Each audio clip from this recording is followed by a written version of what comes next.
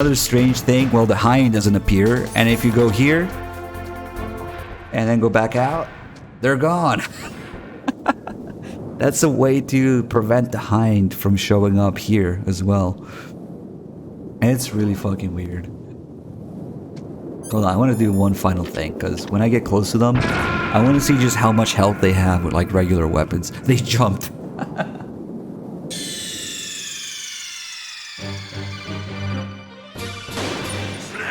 There is no need whatsoever for any of this, but I just want to mess with it. Because I think they take a lot of regular, like, ammo to kill. Because you're not really supposed to be that close to them, I guess. So the game expects you to use, like, explosions or the PSG-1. Ah, shit. Close. That's gonna be ugly. Yep. Let's see how many rounds they take.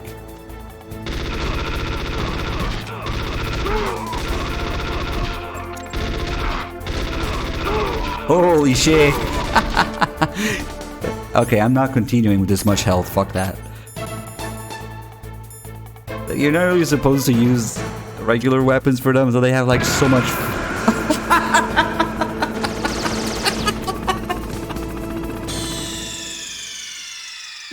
Oh shit! I didn't know you could do that. Amazing. Ah, we did something new. That's amazing. Okay, let's just fucking snipe them and not fucking around with them. Nice aim. You must be Ames.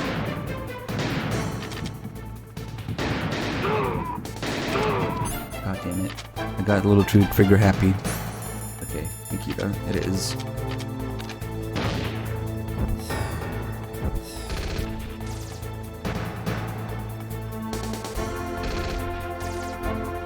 No, come here. Okay. And we know they're dead because the alert music stops, which it didn't because this guy is still alive. They do have a fuckload of health. It's a good thing they can't shoot down a Nikita. It'd be nice if they could. Alright, now you're dead, right? Okay. Ah, that was funny. I did not anticipate that. So this is the door that's frozen. We're finally on the other side of it.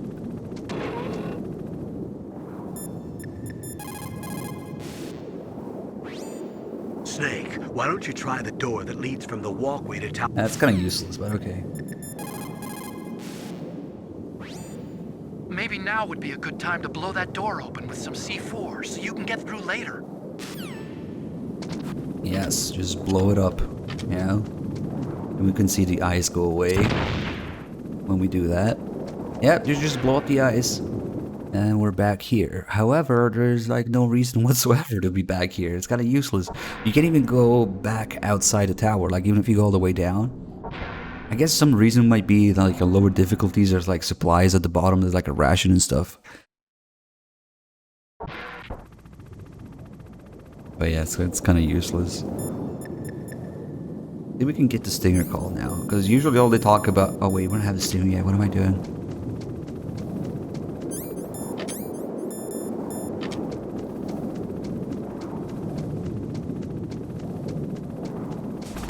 The booba skip, yes.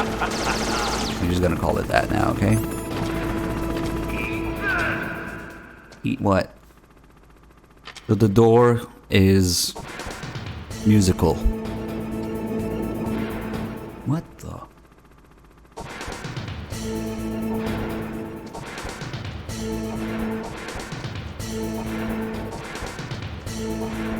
The only explanation I have for this is that Liquid sees a door open and he starts blasting the Hind D theme through his speakers as soon as he sees Snake. They're like, what the fuck?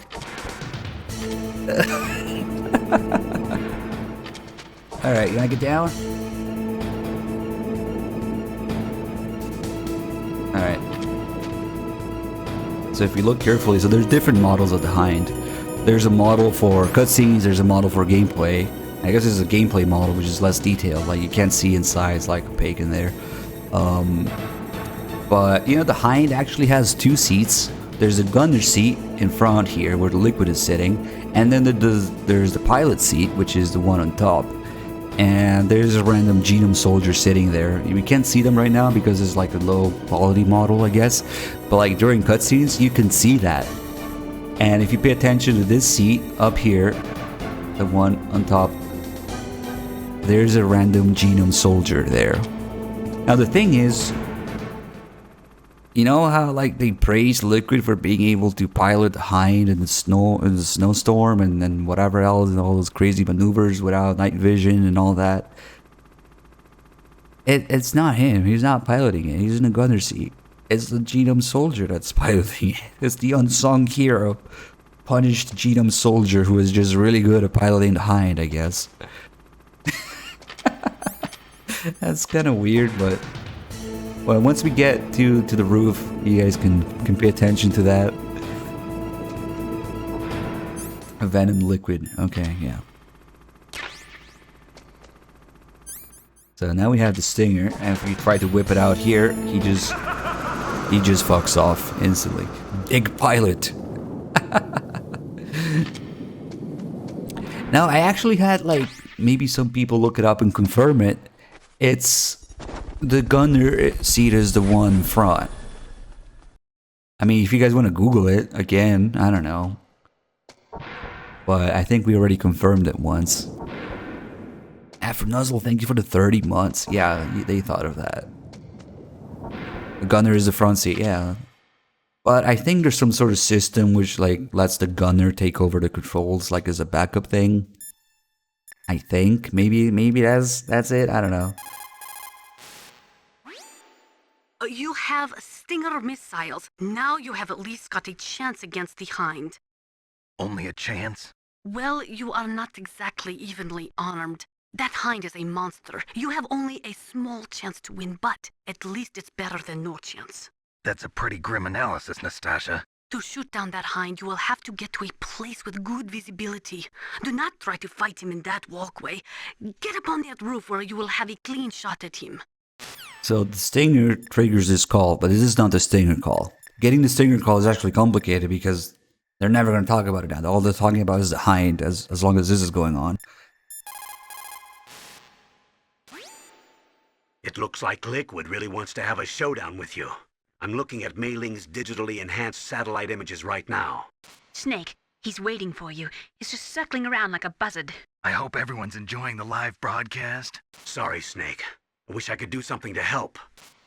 Snake, I don't like it. Please don't go up to the roof. I have to. I can't run from this one. I too hope everybody's enjoying the live broadcast, you know? Kojima predicting Twitch in 1998. It's amazing, isn't it? We should make that another like sound bit thing. I hope everybody's enjoying the live broadcast. Kojima, the genius. Alright, let's take a look around here. There's a couple things going on. Now we can't go this way because there's steel crates that are really heavy and they're blocking the way. And we totally can't climb over it. But don't worry, because Otacon is going to move these for us, because he's secretly a Chad. The Snake can't move these, but Otacon is going to. And you can hear him. You can hear Otacon like struggling to move these around and like pushing them. Another thing that's easy to miss is that not only you can try the elevator and you get like question mark, which is it's kind of cute seeing it on Snake rather than like on an enemy or something. You don't usually see that, right? But also, if you step around here, you get this. I didn't know about this for some time, you know, because you have to like step directly here just to show that the elevator is there.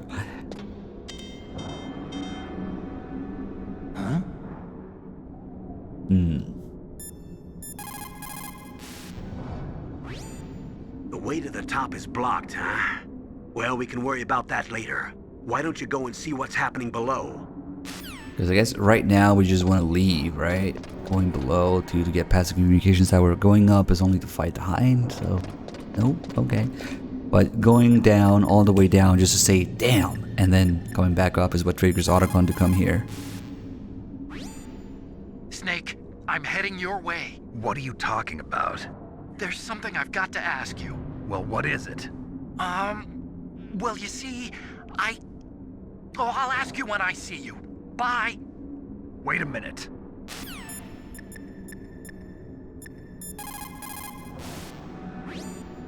You have... Yeah, that's all you want to talk about. You caught Snake? It is a kind of ominous atmosphere, yeah. The Chinese say it is the strong swimmer who most often drowns. It is because the strong swimmer overestimates his abilities and underestimates the strength of the river. You are probably quite used to the mission now, but don't get careless. It's so cute the way she says that. Don't get careless. Master's still in the toilet, guys. I don't know what's going on. Must be a pretty bad one.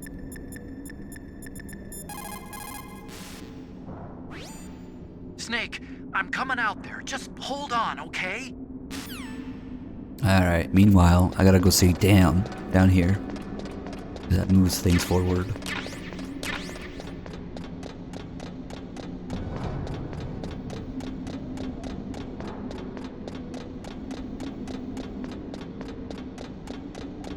Constipation, copulation. What a mess we made. Oh. Damn. Alright. We said damn, now we can go up. There's no way you could jump those 3 feet there after rappelling down the whole building, you know?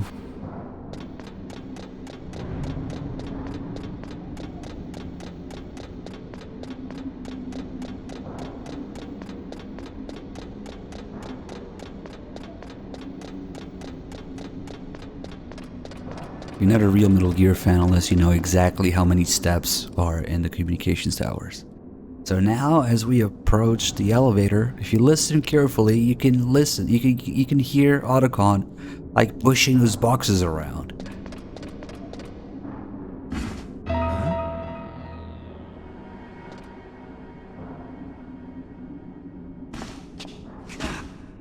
What a Chad.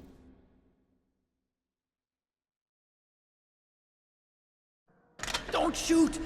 It's me, don't shoot! It's me, Snake! Otacon, how'd you get here? Well, it wasn't as dramatic as your entrance, believe me. I'm afraid of heights.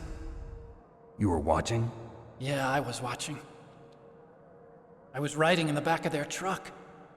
Thanks to the stealth camouflage. How did you get up here? The elevator, of course.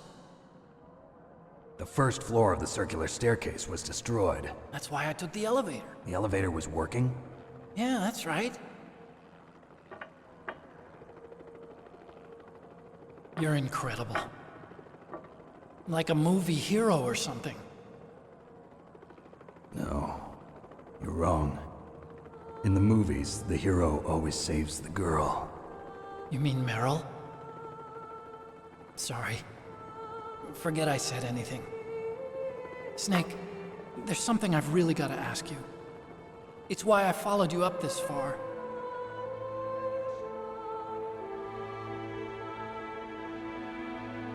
Have you ever loved someone?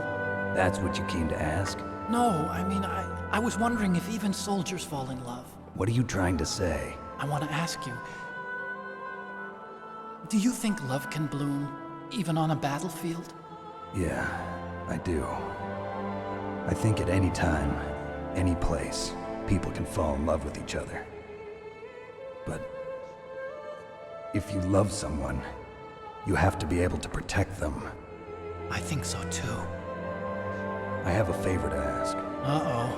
Don't worry, it'll be easy. I told you before I don't want to hurt anyone. I don't want you to either. Okay. The elevator is stopped down there. I want you to get it to move. You see? That's weird. It was working before, but now it isn't. Maybe the panel's broken. Can you fix it? It was working before. If it's the mechanism, leave it to me. I've got to go and swat a noisy fly. Okay. I'll stay here and hold the fort. Good luck. You really look like hell. Are you okay? Don't worry. If I do this, it doesn't matter. I just pretend like I'm not here, and then I'm not scared. Strange logic. I'm counting on you. So the movie is confirmed to be an MGS1 movie, right? Can't wait for this scene in the movie. Giga Chad Autocon move, those steel crates are too heavy for Snake.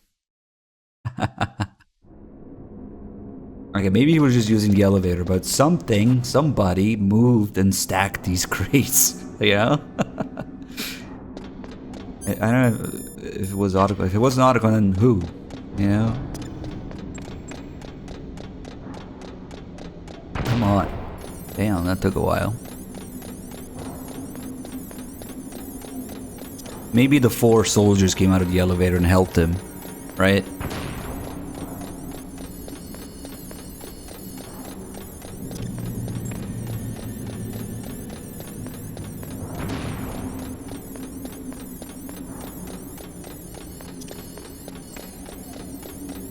You know, if Oscar Isaac plays Snake, does that mean that they're gonna give him like a blonde wig and play Liquid too? Oh, that was a wasted shaft, whatever. Oh god, no, please. I don't think it's gonna be like an MGS1 thing, I don't know. I'm gonna leave some Stinger ammo here.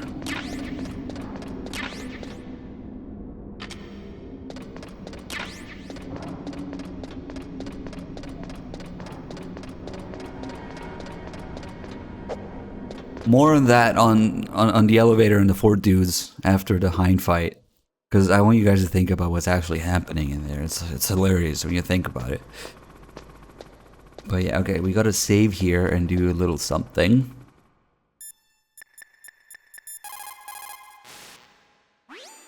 What's up, Snake?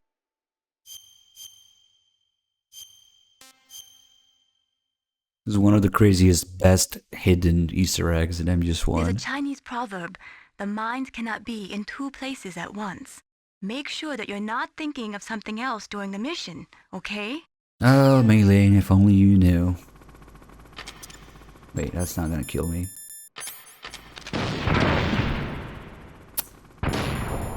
Oh, I can't use the Nikita anymore because of the chef. See? Details. You can't use the Nikita with the chef.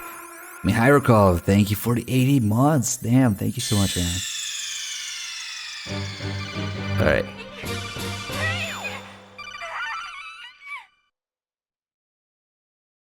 So before we get into that Hind fight, I'm going to get into this Hind now. I mean Hind fight now. We're gonna go here and turn sound to mono. Yeah, don't give Netflix your money, just give it to me, right?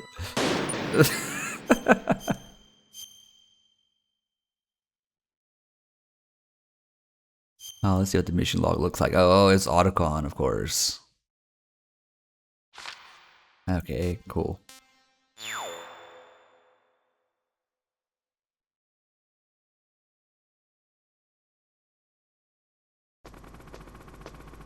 The Mono TV. That actually matters during the fight. We might have to switch it back.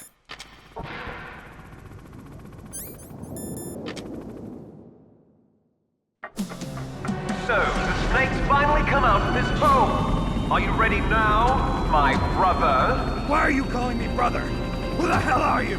I'm you. I'm your shadow. What? Ask the father that you killed. I'll send you to hell to meet him. Unfortunately, the Mono TV call always gets overshadowed by the call before it, which is the fiddle call. Because people are like, hey, fiddle, okay. Liquid means to bring this to an end now. He obviously planned this. Maybe the broken elevator was all part of the trap. You mean he fiddled with the elevator to get me out on the roof? You'll have to destroy that Hind, Snake. But wait. Use your ears, Snake. You should be able to tell where he's coming from by the sound of his rotor blades. Huh? Snake, you're not using a stereo TV? It can't can't be. A mono TV? Well, Colonel, there's nothing we can do about it. I guess you're right. Snake, don't worry about it. There's more to being a good person than just having a stereo television. You can do it just the way you are. A mono TV. Mei Ling just secretly judging in the back, you know, because she's like a audio and visual expert specialist. So like mono TV is not impressive to Mei Ling. And if you listen now, the sounds of the rotors, I don't know if you guys have headphones, but maybe even good speakers where you can tell the direction, you know? It's just all over. It's everywhere. I can't tell where it's coming from because it just covers the whole area because it's just mono, right?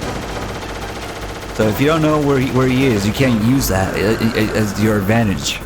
And it's an actual thing. If you have headphones, you can hear that. So I guess I'm gonna switch it back because I'm a pussy.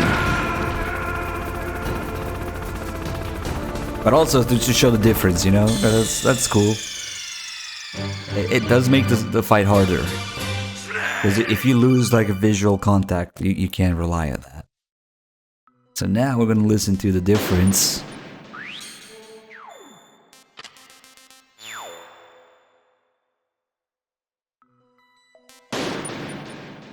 A mono TV.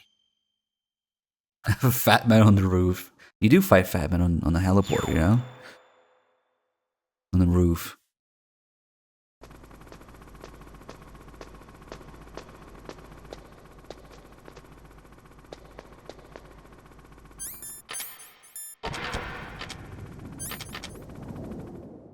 Alright, we'll skip this now.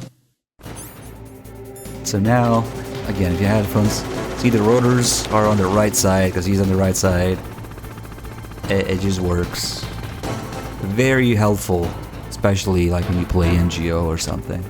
MGS4 has just great like sound design that just, it tells you so much of what's going on with just the sound, you know? Alright. Yeah.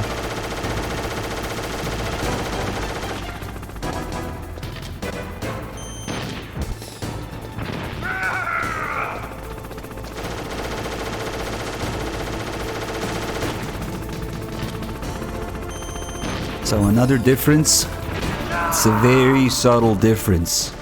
But if you know the game well, you'll notice when you play on extreme, the hind only has one targeting reticule on it. This lock-on target on the hind that's only in the middle on extreme, making it ever so slightly more difficult, you know? Ever so slightly harder to lock onto it. On other difficulties, there's 3 of them. There's one in the back, one in the middle, one in the front. So I like when games do that. You know, change difficulty levels, not just the damage that changes. I was pleasantly surprised when I found that. Okay, time to get ammo when he says that.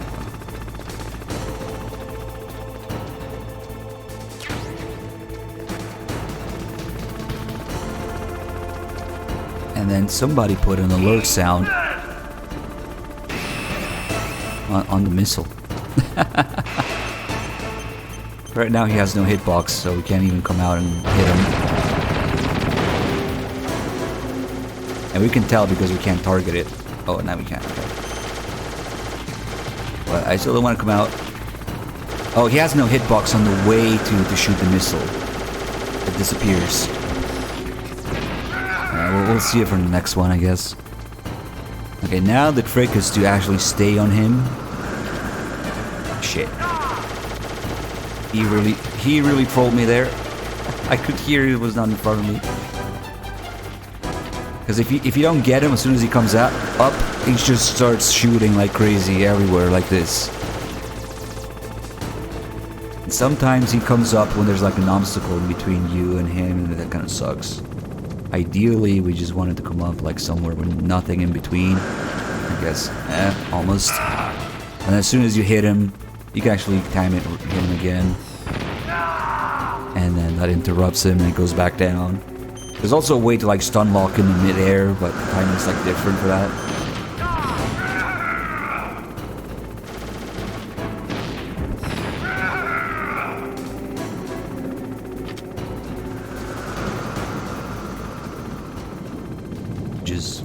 want to stay under him here.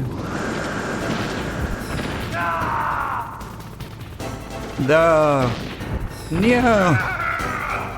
You're okay, enough liquid noises. What the fuck?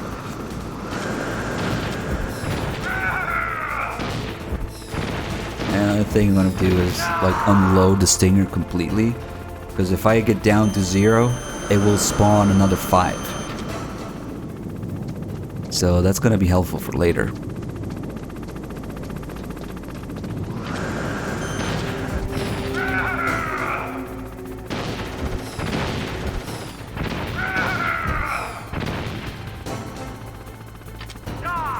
Alright, let's do the calls here. Liquid means to bring this to an end now. He obviously planned. Wait, we already... So this call doesn't have the second part if you just have the regular sound. Use your ears, Snake. Yep, that's it. Use your ears. And that's really it for them, okay. Your best chance is to hit him while he is circling. When his nose isn't pointed at you, that is your opening. Shove a stinger missile up his butt. Up his butt.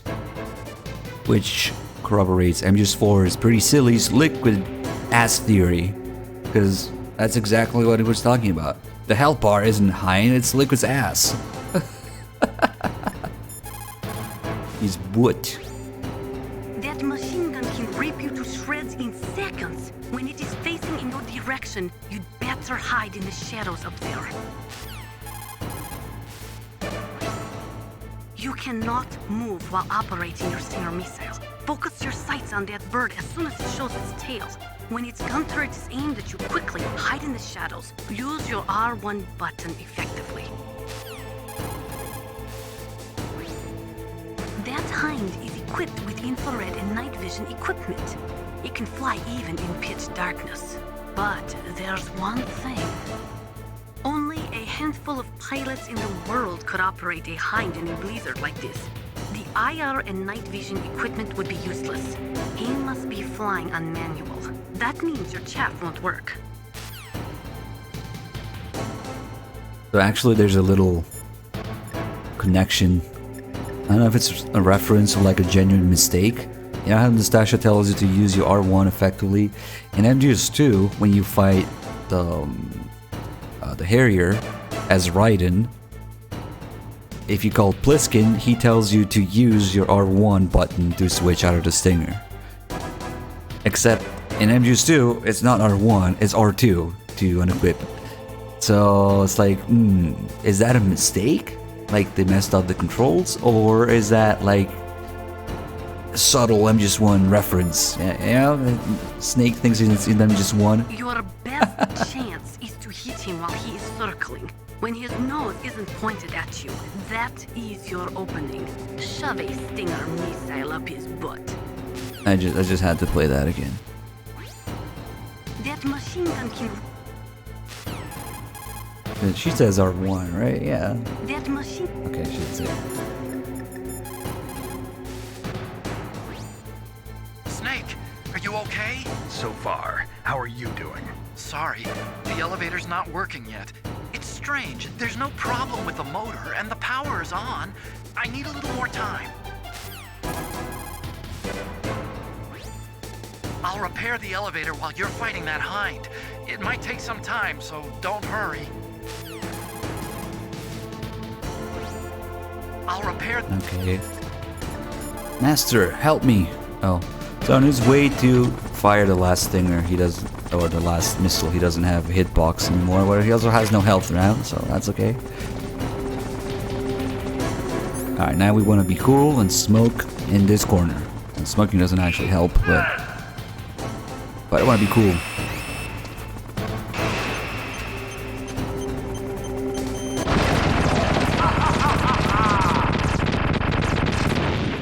No rules of nature, not even backflipping off the missile.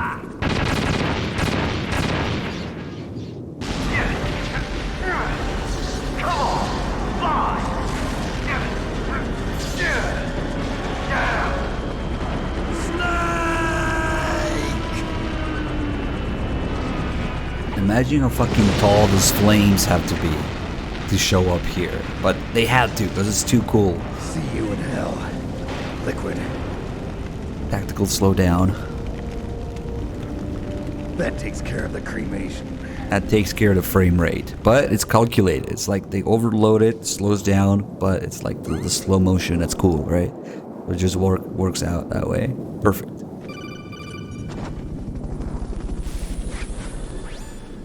Snake, the elevator's working. You fixed it? No, that's the weird thing. It just moved by itself. It's headed your way now. Is that so? Okay. That explosion before, what was it? Oh, I had to take out that helicopter. Helicopter?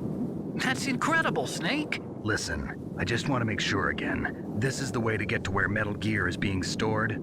Yeah.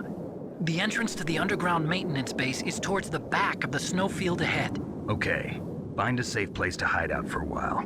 I'm going underground. I know. You don't have to tell me. And stay out of my way. Don't try to be a hero or anything. Okay. Call me if you need to. The flail. The 58 months. Thank you. This isn't the way MGS1 was meant to be played? Yeah, sorry guys. This is the bad version with bad graphics, yeah.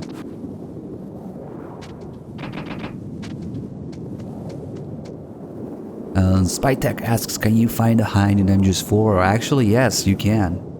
And you get another shitty Twin Snakes voice line for it with flashback. Oh yeah, you can find it in the snowfield. So right now, the elevator's working again. I don't know why, but the elevator just started working again. If you take it all the way to the bottom of Tower B and go outside, you'll be in the snowfield. The entrance to the underground maintenance base is in the north of the snowfield. Hey Biddy with the tier 2, 59 months. Good to see you, man. Thank you so much. That's thick up there. Thank you. So I want you guys to think for a second what the hell is happening in that elevator, because it's hilarious if you stop for a second to think about it logically. And you shouldn't really do that with these games, but it's too fun. So Otacon has the stealth camo, he's invisible, and he's trying to fix the elevator, and now it's moving. Meanwhile, there's the 4 guys in there who also have the stealth camo, and they're just waiting and just lying in waiting for Snake to ambush him, right? So there's 5 invisible people in that elevator, none of which know what the fuck is going on, and those 4 guys are waiting, and like Otacon goes in invisible and he starts repairing the elevator or whatever, and then it starts moving, and those 4 guys are like, what the fuck is going on, right? Because he's invisible. It's like, did you move the elevator, dude? No, you moved the elevator. No, I didn't move the elevator. Who moved the elevator? It's like, what the fuck? Because they're all invisible, right? It's like, who the fuck moved the elevator? Okay, whatever. It's just too good. Those 4 guys are like looking at each other, or maybe not really looking because they can't see. I don't know. They're genome soldiers after all. Alright, so here's the Stinger ammo we left with the other 5. We got that's 10 for the Sniper Wolf fight, which is really helpful. Well, it wasn't really broken. They were holding it down. So I guess, okay, if you want to be truthful about it, I guess they were holding it down. Now they let it work. I don't know. So they must know, maybe. I don't know.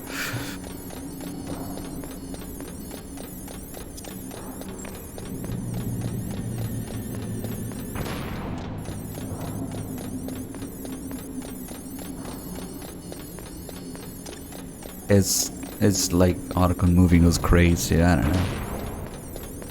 So the whole time that you're in the communications towers, the second you step in from, like, you know, where you fight Sniper Wolf, Master stops picking up when you call him. The whole time that we're in until we step out to fight Sniper Wolf again, actually. So even now, and the whole time during the fight, when you're climbing up and down and everything, he just never answers. Wait, I don't want to waste a Stinger for this. He's on the toilet, yes.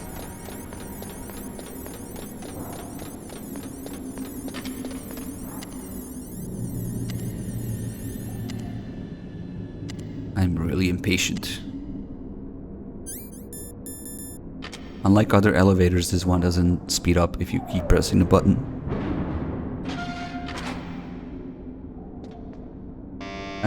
Sure isn't crowded in here. Huh? This elevator only goes to floor 9 and 1. Okay. It's a pretty shitty one too, because it's like 650 pounds only, right? Snake, there's something I forgot to tell you before. What? There were 5 stealth camouflage prototypes in my lab. Yeah, so? If you take out the one I'm wearing, that leaves 4. Hey, this isn't first grade math class. I thought I'd get one for you. So I went back to the lab and Yeah? the 4 suits were missing. Also, about the elevator that I checked out, it's really strange. It was like someone was intentionally holding it. When you were riding on it, did the weight limit warning go off? That's another thing that bothered me about it. The warning went off, and I know I couldn't be over the limit. How much do you weigh? About 135, but that elevator had a weight limit of 650 pounds. It would take at least 5 people to go over that limit. Look out, Snake! The guys who stole my stealth prototypes are in there with you! Alright, everybody take your screenshots and make this Otacon face your Twitch profile page or picture. We're trying to start a movement here or something. So yeah, the only reason that they say 650 is because Otacon is 135, except 135 is like a stick. Like, I guess for Otacon, yeah, okay, but like a soldier, like a full gear, that's easily 200 pounds plus, you know? But, you know, I guess the Japanese have a little different concept of weight. So, yeah. For a guy, like Otacon's height, like 135, yes, it is a stick. And those soldiers like, easily have like 20, 30, 40 pounds of gear on them, depending. So yeah, 200, 250 plus, yeah. Crimson Fox, thanks for the 41 months. Tier 2, damn, we just got like 2 tier 2 subs in a row. What are the chances? Thank you so much, guys. Hey Pity and Crimson Fox, appreciate it. Good to have you guys.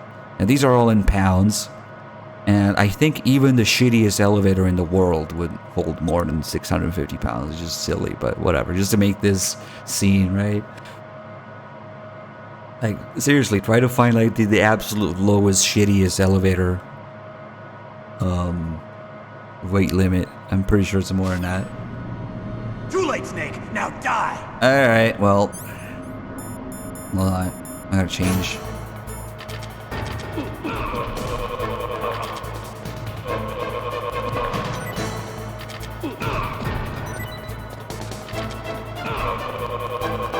These guys have a lot of health, so it's better to just snap their necks to kill them instantly.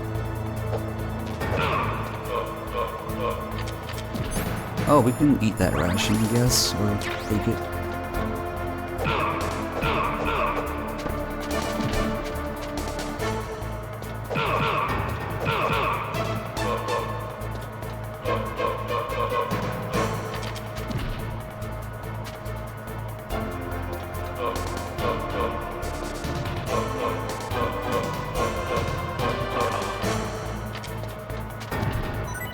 Alright, we don't want to keep DJing for too long, right?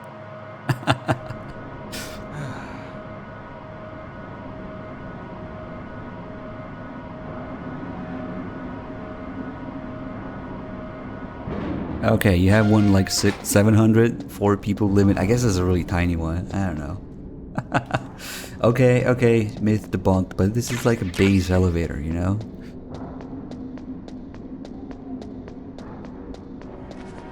So that elevator ride actually goes on as long as there's at least one guy alive. The elevator shaft is like endless. That's a nice camera there. Yo Reaper, thank you for the 34 months. So we can like play DJ with that guy. Yeah, I would imagine that it would be much smaller than that.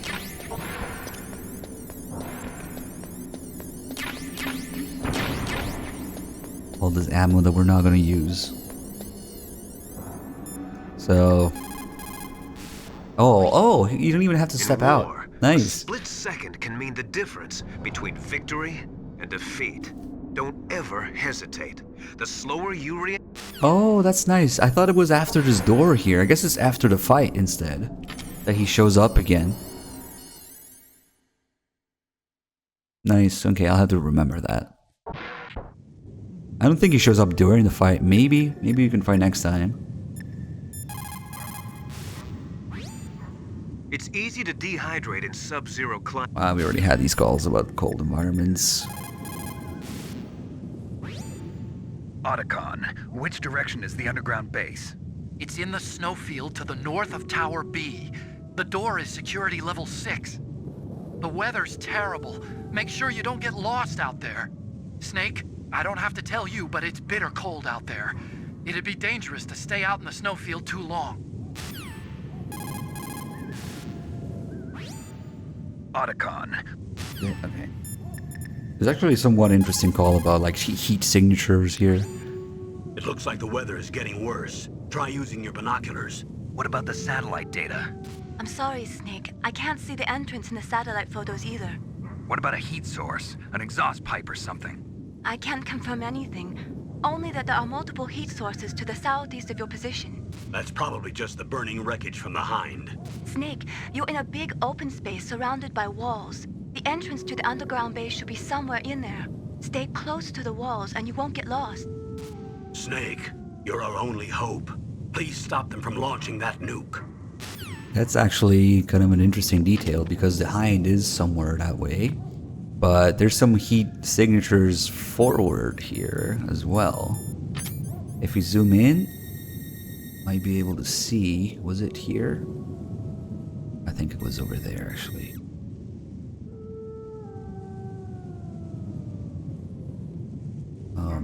Or wait, I am lost. I know she's like there, but where can we see it from?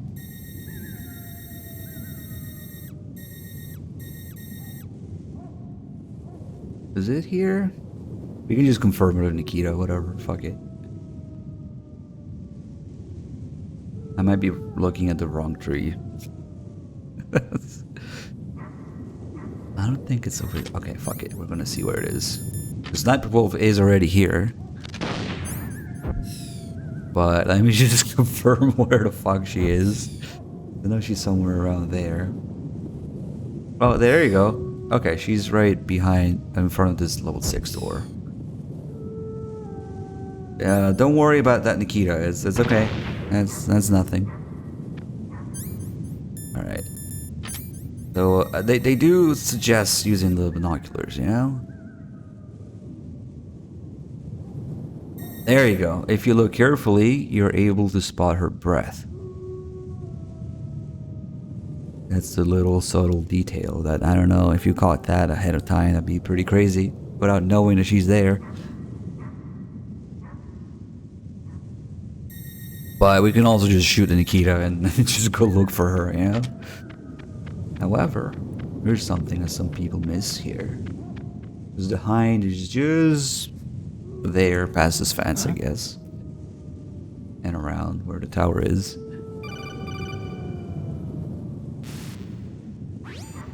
Colonel, listen to me. I found a parachute near the wreckage of the Hind. A parachute? You don't think that Liquid survived? Impossible. As soon as he jumped out of the pilot's seat, he'd be sliced up faster than an onion on an infomercial. So what's that parachute doing there then? I have no idea. A trap? Either that, or a message. To me. Meaning I'm not dead, I suppose. Maybe.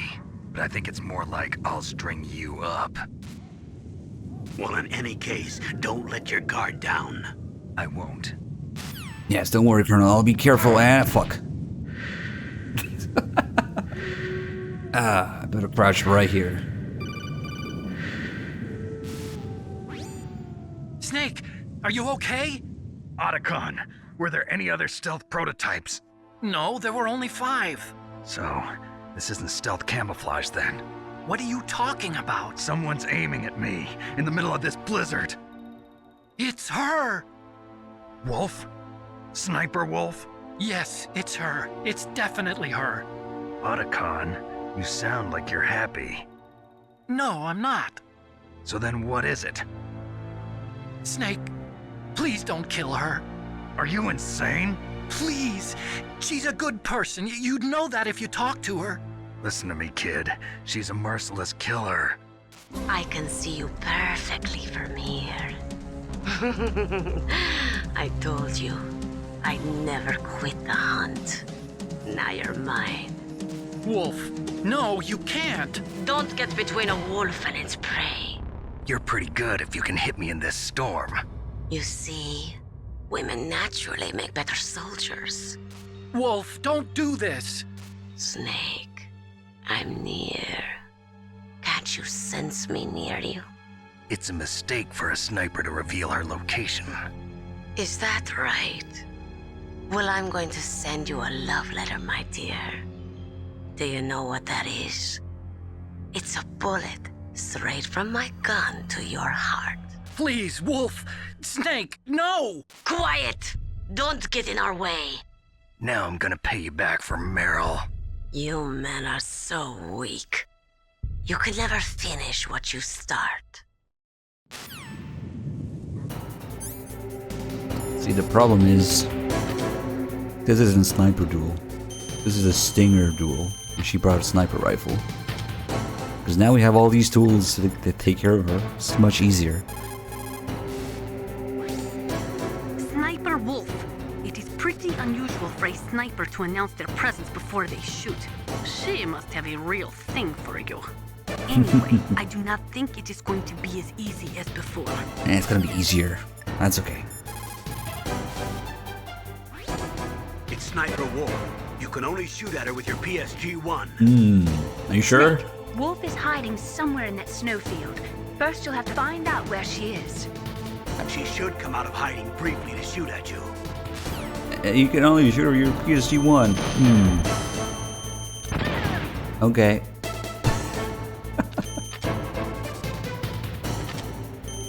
It's like the Harrier, and yeah, and MGS2, you know.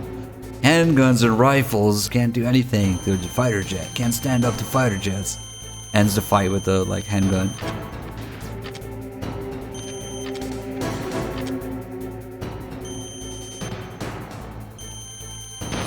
So when she takes cover, we can flush her out, do damage, and also snipe her in between, I guess. Ah shit, she trolled me though.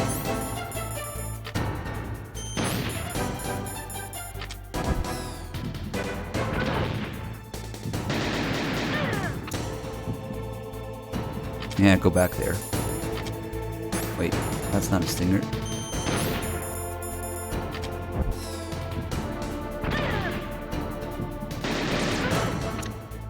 The first fight, yes, she shoots really quickly. Like, if she's already looking at you and you come out, you're screwed. The second fight, not so much. It's much easier. God damn it. That. Slowest 308 in history. I guess she's still pretty quick, but sometimes she just stares at you for a little bit.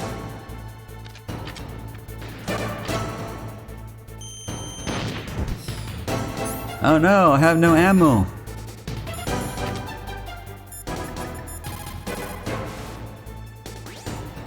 Otacon, where can I find ammo for the PSG-1? I can't tell you. Wow. Yep, he's trying his best, you know.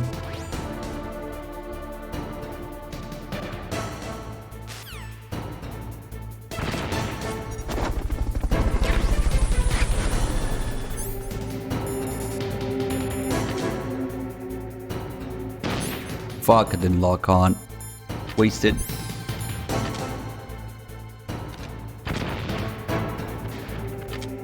There, she took a while.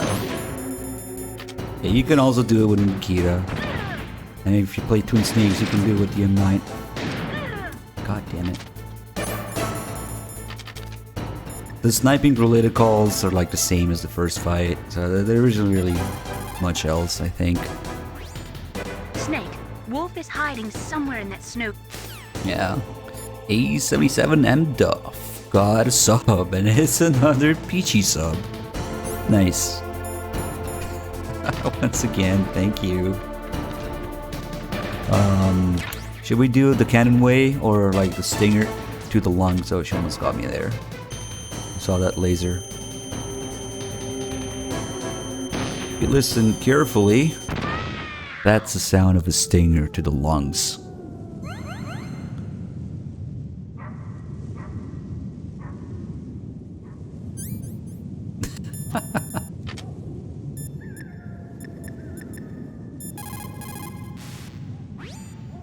So, you beat Wolf, huh? She was a fool to use the same tactics that failed her in your first meeting. But remember, don't let down your guard until you've got a confirmed kill. Let's call them Twin Snakes. Ah, fuck it. I don't even want to talk about it, you know? What's up? Look at his face.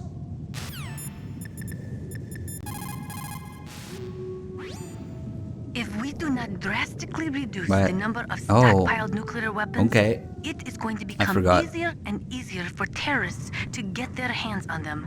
That means more terrorist attacks like this one. There was some talk about both sides reducing their nuclear stockpiles to a core deterrent force of less than 500 missiles each, and declaring that there would be no nuclear counterstrike in the event of the use of conventional or chemical weapons. But talks fell through. It seems that America is unwilling to relinquish its position as the most powerful country in the world. And Nastasha doesn't really care. She's like, let's talk about nukes. War brings out the cruelty of man. No matter how the soldier was brought up, they all turn into animals when they're thrust into the heat of combat. Makes you think. It looks like Wolf is down. Now get to Metal Gear's underground base on the double. Alright, let's go to what's probably the best scene in MGS1. Like I was saying earlier, like MGS1's atmospheres, like everything is more than the sum of its parts. And here we have the atmosphere, sound effects, you know, the lighting, the writing, the voice acting, the music. It's just everything comes together. Probably the best in this scene, if you ask me. Snake even takes the suppressor off for a dramatic effect. I waited for this moment. I am a sniper. Waiting is my job. Never moving a muscle. Concentrating.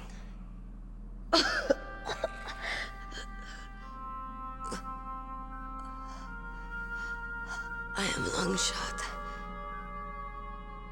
You cannot save me. Please. Just finish me quick.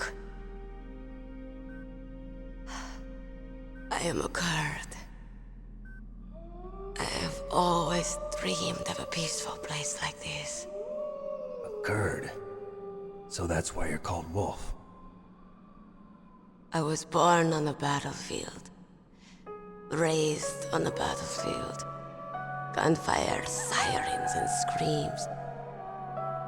They were my lullabies.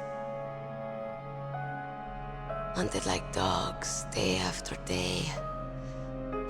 Driven from our ragged shelters. That was my life. Each morning I'd wake up and find a few more of my family or friends dead beside me. I'd stare at the morning sun and pray to make it through the day. The governments of the world turned a blind eye to our misery. But then, he appeared. My hero. Saladin. He took me away from all that. Saladin? You mean Big Boss? I became a sniper. Hidden. Watching everything through a rifle's scope. Now I could see war. Not from inside, but from the outside. As an observer.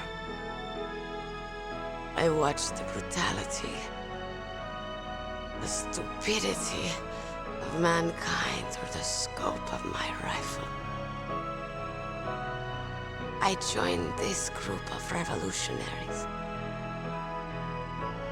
to take my revenge on the world. But I have shamed myself and my people. I am no longer the wolf I was born to be. In the name of vengeance, I sold my body and my soul. Now I am nothing more than a dog. Wolves are noble animals. They're not like dogs. In Yupik, the word for wolf is Keglanek, and the Aleuts revere them as honorable cousins. They call mercenaries like us dogs of war. It's true. We're all for sale at some price or another. But you're different. Untamed. Solitary. You're no dog. You're a wolf. Who are you? Are you Saladin? Wolf. You spared Meryl's life. She was never my real target. I don't kill for sport. Rest easy. You'll die as the proud wolf you are. I finally understand. I wasn't waiting to kill people. I was waiting for someone to kill me. A man like you. You're a hero. Please, set me free.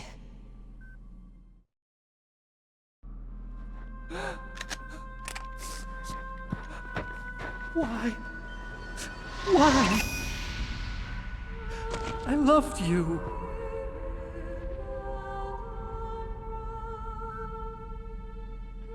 What is it?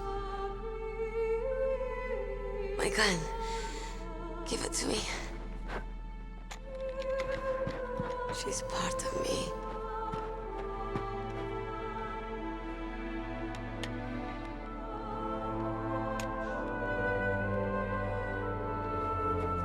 Everyone's here now.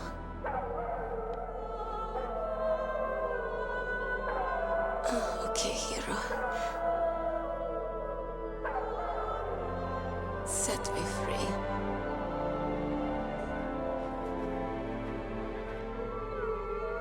Goodbye.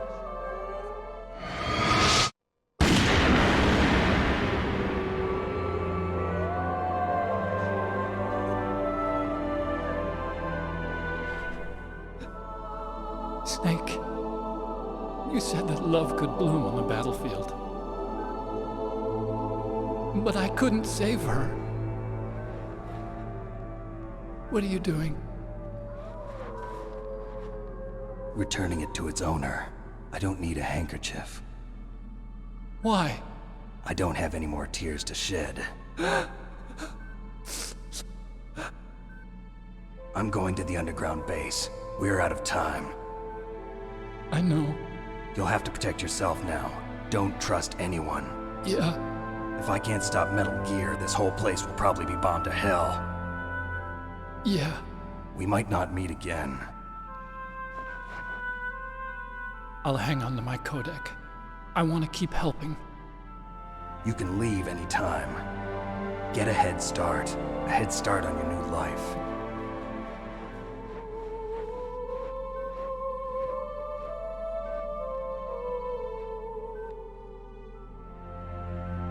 Snake! What was she fighting for? What am I fighting for? What are you fighting for? If we make it through this, I'll tell you.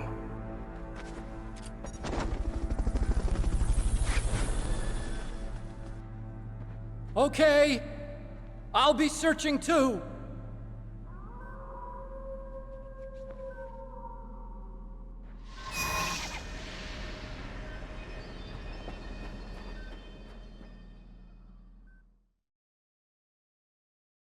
Man, as soon as I saw that resub, yeah, I had to check. It's another peachy sub. Gonzalius. Thank you again. Damn it. 19 gift of subs. All in one day. So we lose the handkerchief here. The snake puts it in her face. Shooting her in the face, I guess. So there's a bunch of like heavily politically loaded calls here, and you know, themes like suicide and whatnot. So these calls are a little too spicy for Twin Snakes. I wasn't gonna talk about it, but at the same time, you know, like censorship like this, it kind of needs to be denounced. Like, fuck that. All of the following calls are removed from Twin Snakes because of the heavy themes they talk about, like the political thing with the Kurds and like the suicide themes with Master Mei Ling. All of these calls, they're really good, and they're removed. It's ridiculous because like you get the call that tells you, you know, before you approach her, it's like, you know, you're not close enough and you're not sure, you don't have a confirmed kill. So the call with Master is like, don't let your guard down until you get a confirmed kill, right? But even now, and especially in, you know, in Twin Snakes, it's the MGS2 engine, so you can keep shooting her body and like spraying her blood everywhere. So if you just unload like a magazine on her or something, and you call Master, and he's still like, make sure you get a confirmed kill, right? Because they just reuse the calls from before the cutscene, because these are too politically loaded, I guess. A sad story. We shouldn't have turned our backs on the Kurds after the Gulf War. Listen, we're not responsible for her choices. Everyone decides their own fate, no matter where they were born. Words like fate, karma, it's just an excuse for giving up, if you ask me. I don't agree with you. Maybe if she hadn't been born on a battlefield, she might have had a happier, more fulfilling life. She might not have turned into a killer. See, that's too much.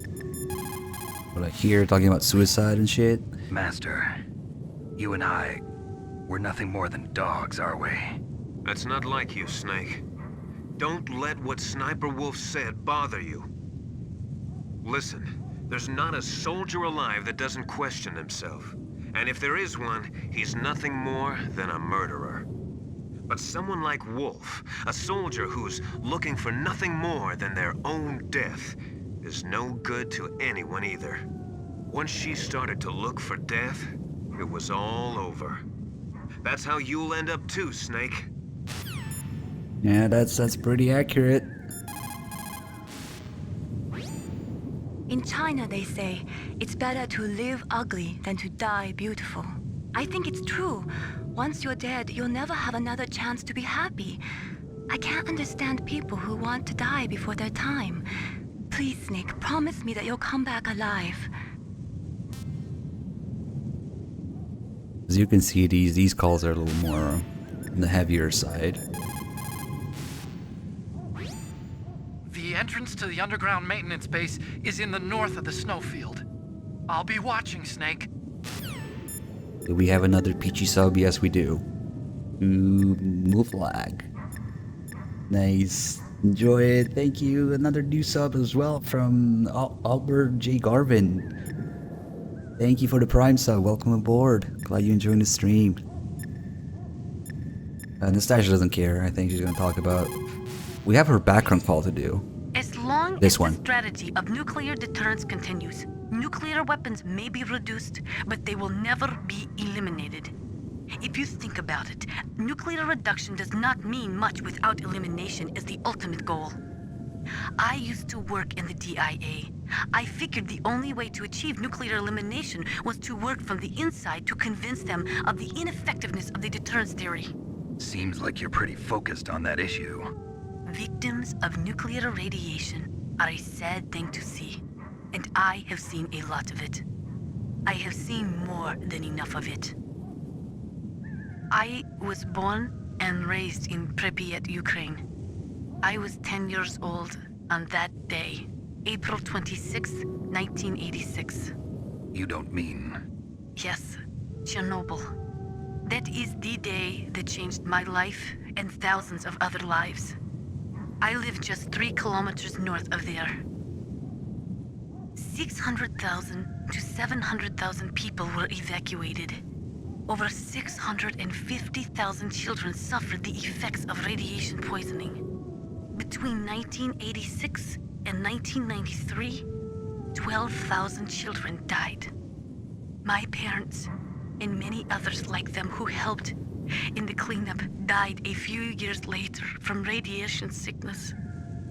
We must rid this world of all nuclear weapons before they cause more misery, before they destroy the delicate environment that keeps us alive. I will not allow this pain and anxiety to pass on to yet another generation. I guess it's a good spot to do this call as well, because it's just all this sad and deep stuff, right? At first the Kurds, now Ukraine, yeah, Kojima does it again. Man, I'm a little too young to like remember like the Chernobyl effects. Like I was in Europe at the time. Like I guess she mentioned like the 1986. I wasn't born yet, but until 1993 I was born then. And like I remember like my parents telling me stories that like you couldn't buy milk in some places, like because of the Chernobyl thing and other like stuff. The effects affected. That's proper English. More than just, you know, Ukraine itself, of course. Sir Magneto, thank you for the 47 months. Yeah, like people were scared, or like you couldn't like buy milk and other stuff because of it. We should also have the second part of the call with Mei Ling, but I don't know if we can get it now. What is it, Snake?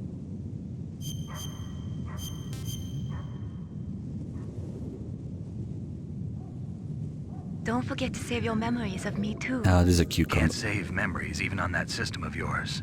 Memories are fragile things. After you reduce them to binary numbers and send them through the air, they're not memories anymore. I wouldn't be so sure of that.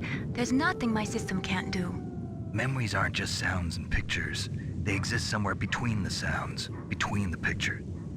I don't get it. Anything can be done digitally. If that's true, why don't you go ahead and try to say what I'm thinking right now? I can't save that type of thing. You have to put it into words at least. That's right. And that's what memories are. Wordless. I don't know about that. No matter how far data technology advances, you'll never be able to penetrate the human heart. You're wrong. It's just a matter of time. But first you have to try to understand human emotions, Mei Ling. And how do I do that? You have to allow yourself to fall in love with someone. And then he just hangs up in her face. That's how the call ends. Smooth. He's just making her think, I guess, you know? Well, let's lighten up the mood a little bit. Let's make a dick in the snow. With Sniper Wolf in the testicle. Hey, there you go. Sniper Wolf is stored in the balls. The true peak of PS1 technology right here. Hold on, let's add a little more detail. Oh, that's a problematic dick there. Imagine that you die in the snow and somebody makes like a dick around you. It's a chode now, okay. Chode talker.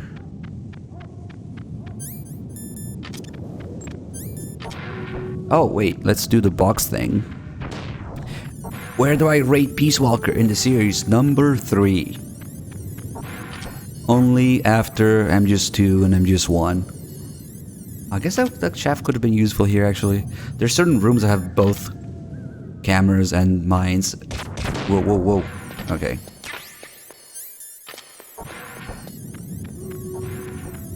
Chode Talker. It all comes together. Alright, now that we have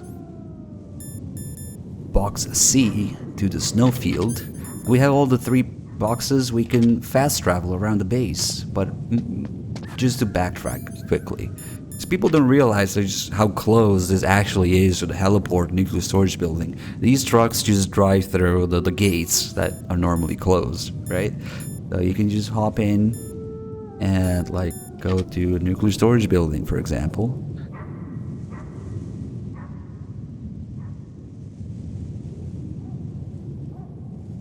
Is this all there is to load? There is a Nuclear load. warhead storage, huh?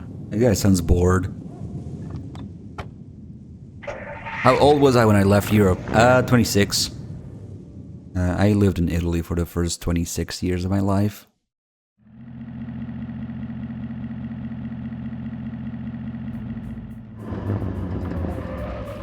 Okay, we don't really have any business here, but whatever. Maybe we can get a ration from this guy, I don't know. So, okay, we'll take him out so we can look at... God damn it. Ration! Oh, I already have a ration, let's eat it. So this, well, you might know from MGS4 now, but this is the gate that the truck just drove through. You know, this is the door that opens in MGS4. And just past here is a snowfield, so it's actually really close. We just had to go around because gameplay reasons, right? Let me just make sure that this other guy is... Yeah, he is coming, but we have time, I think. Maybe just barely. No, we don't have time. Fuck. Gas mask it is.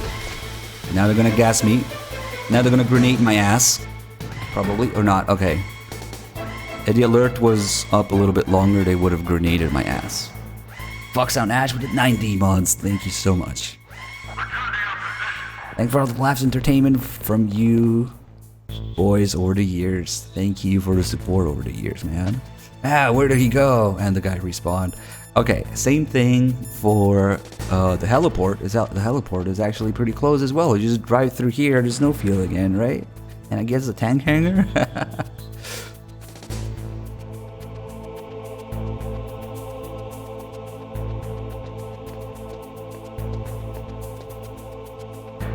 Is this all there is to load?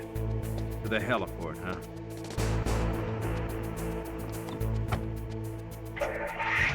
So you can fast travel once you have all the boxes. You just fast travel back. Now, actually, there might be a reason to be here if the guy is asleep. Let me see.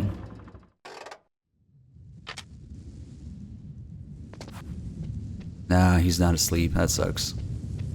We're not gonna be able to get the sleeping soldiers standing up. All. Just a box.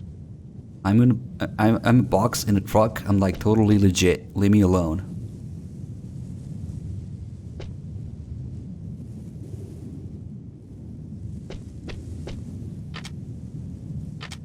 He's right here. You can see his rifle while he was stretching. I'm a box with a ration.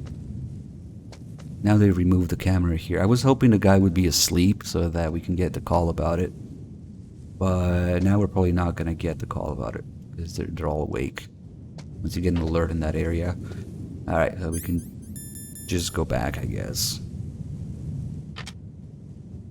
I guess if you want supplies, if you want to go back to like the armory for ammo or like look for rations, it's not terribly useful. Is this all there is to load? The snowfield north of the towers, huh? But it's a neat little feature that not everybody knows about, and it was nice when I found out about it. Like, oh, kind of blows your mind a little bit. Kind of a huge feature, fast travel. MGS1. But it's not nearly as useful as the same thing in MGS3, but actually lets you proceed forward, move forward the game. In MGS3, you can get it in a box and truck that takes you to the Shagohod's hangar, without having to go through like Groznygrad again. So that's actually useful. Did I enjoy portable ops games? Yeah, I mean, there's a whole thing with Null and you know whatever, but you don't really care for. But portable ops was actually really influential. Was a key like shifting point in the series because it influenced everything that came after it. And I'm not gonna talk about TPP.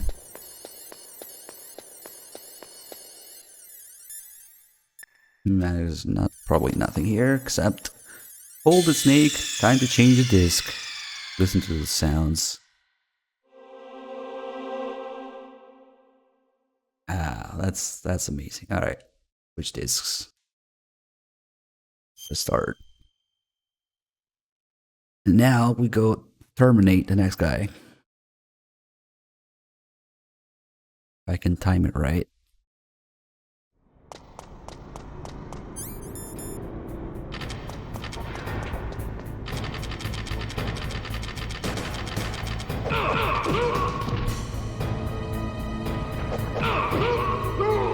You're terminated.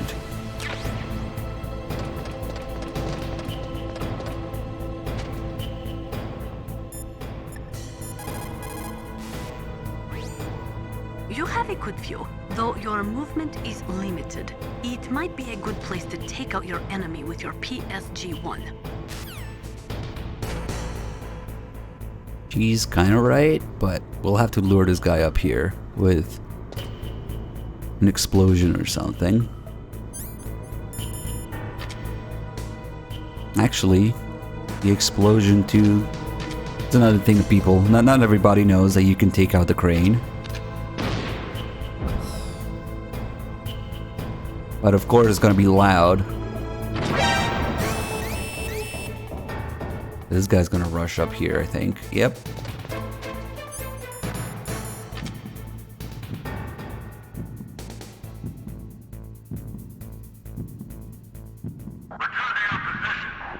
Oh, come on. There you go. So that guy's very unique, in which his pattern changes depending on where you are in the map. The closer you are to him, and the more it changes, like he gets closer and whatnot. He patrols different areas depending on how close you are to him. So it actually takes 2 explosions to take out the crane. If you just want to get past it, I think 1 is enough, because it stops it. So yeah, you can get past it. But we want to throw the shit in the molten steel, right? So, because that's just satisfying.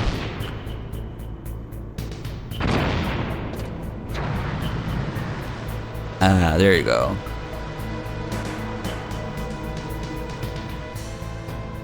I wish more soldiers did that, you know, it would make the game really challenging if they changed their pattern depending on your position. Oh shit!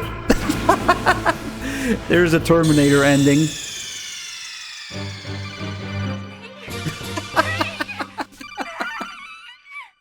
I did not expect that, like, genuinely, because so what happened is that I sidestepped off the fucking railing. And like I said, it moves your entire character, so...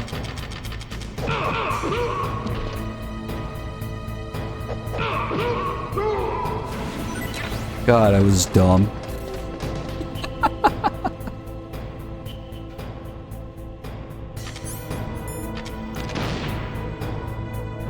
Let's do another something, actually. Because you'll see that in MGS1, the guards actually notice the Nikita. I mean, they just stare at it, but at least they notice it. He's like racing or something, I don't know. Because it's weird, this behavior isn't consistent in MGS2 and, you know, in certain other games that we won't mention where you have like a rocket punch that the guards completely ignore. That's remote control too, so it's like they should notice, but no.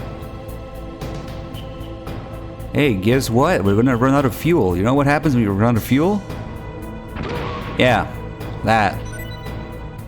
Yeah, he dropped an item. Oh, a ration down there.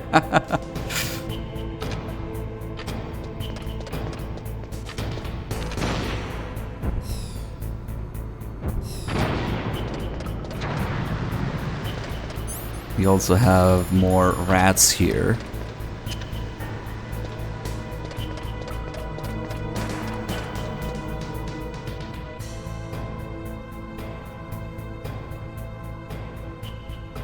Did I already like obliterate all of them? Nah. I can't zoom in, that's gonna blow up C4. Where are the rats at? Oh, there's one. There's two. Those are victims. Wait, I thought did I place a freaking claymore, not the C4? Damn it. Yep, I did. Rip. The rats don't trigger the claymore, I guess. Oh yeah, if you didn't know how to get past here, there's actually a couple calls about it. Snake is like, are you fucking serious? Do I look like a mouse to you? There's a cargo elevator in the northeast part of the bottom floor. You can take that to Metal Gear's underground base. You'll spot it right away. It's got a big patrol light attached to it. There's a cargo elevator in the northeast part of the bottom floor.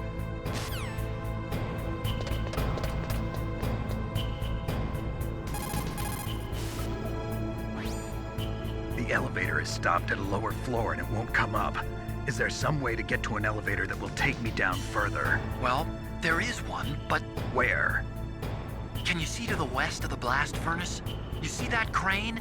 I think if you go down those steps, you'll get to the other side. Did you ever see anyone actually go down there? No, but I've seen mice go there. Do I look like a mouse to you? Be careful of that crane, too.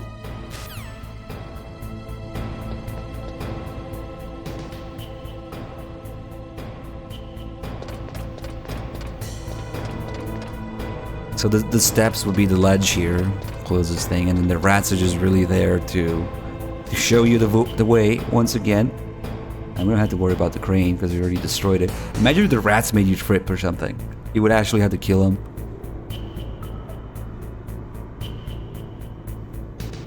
Alright. And now we can actually go unlock the elevator, but it's kind of useless. It's just a backtracking thing. Oh, sweet, more C4 for rats.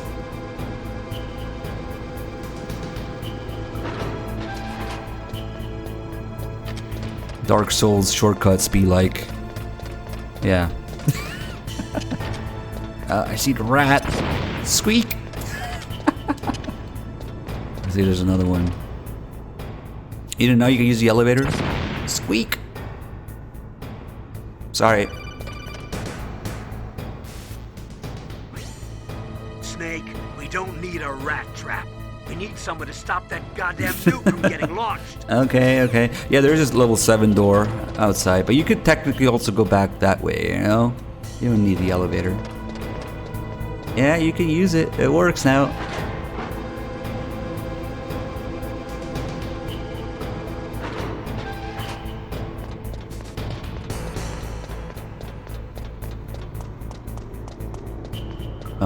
Let's listen to Auto Control Snake some more. Yeah, every once in a while. Oh fuck.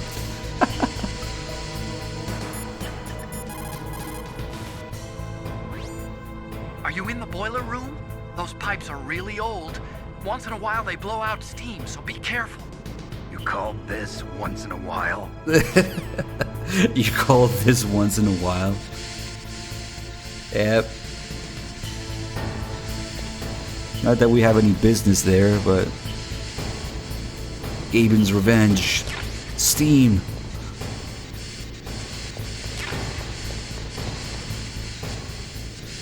Oh, that's probably Nikita or Stinger. Yep, kind of useless, but whatever. You call this once in a while? You got gun cameras, and this is where you would pick up the body armor normally if you don't pick it up early. I guess most people pick it up here. We should just have some chaff grenades, I think. Maybe Stinger ammo. Yep. Not terribly useful.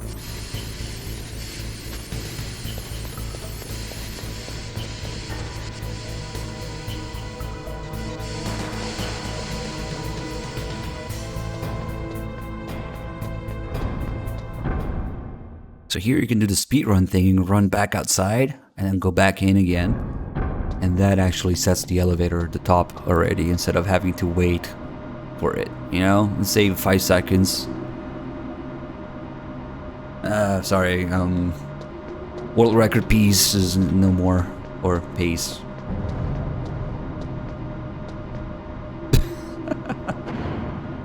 This is actually an interesting fight to execute correctly. It looks pretty smooth if you do it right. There should even be a call about this panel here. Snake, the elevator won't move unless you push the switch. There's a control panel, right? Get closer and press the action button. Well, what is this, like, tone, Otacon? Oh, you think you're all, like, badass now? Snake, the elevator won't move unless you push the switch. Why is he so, like, I don't know. Metal Gear is Condescending, straight maybe? down. Better move it. There's no time. The terrorists are ready to launch. Negotiations are all finished, The government can't cave into terrorist demands. but they're threatening to launch a nuclear weapon. They've made their final decision. Why is the White House being so inflexible? Colonel, is there still something you're hiding from me? Snake, please, just concentrate on stopping them, okay? No, like, totally. What is it, Snake? We might be able to get the actual stinger call now. Snake, in China they say, when walking through a melon patch, don't adjust your sandals. That means that when things get really bad, you have to try to remember what's important. Keep things in the proper perspective, okay?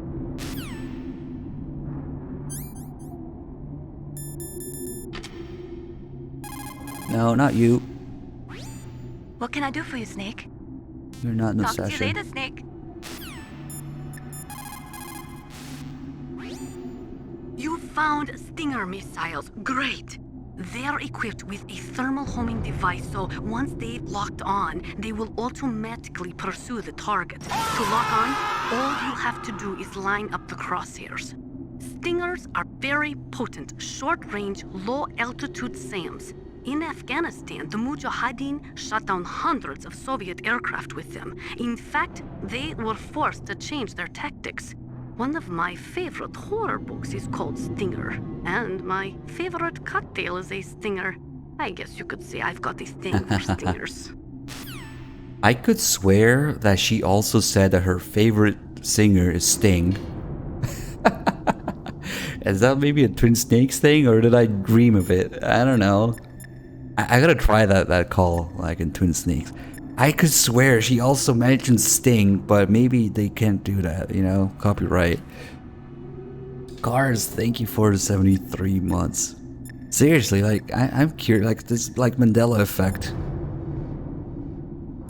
I could swear she said that, but it might be a Twin Snakes thing, or would just be one of my dumb, like, Metal Gear dreams.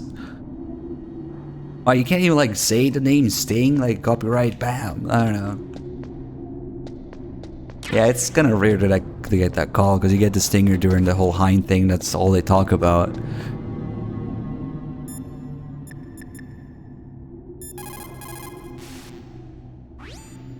Snake? Ah, not you again. Just being a little smartass.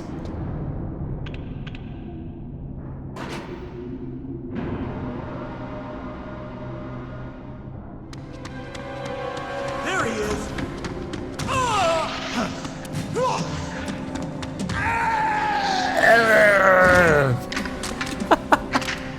Damn. That guy's really into it. Alright, see if we can do this.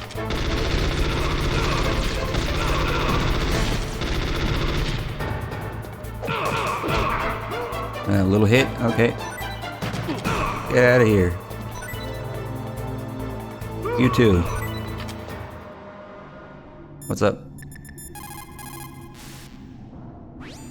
Metal Gear is straight down. Better move it.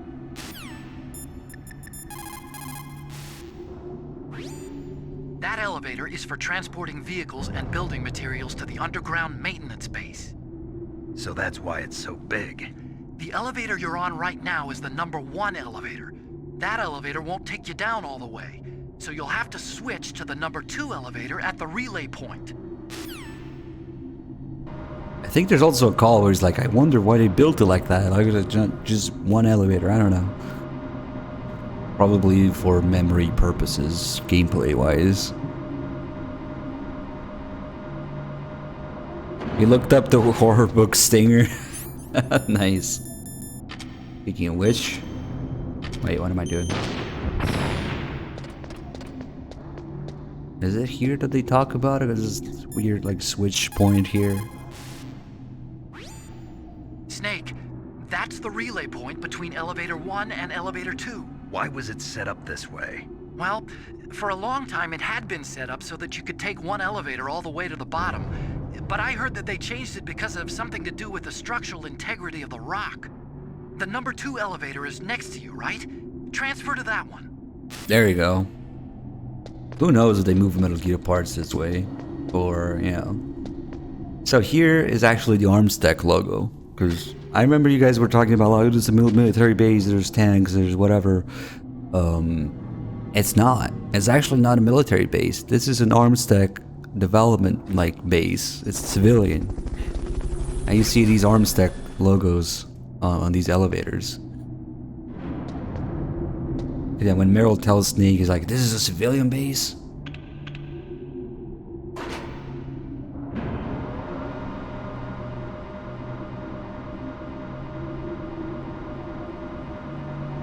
Axel01 got a peachy sub. It seems like anybody who says something interesting, asks something, or something funny, you know, you guys have been getting subs from Peachy. Isn't that just amazing? Oh, little detail here. Let me see. I don't want to mess this up. How do we set this up? Okay, so first we call Otacon. If you take that elevator down, you'll wind up in the warehouse. Metal Gear's underground maintenance base is just past there. Crows. What? There are a lot of crows here. There were crows around from before, but for some reason they started to really increase in number around the same time that Foxhound came to the base. It's really weird. I wonder what it could mean. So right now, as soon as the birds show up, both Snake and Otacon think they're crows. Right? So now I'm gonna kill myself because that's wrong.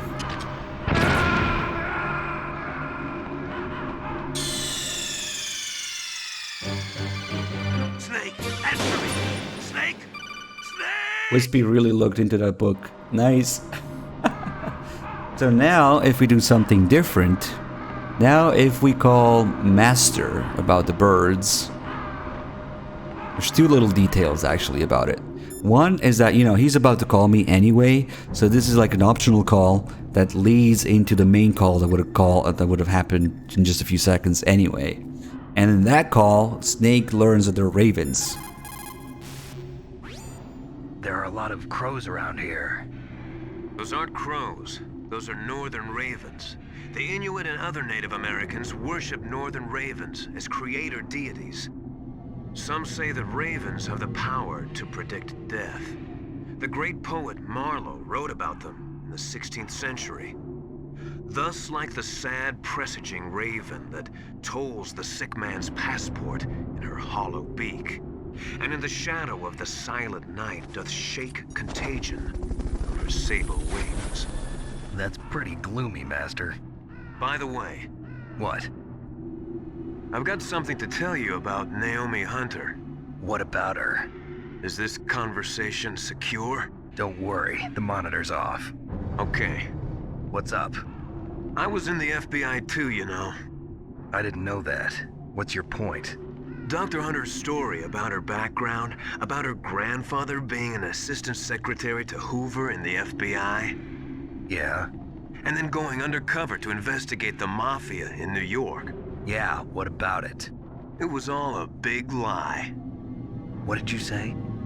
It was really bothering me. Why would she lie about it? She lied? She might be a spy. Ridiculous. Come on, even a high school student could see past it.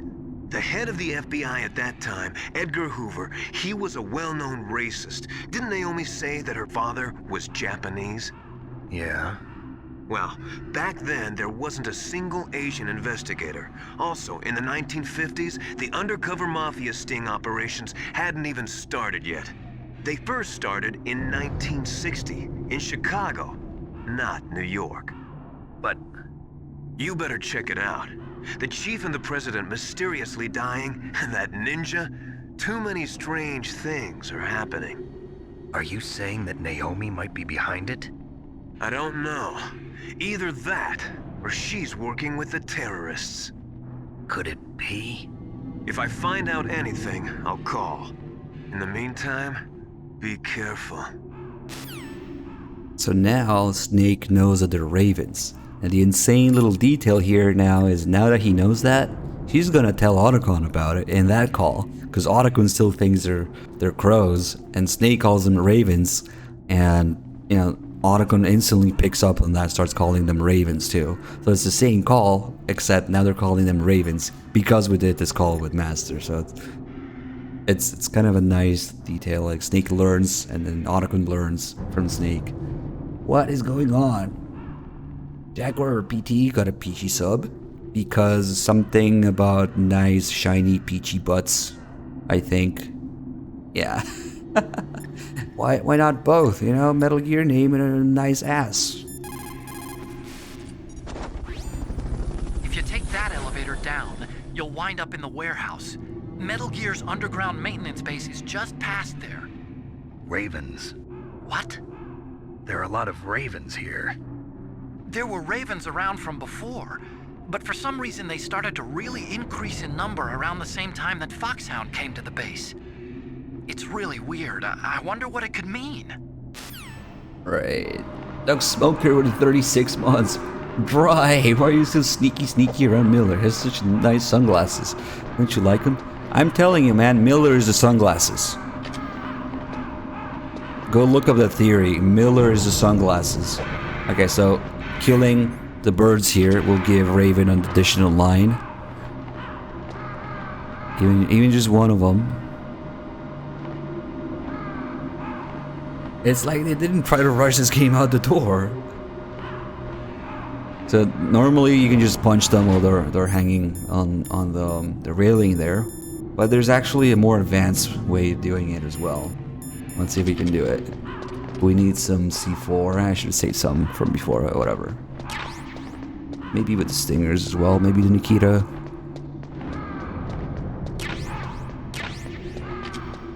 But so if I throw a stun grenade here, all these ravens flying around, they all go down to the floor. So if you just set up a bunch of C4 everywhere, they're like traps. I don't have to, but we can maybe try some other explosions. I don't know. We'll see. I guess pretty satisfying to see. Like they're all gonna go down.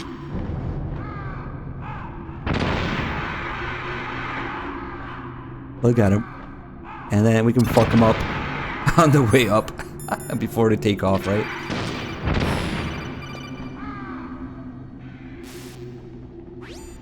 Snake, we're not paying you to be a scarecrow, you know. Oh, things.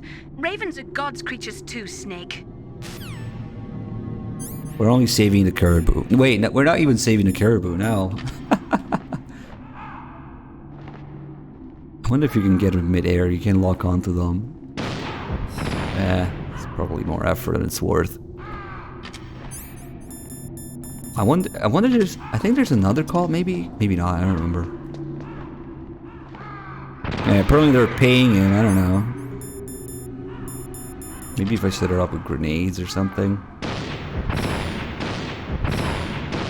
What the fuck? Invincible Raven. They do get like invincibility frames if you have to get them as they take off again. And sometimes the auto aim works here. There you go. We have all this ammo we don't need. Oh, we got one. There it is.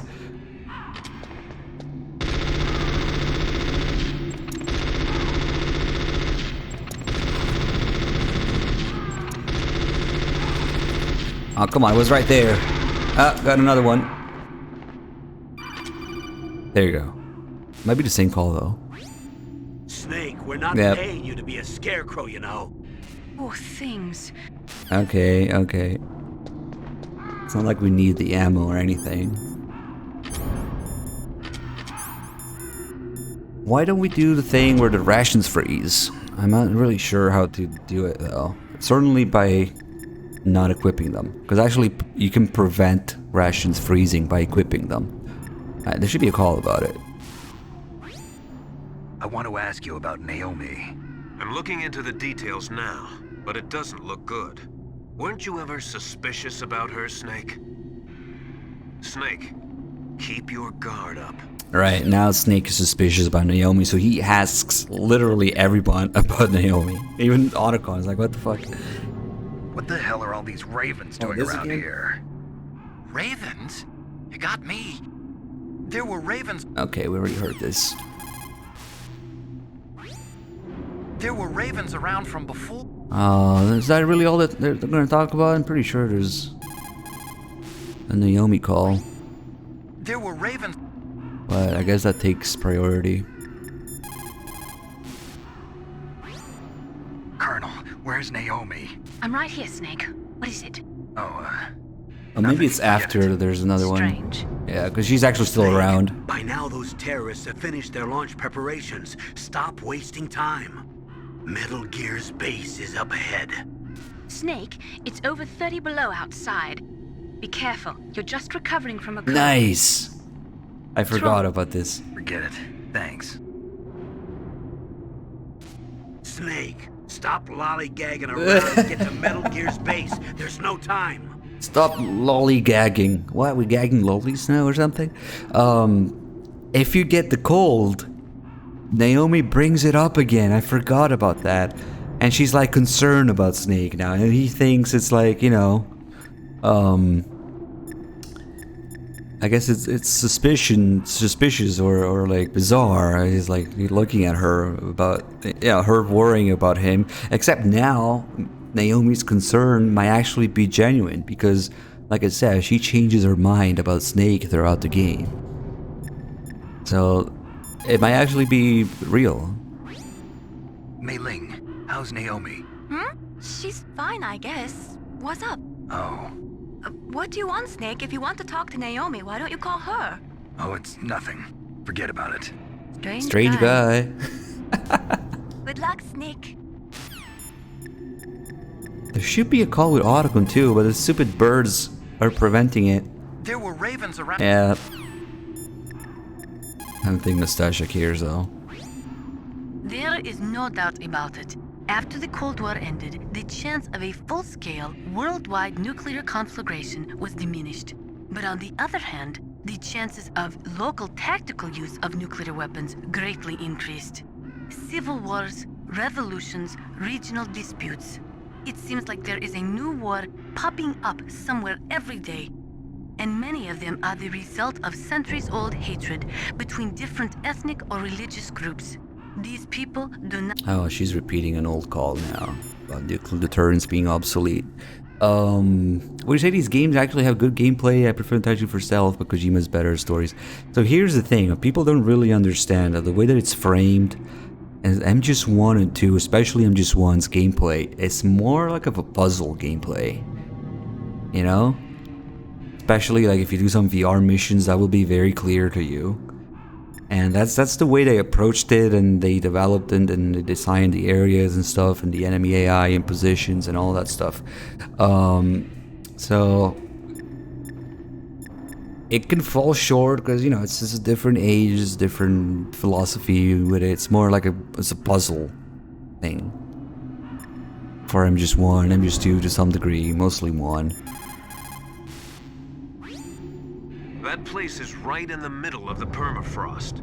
Just like the name says, it never melts. I've heard over 85% of Alaska is permafrost. It's extremely cold there, Snake. If you don't hurry, your sea rations will freeze.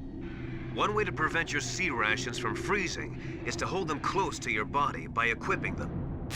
As long as we have it equipped, it's not gonna freeze. Except they stopped using sea rations in what, in the 80s? 60s or 80s or something like that. I don't know whether they call them sea rations, but That's weird, but okay. I think in the 80s they stopped using sea rations. So I guess if we just hang out around here long enough, it should freeze. I don't know how long though. Ooh, we got a bird already. First two hits.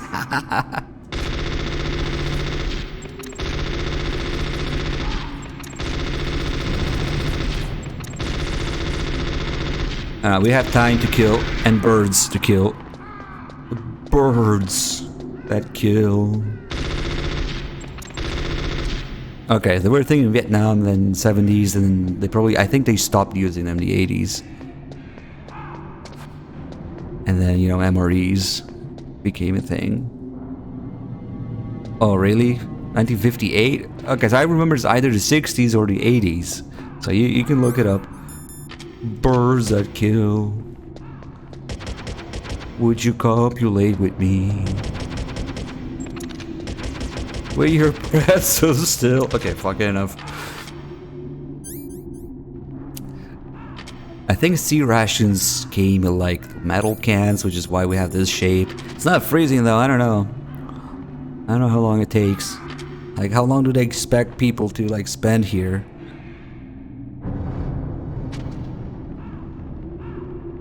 I'm actually making my life harder because we might use that ration for a Raven because it kind of hurts, yeah?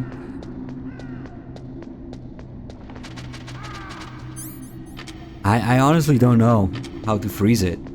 You had to spend like a ridiculous amount of time in here. Nah, they definitely freeze here. I've seen them freeze here. Even AFK 6 hours, that's not very encouraging. But the only time a ration shows up is when Otacon holds it up. You know, in the cell. I don't know.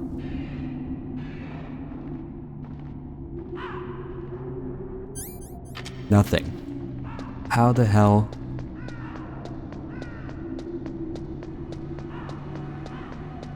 I don't understand. Oh, you mean those models? And those don't even look like anything. They just look like rectangular boxes. Actually, you know what? MREs come in rectangular boxes. So, of 12 each. So, I don't know. But the actual thing is like in a plastic bag. I don't know how to freeze a ration, guys. This is a problem. Because I want to do like a call about it and a little gameplay mechanic about it. Maybe if we stop looking at it. Alright, let's wait 1 minute. Can we sit still for 1 minute? Or do we all have like ADD or something?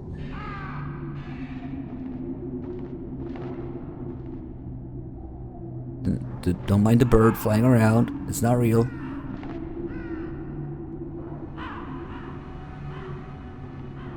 I could swear they freeze here, but if it's, okay, well, let's wait.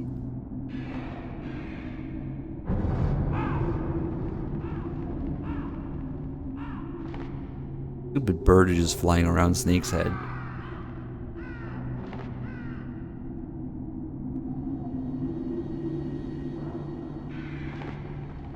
I'm not equipping it, I'm just looking at my inventory. Okay, so it was the 80s, and MREs were put into use in 81, okay. Nothing, okay, fuck it, we'll go into the fight. Oh, I didn't wait a full minute, I waited only like 50 seconds, damn it. Attention span of a goldfish.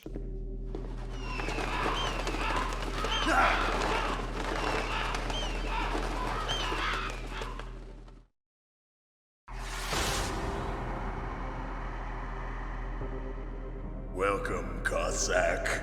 This is the end of the road for you. Right, my friends? Listen, they agree. How dare you kill my friends? Ravens aren't scavengers like most people think. They're simply returning to the natural world, that which is no longer needed. Sometimes they even attack wounded foxes. You were the one in the M1 tank? Must have been a tight fit for a big boy like you. But that was no true battle. The Ravens and I were testing to see what kind of man you were. The judgment is decided. The Ravens say you are a true warrior. Am I hallucinating?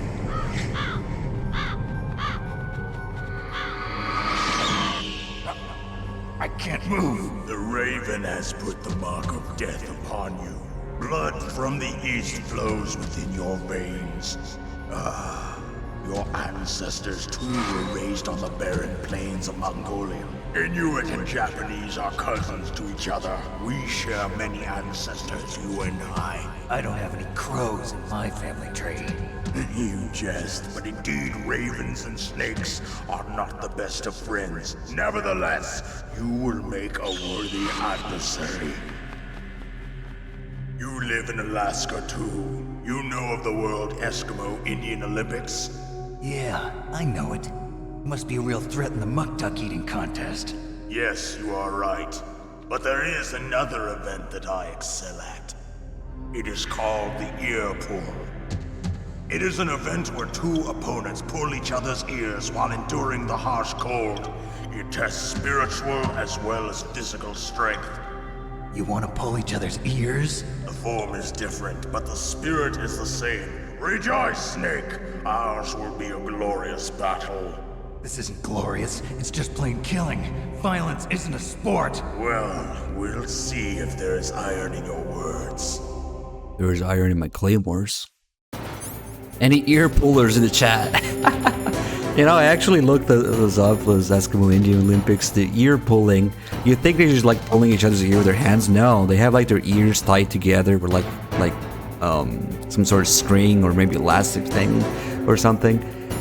Rubber band or string or something. So it's like your ear is connected to the opponent's ear, and it's violent as fuck. They just like rock their heads back and forth to pull their ears. No hands involved. That's the thing. Alright, let's see if the ration freezes, but I kind of want to get a near-death close.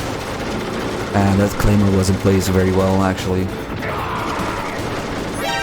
Oh, fuck.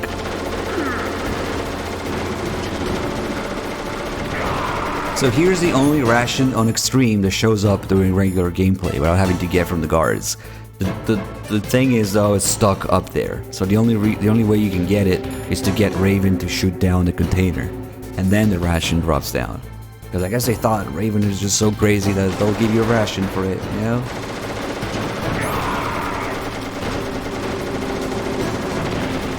Ah, that claymore didn't do damage.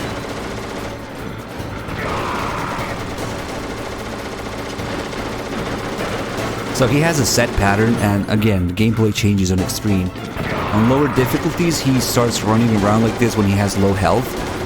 But on Extreme, he starts by running around like crazy. And he's not really chasing me. Now it looks like he's chasing me here, but I'm just anticipating his pattern because I know it. But, okay, since one of those claymores didn't do damage, he won't die here. And I do want to spend a little extra time around. Holy shit, go away. Nope. And it's scary. Like this fight is genuinely scary without the radar. If you don't know where he is, he could be fucking anywhere. Like you can crack him with the stinger at least, like wall hacks or something. But man, if you don't do that, if you don't know where he is, like it's genuinely scary to like go around because there's so many like different sides of which he can see you and shoot you.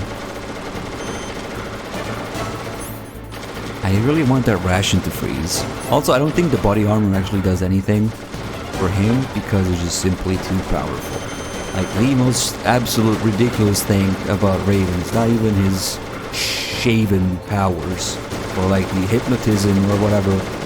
It's like the gun he's carrying and shooting. Those are... Okay, let's see the call about it. Like Raven is holding an M61A1 20mm multi-turreted machine gun. They are usually mounted on F-16s. With its 6 rotating turrets, it can fire 4,000 20mm rounds per minute, and it is accurate too. If you come at him from the front, he'll turn you into burst. 4,000 rounds per minute of huge fucking 20mm rounds. So even if you take into account the fridge he carries on his back for his ammo, he would not be able to shoot that gun for more than like a second or whatever. It'd be a few seconds. And that's not 4,000 rounds per minute. But you know, that's the real life like aspect of it. The fact that he's like carrying and using it normally is just absolutely insane. Like, because 20 millimeters doesn't sound like much. Sounds like, you know, well, 2 centimeters. What could that be? But that's just the diameter, not the length of the round, the bullet, and the powder, and just how fucking huge they are. So yeah, he would not be able to shoot that for very long, and then recoil would be insane. It would just break every bone in his body.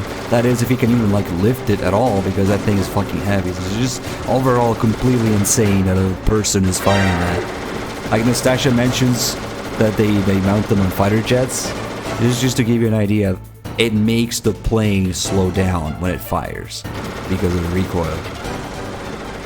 So that's pretty like insane.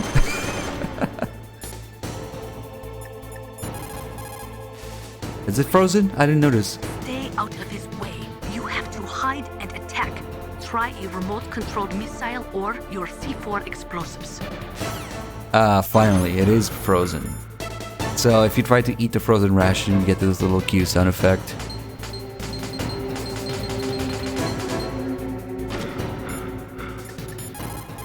Yes, Meryl's still gonna answer. I don't think there's a call about it now, but there's more. Your sea rations are frozen? Never eat frozen sea rats. It'll cause a temperature imbalance that'll drain your strength. Make sure you warm those seas before you eat them. Your sea rats. Maybe it doesn't freeze the previous area. I don't know. Yeah. That place is right in the middle of the... They already said that. Oh shit, the call changes, of course. I wanted to hear Snake say that. He says if you're not careful, they're gonna freeze, but they're already frozen, and the call changes. Snake was like, they're already frozen. You can warm them up by equipping them. After a while, they should be okay to eat. The sea rats. A Native Alaskan American, huh? Probably Athapascan. They're originally from the same tribe as the Apaches and Navajos of New Mexico. Anthropologically, they're related to the Japanese. There are even linguistic similarities between Athapascan languages and ancient Japanese. You and he probably share many of the same ancestors. Master, I don't remember telling you that I was part Japanese. Uh-oh. Oh. Yeah. About that. Master. There's a few calls where he almost gives himself away. This is one of them. The four-man carry is a race where you have to run with 4 grown men hanging from a long stick that you carry on your back. Apparently, Raven does it with 6 men.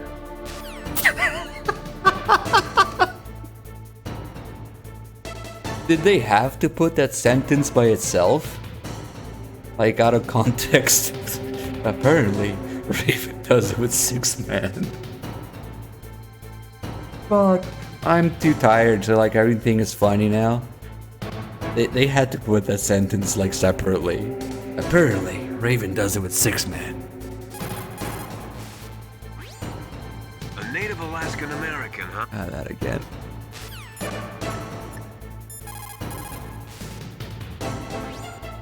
That room is still under construction because their main priority was to finish Metal Gear's underground 6 base. write-ins. But the good thing is, with all those containers, it should be easy to hide, right?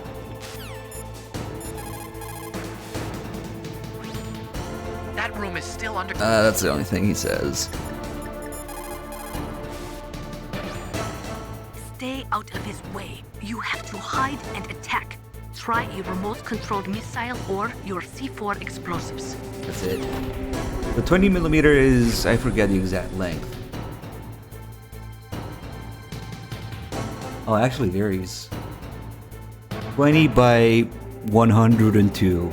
So like 10 centimeters. But it goes up to 127 apparently. But yeah, it's not just the circumference, it's the length. And the amount of powder and the weight, yeah. You would have to look it up to really get an idea how insane it is. Oh man. apparently Raven does it with 6 men. Okay, we need to stop this now, yeah? Snake, look at your sea rations. They're frozen. You can't use frozen sea rats. Until they defrost, you won't be able to replenish your energy. Be very careful. They'll defrost in a warm place. Probably just your bare skin would be fine. Bear skin, 6 men. Vulcan Stop. Raven is half Native Alaskan American and half Inuit. He was raised as a shaman, and they say he has supernatural powers. During the Cold War, he trained in Russia with the Vimble, the Soviet Special Forces. In The what? 1993, he was demoted by President Yeltsin following his coup d'etat, so he fled the country and became a mercenary. After that, he joined those rent-a-war bastards at Outer Heaven, Inc. He stayed there until he joined us in Foxhound, next to a strong recommendation from Revolver Ocelot. That cannon he's holding is a 20mm Vulcan gun. You usually see them mounted on fighter planes. You can't take him on in a firefight. He'll make mincemeat of you. He's not just strong, Snake. He's a graduate emeritus from Alaska University, so he's a quick thinker, too. In any case, you'd better not try to attack him from the front. Normal weapons are no match for his 20mm Vulcan. Try to attack him from the sides or behind. You know, it was always like a challenge to me. Sounds like a challenge. You can actually damage him with normal weapons. It just does a tiny amount of damage. And you have to get close to him and he's gonna like destroy your anus when you do that. The flail gifted a sub to 6 men. Of course. Thank you. You could also try to predict where he's gonna move and set up some C4. If your timing is good, I this might accidentally work. said circumference instead of diameter, whatever. You get the idea. You could also... Okay, that's probably it. Stay out of... Yeah. Alright. Let's do something stupid. Oh shit, I don't have any FAMAS ammo. Oh, this will do. But I don't have a ration. Oh god. Fuck. It's not gonna do that much damage to him. Okay, there he is. This is gonna...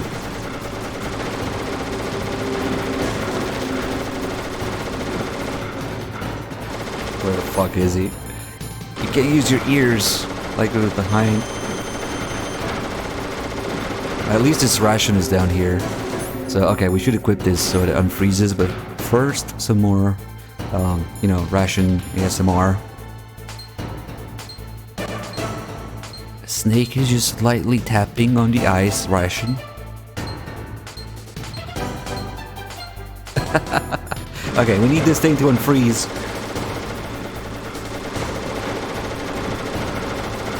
Oh shit, there he is. Don't come here. Oh fuck. Oh shit, oh shit, oh shit. That would have been bad.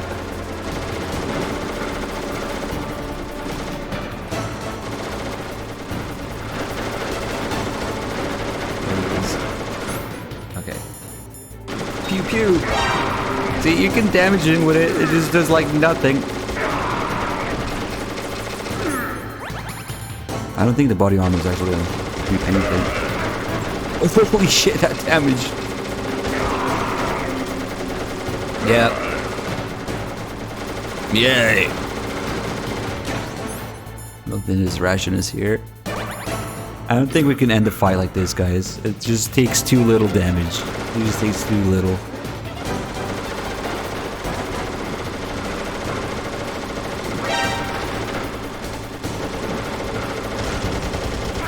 Fuck!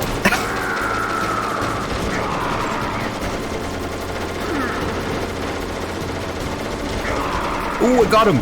I did not expect that to work at all.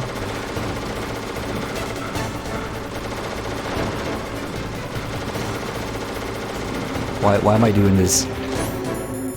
Ooh, I wonder... You would have to line up the perfect shot with the PSG-1.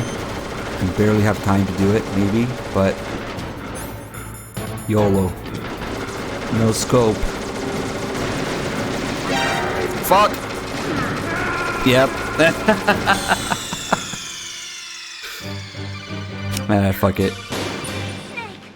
That was dumb, but you could maybe, like, you know, in lower difficulties, more rations. Yeah, you can do that. It does damage him. I just thought it's kind of neat that it does damage him if you use a just regular handgun rifle, but you want explosions for that guy. You idiot!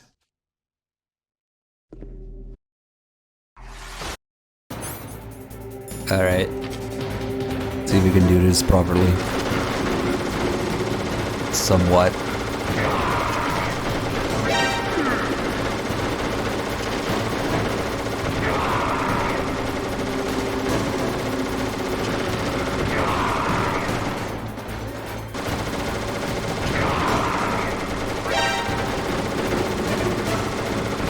I wanted him to see me there so he would slow down, so his invincibility frames go away in between the clingers.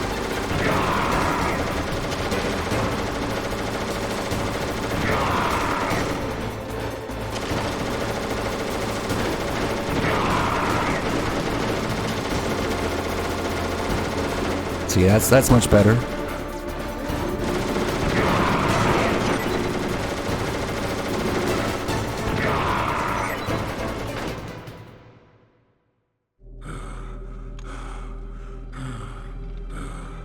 Just as the boss said, it is my existence which is no longer needed in this world. But my body will not remain in this place. My spirit and my flesh will become one with the ravens. In that way, I will return to Mother Earth who bore me. Snake! I will be watching you. Understand?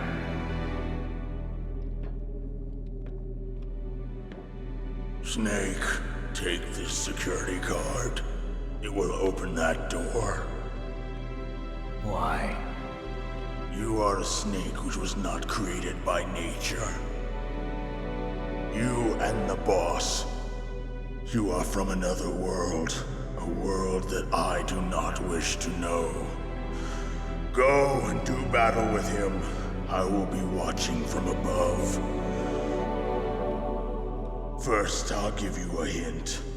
The man who you saw die before your eyes. Now teach me how to do it with 6 men. What is it?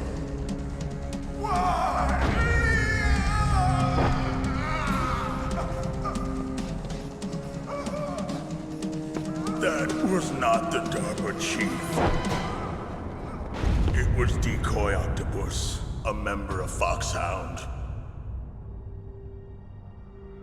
He was a master of disguise. He copied his subjects down to the blood. So he drained the chief's blood and took it into himself. But he wasn't able to deceive the Angel of Death. The Angel of Death?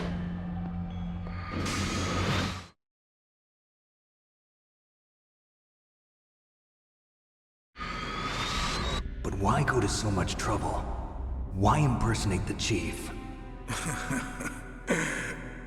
That is the end of my hint. You must solve the rest of the riddle yourself. Snake, in the natural world, there's no such thing as boundless slaughter. There is always an end to it. But you are different. What are you trying to say? The path you walk on has no end. Each step you take is paved with the corpses of your enemies.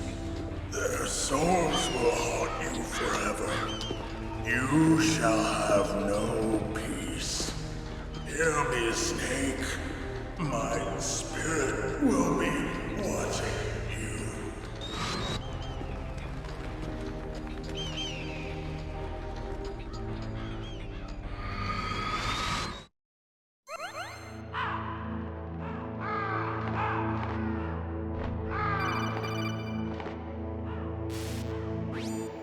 Snake, it's me.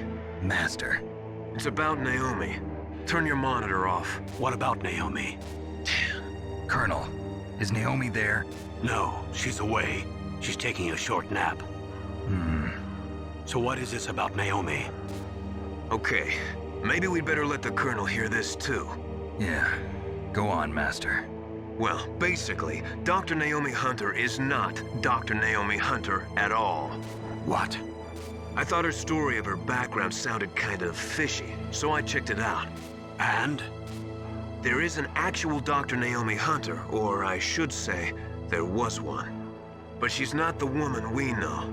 The real Naomi Hunter disappeared somewhere in the Middle East. Our Naomi must have somehow obtained her identification papers. So then who is she really? She must be some kind of spy. A spy? Yes. Maybe she's been sent to sabotage this operation. Are you saying she's with the terrorists? I don't want to believe it either, but she is working for Foxhound. So you think she had a part in the uprising? Or she could be working with some different group altogether. Different group? It couldn't be... Place her under arrest. What? She's betrayed us.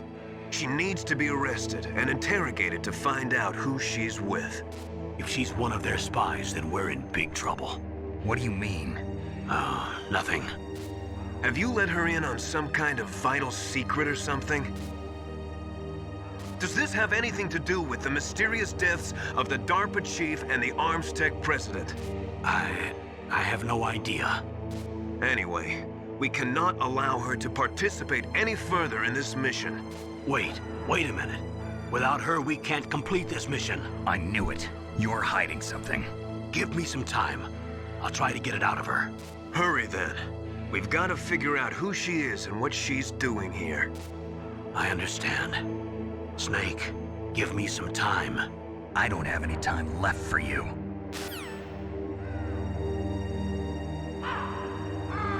Alright. Won't all the birds be infected with fox dye now? I guess? They just kind of like ate his blood, right? But it doesn't matter. It's not like it kills Raven's DNAs, right? But wait, an MGS4 breaks down and... Oh, man. So, the thing he mentions about Decoy Octopus coughing the subject down to the blood, it's actually a plot point. So, Decoy Octopus injects whatever victim's blood into himself. And that's actually is a plot point, because Decoy Octopus, the DARPA chief's blood, he had a transmitter in it. And if you play with the radar, you see the transmitter signature on the radar from Decoy Octopus. So what Decoy Octopus did was take the transmitter from the DARPA chief's blood and inject it into himself along with the blood. Not to be confused with like Fox dye changing his DNA or the blood or whatever. That doesn't do that. Injecting blood doesn't change your DNA. That has nothing to do with Fox dye. He died because Decoy Octopus himself was programmed into Fox dye. But the blood, what that does is a transmitter. But maybe he's whatever the blood type is. That's like universal recipient, right? What is it, like O negative or something? Is that universal recipient or donor? I don't remember. I don't fucking know blood types. Oh yeah, positive. Okay. If he was like put science to it, not that they care. Okay, so universal recipient is AB positive. I think donor is O negative. Yeah, okay, that makes sense. Good to know, because I'll forget. I don't even know what my blood type is. Like I forgot. Nope, not today. Gun camera. Hold on, let's get some stinger ammo in here.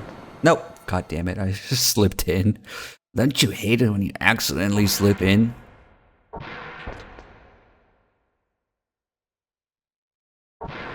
Oh, that's a good way to remember it. Random Magus. That's a good way to remember it. So here we have a fuckload of gun cameras. We also have, well, I'll pick it up just for the memes, the mine detector, which is like, what the fuck are you doing? Cannot be used in hard or extreme mode. So it's actually unique. The item description changes and it's just completely useless. Dead weight in your inventory, just taking an extra slot when you're going through things. And can we just take a moment to appreciate how many fucking cameras there are? Somebody at the office was bored. You know, the level designer making this like on a Friday night. And like, fuck it, I'm gonna put like how many fucking cameras in there for the memes. Why? And there too, and up here too. It's like, and there's actually a cool little effect when you destroy these. So it's not just the explosion from it that destroys them, but like the sparks after you destroy a camera, they kind of jump from one camera to the next and destroy more cameras. It's a neat little effect. Yeah, those sparks jumping around.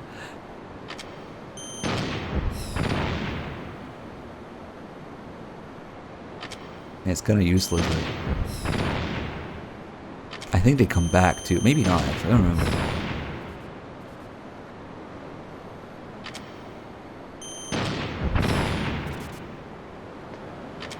There's actually a safe path to run through here without chaff grenades.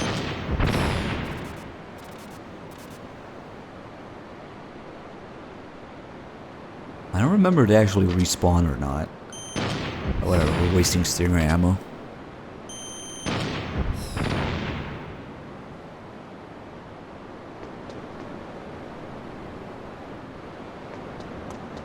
I wonder if it goes like upwards here if you do this. That'd be cool. It does! Oh, just for a couple. Okay.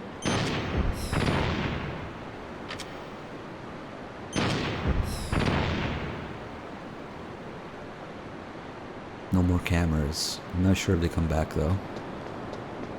And can we just take a second to appreciate how good of a waterfall effect this is for PS1? Look at that.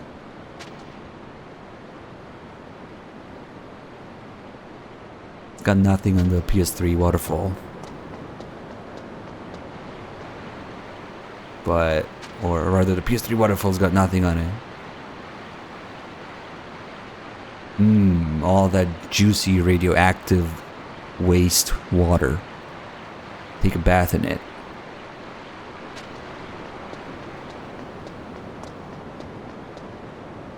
Yeah, there's a ghost in the waterfall as well. We were showing a couple ghosts earlier, but we're not getting all of them.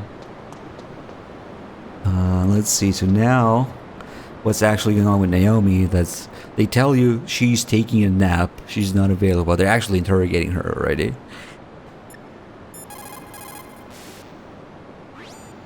Snake, if it's about Naomi, I'm looking into the matter right now. Give me a little more time. Where is she? She's still sleeping. Oh shit. Can't believe it. First the DARPA chief turns out to be an imposter, and now Naomi. What the hell is going on here? I suppose you're going to tell me you don't know anything, right? I'm sorry, Snake. A madman is threatening the world with a nuclear weapon. I guess that's what I should worry about now.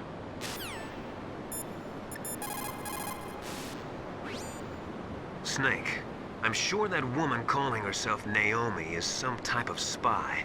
And now I'm starting to think that Campbell might be hiding something too. Don't trust him. Yeah, good thing we could trust you, right? I don't know anything about Dr. Naomi, so there's not much I can say. But Snake, I think you'd better leave that to Colonel Campbell. Yeah, you're just asking everybody about Naomi. Maybe even Nastasia? There is no doubt Nope. about it. Okay. We already heard that. Naomi wasn't acting strangely or anything? No, I just can't believe that Naomi's an enemy spy. I refuse to accept that. I don't want to believe it either, but... Don't say it, Snake. We're actually going to be talking to Nastasia a whole lot. Because next up is her favorite thing, radioactive waste. She has a lot of shit to say about it. Now, you can never call Naomi directly. She's always under Campbell's frequency.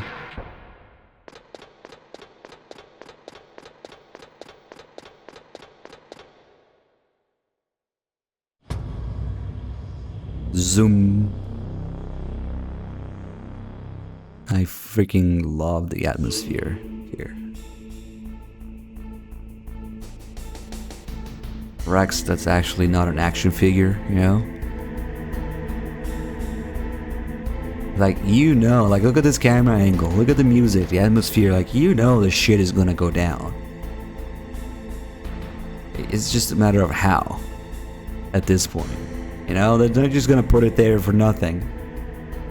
And then you have the music, the atmosphere, and like even like the title of the OST. Like this is called Rex's Lair. It's like you're in the presence of this majestic beast that's sleeping. And it's gonna wake up, right?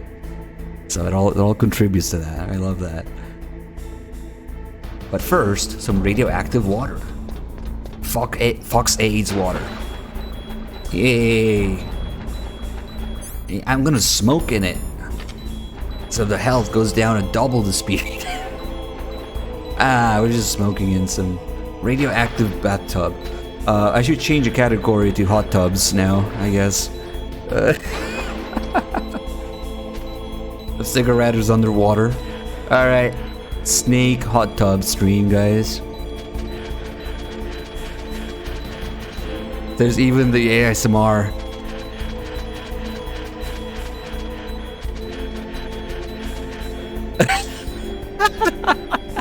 I never realized you could do that before, actually. Every time a snake comes back up, yeah, the O2 gauge, the cigarette underwater, but whatever.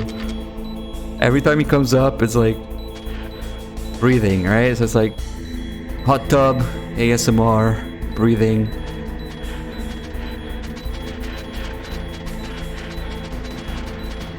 Yeah, of course it's going down faster. We have the cigarettes killing me, and we have the radioactive Fox AIDS water killing me.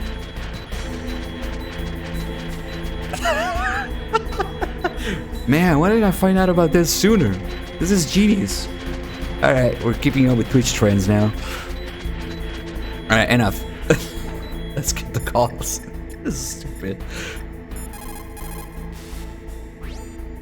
That stuff that is flowing in those ditches on the first floor must be radioactive nuclear wastewater. You better stay away from it. You are already exposed enough just by being in that area. Any further exposure could be fatal. That place does not have a nuclear processing facility. It must be some other kind of nuclear material that is leaking, besides the dismantled nuclear warheads. Probably spent nuclear fuel or something. I see what happened. How much for a hot tub stream? Well, we'll have to discuss details in more detail, because that's not redundant at all. But yeah, Blue Blink said something that Peachy liked. You know, the DRK hot tub. So you get a sub. That's how it works, apparently. Agent Chronic also got a sub. What did you do? What did you say? Now I'm curious. New category meta. You guys are amazing, damn it. Put together a gun more than a hot tub. I gotta get a hot tub. I gotta get serious. I need a boob job so we can keep up with it. Donate now for DRK's boob job fund. Please make it stop. I can't believe I found this new thing. What did Raphael38 say? Twitch meta. You're not wrong. Enjoy all your Peachy subs, guys. Thanks, Peachy. You guys should really thank Peachy, because goddamn, so many. I'll really pay for your boob job. Are you sure you want that? I mean, I know the boobs are nice and all, but Anytime fuel is burned in a nuclear reactor, it will always produce, as a waste product, some spent fuel mixed with highly toxic radioactive compounds. Spent nuclear fuel stays radioactive for 300 years. In other words, this material will remain lethal for the next 3 centuries. There was a time when we thought it was safe to seal nuclear waste in special containers and bury it in a layer of rock salt without much exposure to underground water. Even though we now know there are big problems with that, we still do not have an effective disposal solution. Most of the nuclear waste we produce is just shoved underground with no intention of ever processing it. It is like an ostrich with its head in the sand. No. the twin boobs. Donation goal. Oh god. What did Nicasio say? He got a sub. Oh, I like that. Breach Peach, right?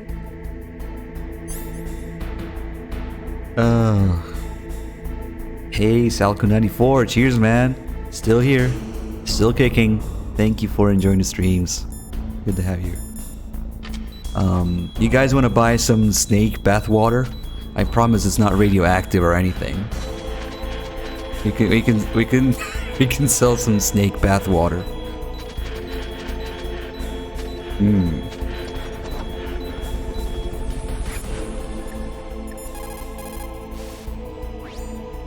There is a process which involves mixing the nuclear waste with low-grade uranium to convert it into a mixed oxide fuel for burning in light water reactors, usually in the form of glass logs. But MOX contaminates a nuclear reactor more quickly than low-grade uranium.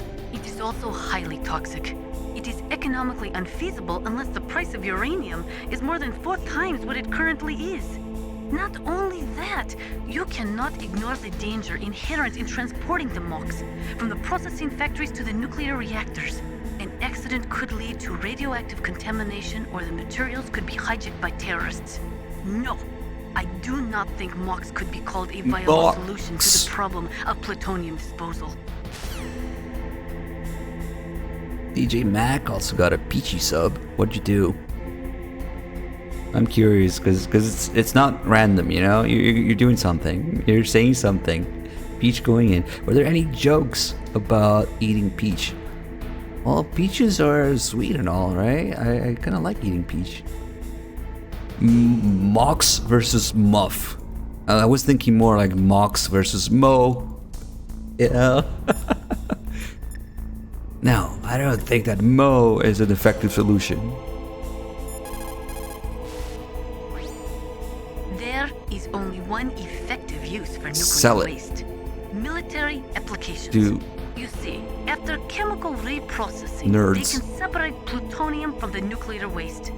Nuclear weapons normally use military-grade plutonium-239 with a purity of 93 to 94%. It is made in special nuclear reactors designed for military applications. On the other hand, the plutonium in spent nuclear fuel only has a purity of about 60%. But that does not mean that spent nuclear fuel cannot be used for military applications. America has been successful in tests using weapons made from nuclear reactor-grade plutonium. That means that eventually, everyone will be able to make nuclear weapons from plutonium separated from spent nuclear fuel. It's okay, you won't die, just a little nipple. Yeah, the cigarette is lit. Even lit underwater, look at that. The water is really just one layer, like where you can see the top of it, and then there's like nothing underneath. It's nice. We would get the wavy effect. I need to stop this, guys. It's like an addiction now.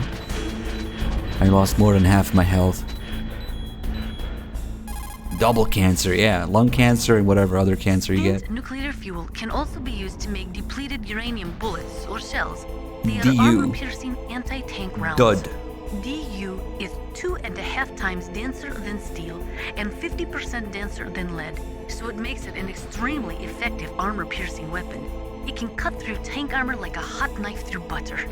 Unfortunately, when a DU round explodes, it spreads a fine dust which, when absorbed into a body, supposedly causes terrible long-term health problems, including genetic damage.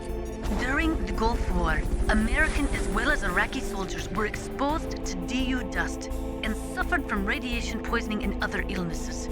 The American government conducted research to discover whether exposure could lead to cancer or genetic damage, but the results were inconclusive. Some people think that this type of radioactive contamination is what is behind the Gulf War syndrome, but the government will not admit it. Ever tried to always smoke run? I think like a long time ago. It basically turns into no hit run. She's like talking about all these horrible things and like radioactive stuff and like no solutions for it, like people getting sick, and we're like here doing snake bath water, ASMR, hot tub, snake. Yep, the irony is not lost on me. Let's get out, please. We don't actually need to be in it to get the calls about it. Another sub to Swappies from Peach Walker. Alright, what does Swappy say? Peachivore. Somebody who likes to eat peach, right? Snake in a tub. That's a good username. They are currently doing research to find ways to transform minor actinoids, such as americium and neptunium, which are highly toxic with long half-lives, into nuclear materials with short half-lives. It is called extinction processing, but it is not being used much due to all the technical and economical problems with it. A serious program for nuclear waste treatment has yet to be established. Although you could also do like snake in a box. That's probably taken though. And we got 30 months from Implosive Raikou. Thank you. Good to see you. Oh shit, it's dim. You miss all the fun. Anytime fuel is burned in a nuclear reactor, it will always produce, as a waste product, some spent fuel mixed with highly toxic radioactive compounds.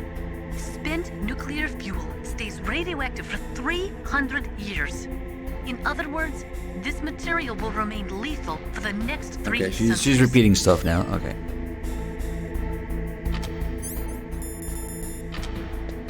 Finally. But that is interesting stuff. But wait, we had to make it stupid with the bathwater hot tub stream. That breathing though. Snake, it's me. What's wrong? Did you find a good place to hide? Yeah, thanks to the stealth gear. It looks like they've finished getting Metal Gear ready. How do you know that? I overheard them talking. Where are you now? Right in front of Metal Gear, but it's strange. What is? There's nobody here. No guards, nobody patrolling. It's too quiet. Maybe because they're all ready. They said they even input the PAL codes. What should I do? All we can do is use the override system that President Baker told you about. But I've only got one of the 3 keys, and besides that, like Ocelot said, there's some trick to using the keys. Leave it to me. You got some kind of plan? Well, I'm in the computer room right now. I'm trying to access Baker's private files. Baker's files? Don't you need a password? Of course, but there are ways. Are you a hacker? Yup, that describes me pretty well. Does it look like you can get in? I don't know yet. I'll give it a try. I'm counting on you. So it's actually really confusing because so her name is like a combination of 2 names. It's not exactly like they kind of messed up Nastasha or whatever. But if you want the absolute best misspelling of Natasha, you have to look at Metal Gear 2's OST because okay, it's gonna get confusing, right? So we know her as Gustava now from the re-release and the changed names and localization. And in Metal Gear 2, we have Gustava, but in like the original like fan made, I guess, and the original name on the actual like MSX2 and everything, it was actually Natasha, which is confusing as fuck. Not to be confused with Nastasha. That has nothing to do with her. And she fucking looks like an Naomi in Metal Gear 2 as well. So it's like another, I'm just one character. It's like, don't be confused. Was it? Lovewind says her name was Anastasia in Japanese. I don't know, but I don't know about that because so if you download or otherwise acquire the OST to Metal Gear 2, the title is misspelled, like the theme for her. Or death, spoilers. It's fucking hilarious. Like some of those names or those tracks are like in English, and it's Nartasha's death. Like what the fuck is Nartasha? Like it's like another misspelling. I don't know. But there's like all these. They can't seem to get that name right anywhere. Oh god, that was a handful. Okay, that's. Nartasha's death. Mario and Sean and Peas got subs. What'd you guys do? This Peachy got you subs. Thank you. You probably said something nice about peaches. Like, I like peaches in a can. And I like Princess Peach. But if you guys like peaches, yeah, you get a sub apparently. Beach Walker. God, this is like... I'm approaching my limit where like... everything is funny now because I'm tired. Snake, it's me again. How's it going? Not bad. I just got past his 3rd security level. He was a pretty careful guy. Do you think you'll break in soon? I never met a system I couldn't bust into. Okay, keep trying. Uh-oh, dude man. I bet that's a peachy sub. Seriously? 6 men, 1 peach?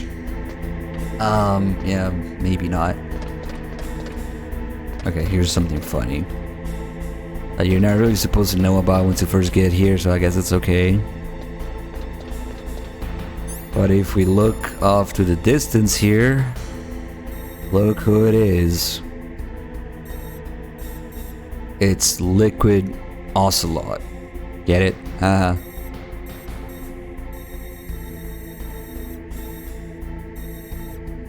So this is funny because we're technically not supposed to know that Liquid is still alive after the hind. You know, Snake is surprised after that. After you get there.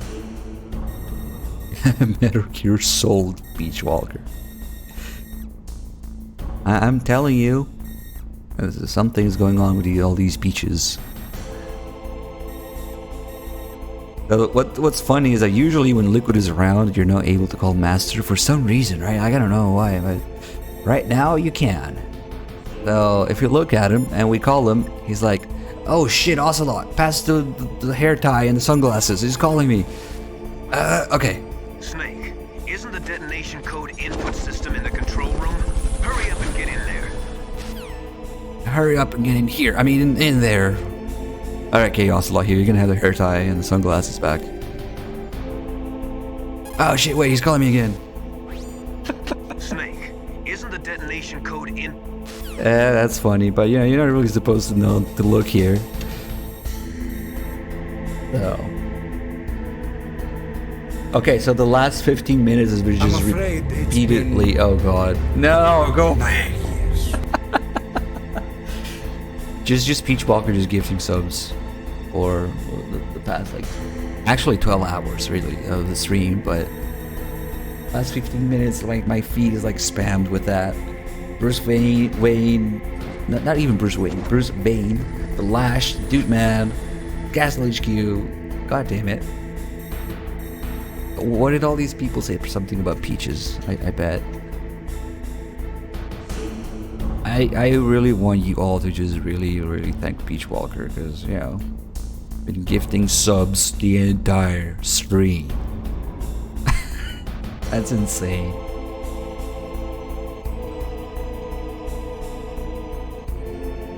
We're short-handed, Ocelot. Was it clipping through? Oh well, whatever. You're not really supposed to see. Snake, I did it! You got past security? Bingo! Great. So what do you got? I accessed the confidential Metal Gear file. So what about the PAL override system that Baker talked about? I haven't found it yet. That's what I need to know. But Snake, I found something else. What? The secret behind the new nuclear weapon. Just as I thought, the nuclear warhead is designed to be fired from the railgun like a projectile. It doesn't use fuel, so it isn't considered a missile. That way it can get around all sorts of international treaties. Pretty sneaky. Yes, but effective. And that's not even the scariest thing about this weapon. Oh, I can't wait to hear this. It's a stealth weapon.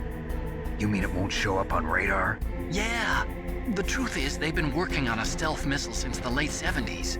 Why weren't they able to develop one until now? Because of the missile rocket propulsion system. It would be picked up by enemy satellites. Oh yeah, that makes sense. But unlike a missile, the railgun doesn't burn any propellant, so it can't be detected by any current ballistic missile detection systems.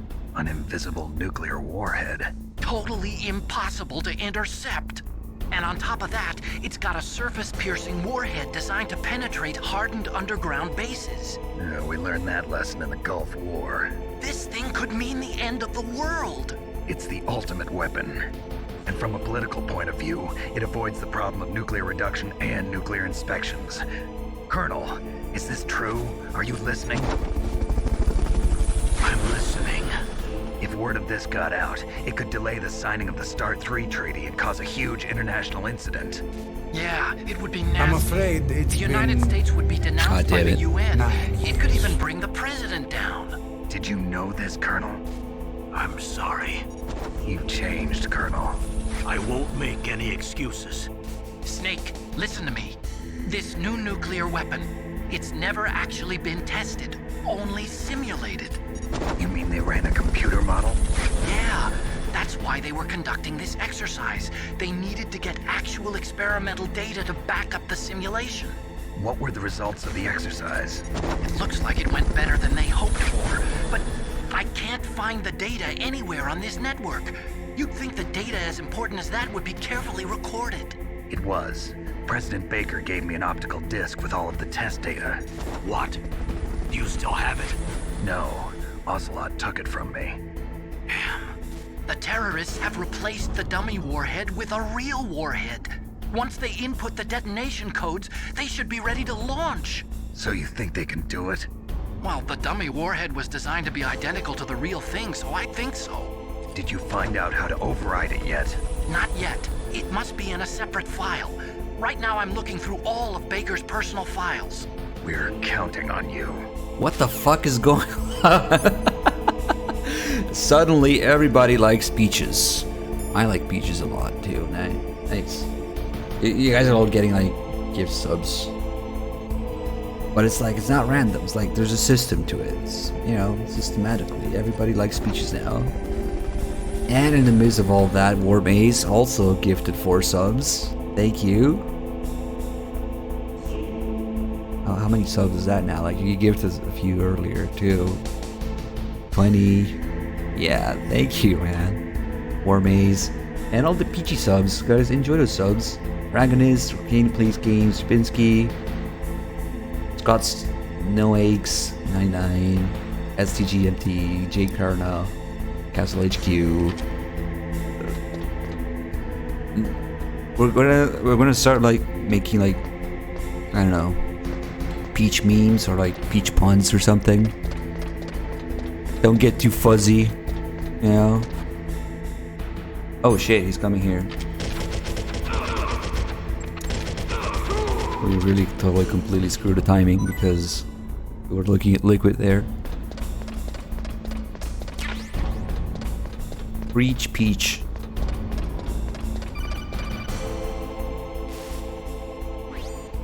Snake! Did you find it? No, I haven't found out about the override system yet, but I found Baker's ulterior motive. He's just looking to get rich, isn't he? Well, that's part of it. Arms Tech is in much worse financial trouble than I thought. I know they lost their bid to make the next generation fighter jet. That plus the reduction in SDI spending. It looks like there was even some talk of a hostile takeover. Everything was riding on this project, I guess. And it looks like we were paying a lot of bribe money to the DARPA chief. Bribe money, huh? Yeah, and Baker was a big proponent of the nuclear deterrent theory. I see. So anyway, what about the override? Just give me a little bit longer. Something about takeovers. We got like a peachy takeover right now going on. Taking over all the subs. Let's see who else. Penalty, permit, and per threads. Guys, you got touched by the peachy subs. The peachy essence. Hey, who was it? Was it not Yuri who wanted me to like look at Rex once we got there? We got the details. And he plans on giving up streaming forever. What the fuck? No. Are you kidding me? Like, as long as we have like something going on, that's like the most peachy thing going on in my life right now. Well, maybe not. Maybe like the second peachiest thing. No, I'm just kidding. Like, as long as we have you guys, we have the community, and we have, you know, the memes, the chat, the support, all the people that make it possible. It's like a mutually beneficial thing. Like, I'm here to make it all work. I just happen to be on that side of the screen in OBS, I guess. But like, the community is for everybody to enjoy, and you guys make it possible. It's like anybody from like the lurkers who just, you know, increase the numbers and maybe just use it as background noise, to like people who give subs like crazy, you know, like it's been happening for the last, 12 hours. Her threads, there you go, 5 gifts subs, thank you. So honestly, like as long as this keeps going, like this is like one of the few good things in my life right now. Honestly, I feel extremely blessed to have this community and getting here with all the years that I took. It's the best thing going on in my life, honestly. So fuck no, I'm not gonna stop. Why would I stop? Like as long as you guys are here, you know? And even then, like we always have new people coming in, and I know that people come and go all the time, but that's also what makes it interesting, right? The refreshing aspect of it. Like sometimes people ask, why do you keep playing the same game? How can you keep playing the same games over and over, right? But the chat is different every time. The mood, the memes, the things that we notice. I mean, the games themselves have so many things to do and detail that we still find and talk about. So that helps too. But the chat, the chat is always refreshing. It's always like moving, and then each stream is still a different experience. Except for Dud. Dud is always the same. Yes, I'm using a PS3. PS3 is the ultimate MGS machine. If you're a Metal Gear fan, you should have a freaking PS3. You can play all the games, man. Just get the PS3 and the Legacy Collection for like $25 on Amazon and you're set. It's ridiculous how easy it is to just experience all the games in one place. It's perfect. Whoa, what the fuck is going on? Still going. I'm Kane Key 00. Sir Butterlegs, Eshore, all got touched by the peachy ray of subs. And what the fuck, somebody actually also. And just Glenn gifted a sub. Went to Neroja, thank you. Okay.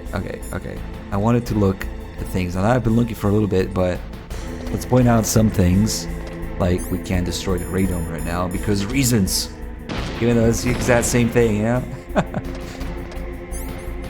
So here we can see the cockpit. But we can also see, so this is supposed to be like the Vulcan machine guns. But if you look at it, it's only like a 2D, like, see, there's nothing behind it. that little hole there, so you can see in MGS4 actually that one side has it, because there's one on each side, right? One side has it and one side kind of fell off. And that little hole like covers the barrels, except for the one that's like shooting, right? And one of these covers fell off in MGS4. You can see all 6 barrels. Because those 6 barrels are actually shooting one at a time. That's how it works when they rotate. You have 6 barrels to like help with the cooling and the rate of fire. So it's like 1 barrel shoots at a time. It's a 2D like cardboard cutout of it, but there's nothing behind it. Okay. The cockpit of this new Cold War. Apex AU, thank you for gifting sub to Unlikely85. Not so unlikely after all, because you got a sub. Necromancy also got a peachy sub. Their guns, you thought they were cameras? No. They're the entire like camera sensor array is all the radome. When we do the call about the radome, Onacon describes it as like ears, nose, and eyes all at once. You know, all the sensor, all the array of sensors is just this big thing. Put them all in one place, you can destroy them easily, right? And that's why then the cockpit opens. It's not a weak point. It's more like a weakness. Oh, that's a good camera angle. And you can see like the little hatches and holes for the missiles on its legs. And more importantly, you can see that, well, 2 things.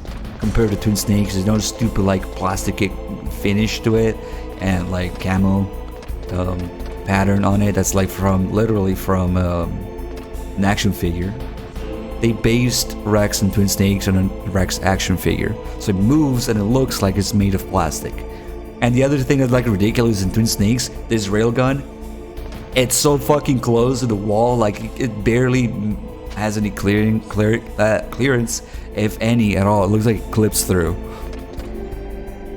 But here, I mean, there's plenty of space, so you can see it's like they fucked up the proportions. in Twin Snakes, among other things, you know. Actually, once we go in the control room, you can look directly into the railgun, like it's like pointed at you. Yeah, let's do that.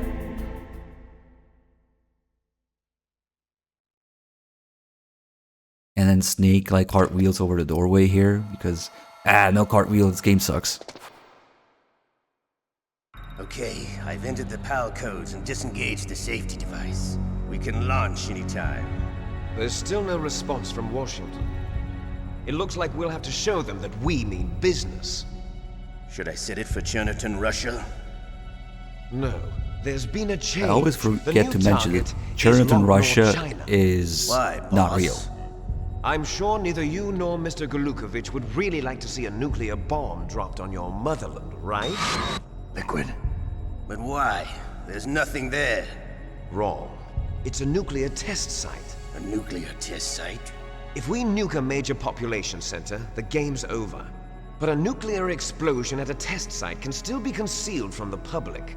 Meanwhile, Washington will be worried about the retaliatory strike from China. That'll probably mean top-secret talks between both countries' leaders. Of course. And in the process, the president will be forced to divulge the existence of a new and highly destabilizing nuclear weapon to the Chinese. And try not to talk over them, Do you but think that will do yeah, to the US's it's a snatcher reputation? thing. Or the president's? And with the CTBT, that means that China and India. I see. Yes. When the other countries hear about this new weapon, they'll all want to contact us. What Dr. Gray said. Washington won't be very happy when we start selling their own system to the highest bidders. Yes, the president will break. He will give in to our demands. Big Boss's DNA and $1 billion. $1 billion? That money will be used to cure our genome soldiers as well. I'm also including the Fox-Die vaccine in our demands. Fox-Die? It killed Octopus and the Armstech president. So it's true that it affects older people first. Mantis might not have been affected because he wore a mask. Wolf wasn't infected either. Perhaps due to those tranquilizers she always took. Something to do with the adrenaline level in the blood. Or maybe it's just because this Fox-Die was still experimental and they haven't worked out all the bugs yet. In any case, have you heard from your friend, Colonel Sergei Golukovich, at the Spetsnaz? He still has doubts about the ability of Metal Gear. He said we can talk after Metal Gear's test launch is successful. He's a very prudent man. There's nothing to worry about. The Colonel wants Metal Gear and a new nuclear weapon so bad he can taste it. If Russia wants to regain its position as a military superpower, they need to reinforce their nuclear arsenal. They need a nuclear weapon that can't be intercepted. Metal Gear will allow them to gain first strike capability over the rest of the world. Their regular army is in shambles, and they think they can restore their country's military power with nuclear weapons? Golukovich, he's no warrior. He's a politician. But he's the one who gave us the Hind and most of our other heavy firepower. He's got over 1,000 soldiers under his command. If we join forces, we could put up quite a resistance here. Since Mantis died, the genome soldiers' brainwashing has started to wear off. I'm worried about the men's morale. An alliance with the Russians would boost that as well. What are you saying? We're not going anywhere. We're going to dig in here. We could still escape. We've got the most powerful weapon ever made, and we're about to ally with Golukovich's forces. Are you going to fight the whole world? And what's wrong with that? We can launch a nuclear warhead at any target on this planet. A nuclear warhead invisible to radar. And on top of that, this base is full of spare nuclear warheads. Once we get the DNA and the money, the world will be ours! What about your promise to Colonel Golukovich? I have no interest in the revival of Mother Russia. You're not thinking of reviving Big Boss's dream. From today, call this place Outer Heaven. Big Boss's dream. But boss, you're not worried about the PAL being overridden. If the code is in it again, it'll be deactivated. No need to worry. The DARPA chief and the Armstech president are both dead. Does Snake know how the override system works? You interrogated him, don't you know? He didn't have any keys on him. Good. Then no one can stop Metal Gear now. By the way, what should we do with that woman? Want me to kill her? Let her live. She's Campbell's niece, and Snake cares for her. We'll keep her as our ace in the hole. Beryl, she's alive.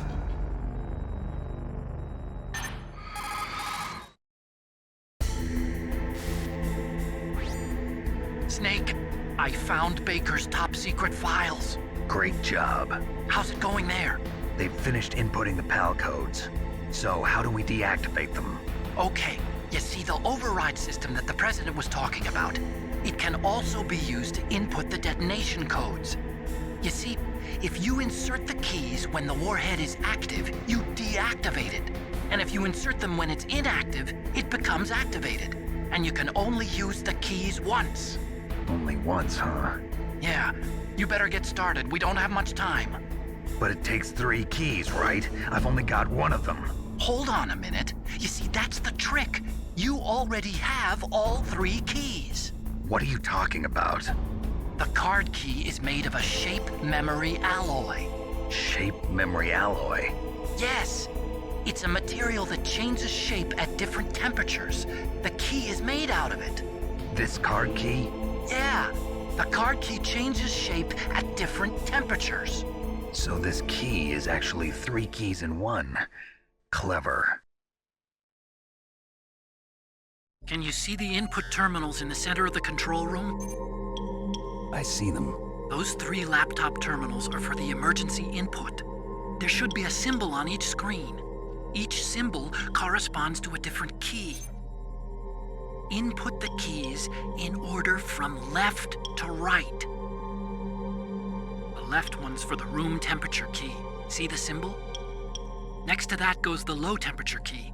The one on the right is the high temperature key. Okay, I got it. First, I change the shape of the card, and then I input them in order, right? That's right. All you do is insert the card keys. After you insert the key into the module, a hard disk reads the information contained on it. Once you've finished with all 3 terminals, the code input process is complete. But here's the thing. You can only use the key 3 times. It's an emergency system. It's only meant to be used once. The world is riding on that key, Snake. Who's that? Damn!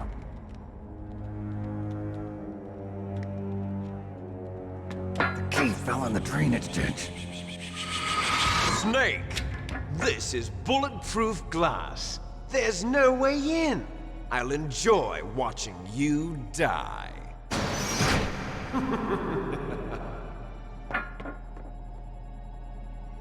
Snake, you've got to get that key. I'll enjoy watching you die, or, you know, I'll enjoy nothing. If you play Twin Snakes, there's no alert here. I didn't mean to kill him. Now the guy's gonna spawn.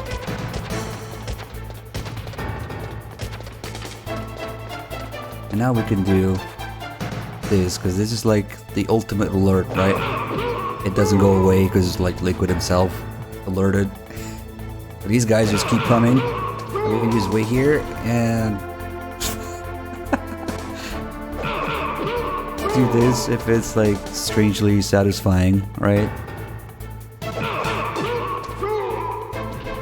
If you'd like, you can imagine it's the same guy who keeps coming back up. I think these probably actually count as skills. Because MGS1 works a little differently.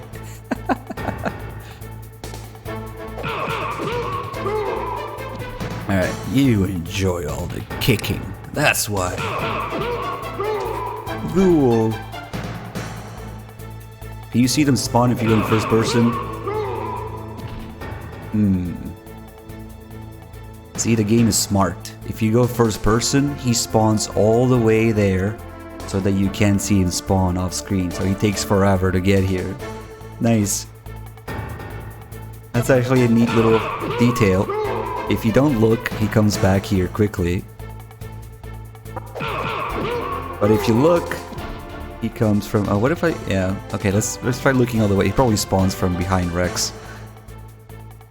Rex spits out genome soldiers. Yeah, he definitely takes longer to get here. Cool. Oh shit! Because now I'm not looking this way, so he spawned that way. See, the game is smart. Yep, if you don't look, or wherever you're not looking, the game spawns them. Nice. Technology. Alright, let's troll this guy a little bit.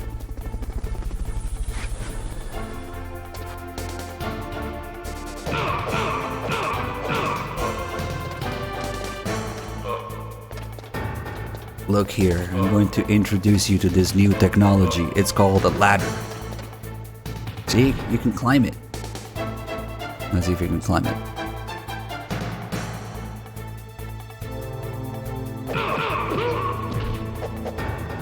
Don't punch the ladder, go back, go up. He tried to, like, hit me, but, like, where'd he go? Huh? What? Huh? What? Huh? Huh? Ladders? What's that? Huh? Oh well. Can even alert here. And... Huh?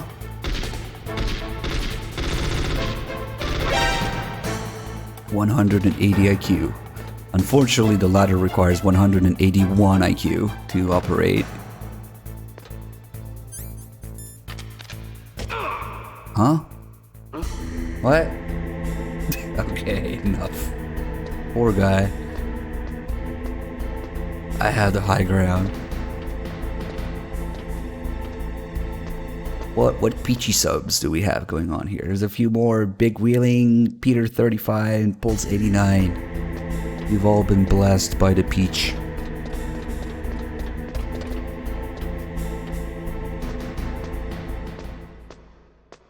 Yeah, Naomi does say over 180.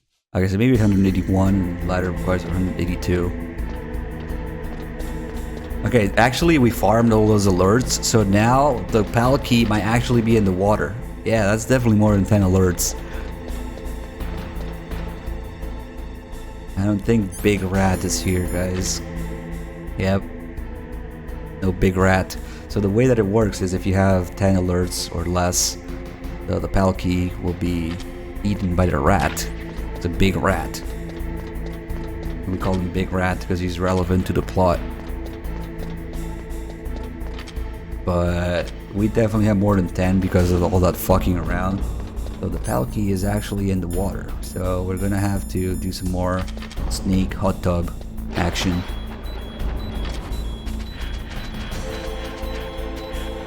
Alright. Let's check all the possible spots. There's one here. There's also the bomb you can find. Oh, we got it already. Let's find the bomb too, because why not? Oh, there it is. So it's similar to the bomb you get from getting tortured and like saving Meryl, but the timer is much quicker. Only 15 seconds, 14 seconds on it. Okay. Nope. That's actually like a chunk of C4 that you throw. Okay, it was more than a second, but okay. Why cigarettes? Why not? Actually, now we're at the point in the game where we don't need health anymore. So let's have Snake have a smoke, you know? Let's let Snake have a smoke.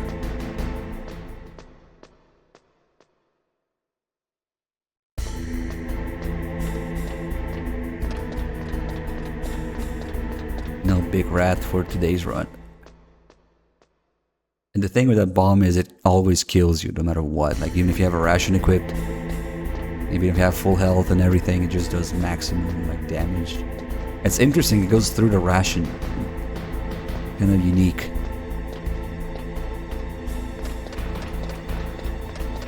Bomb's a poor choice for close range combat.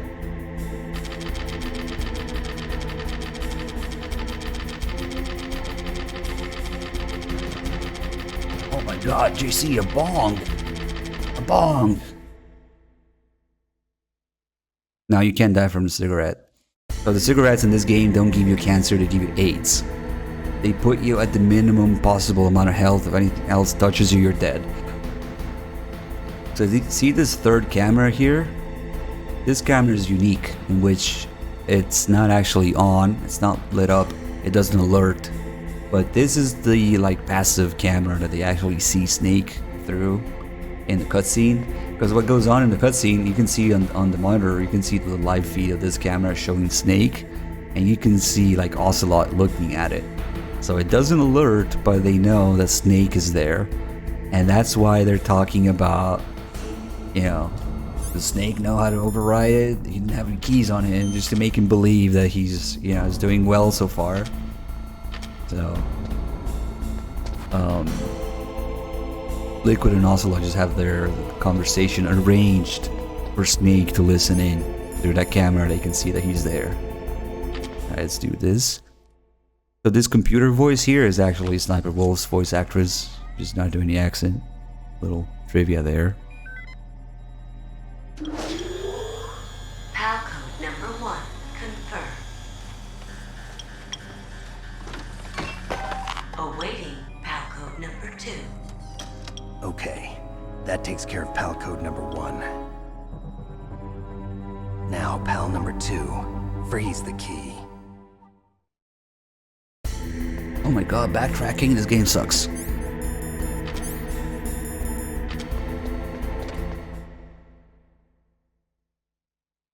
Alright, time for 300 IQ soldier. This guy actually knows exactly what's going on. He's in on the plan. They know that they need Snake to input the PAL key. And so, when he gets here...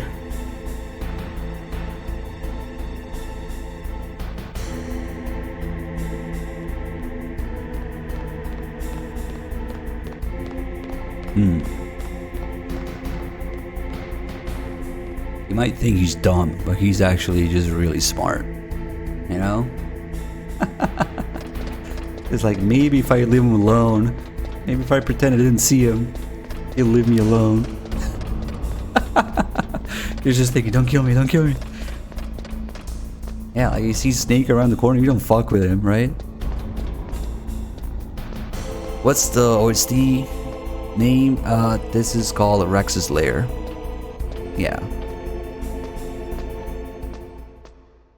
Me as a guard.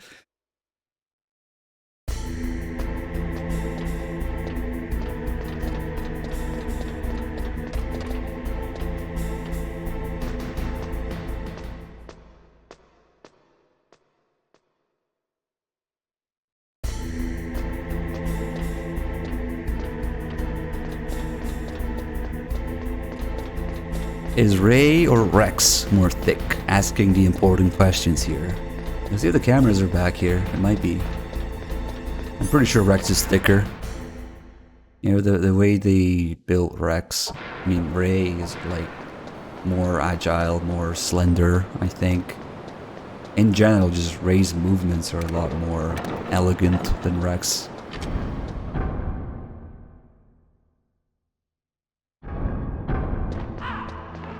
Okay, now we gotta spend 60 seconds in here.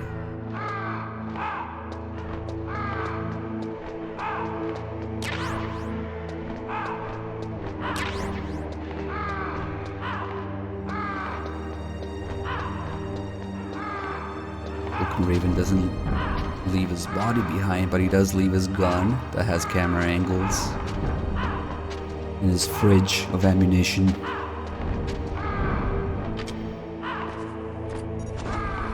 Look how big those rounds are. That's, like, proportionally.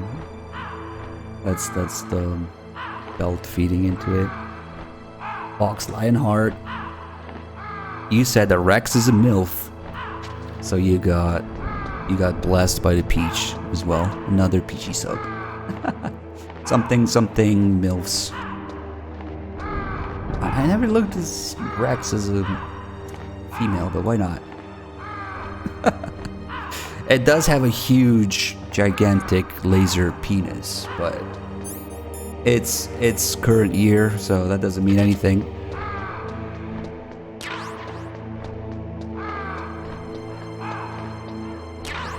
Alright, that's it. Yeah, they tell you every time you need to do something, like Otacon tells you where to go to Probably not now because we already froze it. Snake, it looks like you changed the card key's shape correctly. Go and put it into the middle terminal in the control room. Okay, okay.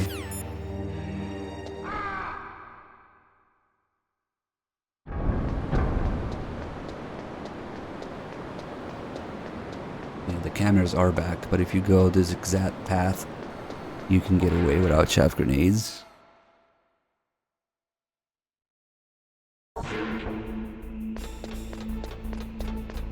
I need to remember to do the other call where Master almost gives himself away, you know? But when it's almost time to enter the last E, he gets really excited for some reason, and Snake notices.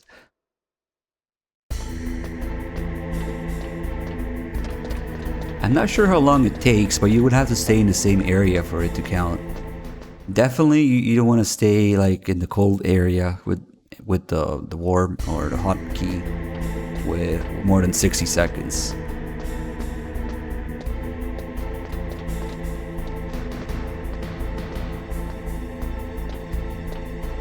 Chat is something else tonight, isn't it? Thanks in no small part to some peachy individuals.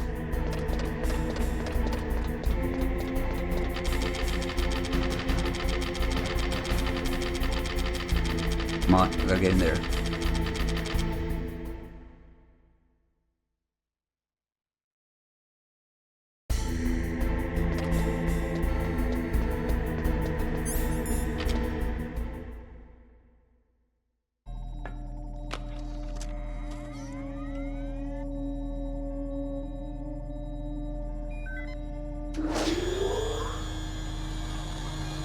Palcode number 2 confirmed. Awaiting Palcode number 3. Okay, there goes pal code number 2. Next comes pal number 3. Warm the key. Like if you don't know where to go, you call Otacon. Somewhere warm? What about the blast furnace? But the problem is, if you go through a cold place on the way back, the card key might change shape. You need to hurry on the way back.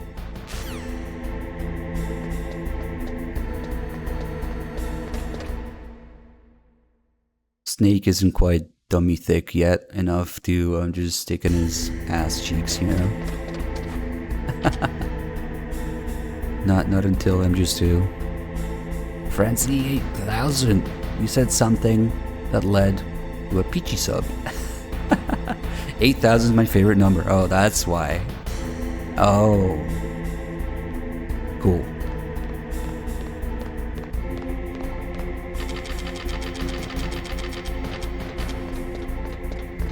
He didn't even say anything. He just showed up with 8000 in his name. Because that's Peace Walker's model number, right? Oh, the emotes. I gotta see what emotes he has now. Oh, Snake looking at the peach.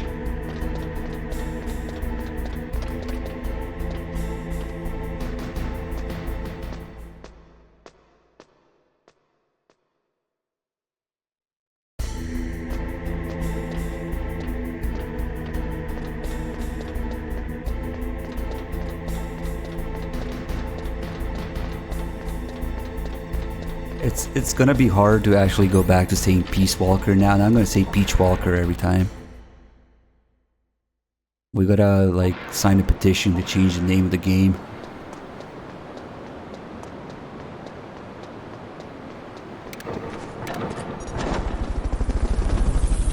Ginger Crawler just subscribed, or did he? No, he got a peachy sub. What kind of peach? Just for asking that. I honestly don't know how to... Oh, what the fuck am I doing? No. You see, there's a misunderstanding. I went the wrong way. Because now I'm gonna troll you. Because now there's actually guards in here. All the fallen containers have been removed. Raven's gun has been removed. Because they want to make your life a little harder. Still, the blood is still there, though. Apex, you gotta give the sub as well. Even though you hate peaches. But all peaches are good peaches. Outplayed. What the Majdon also did something that Peaches and Cream Walker. Basically, you say anything related to Peaches at all, you get a sub. Not this call again.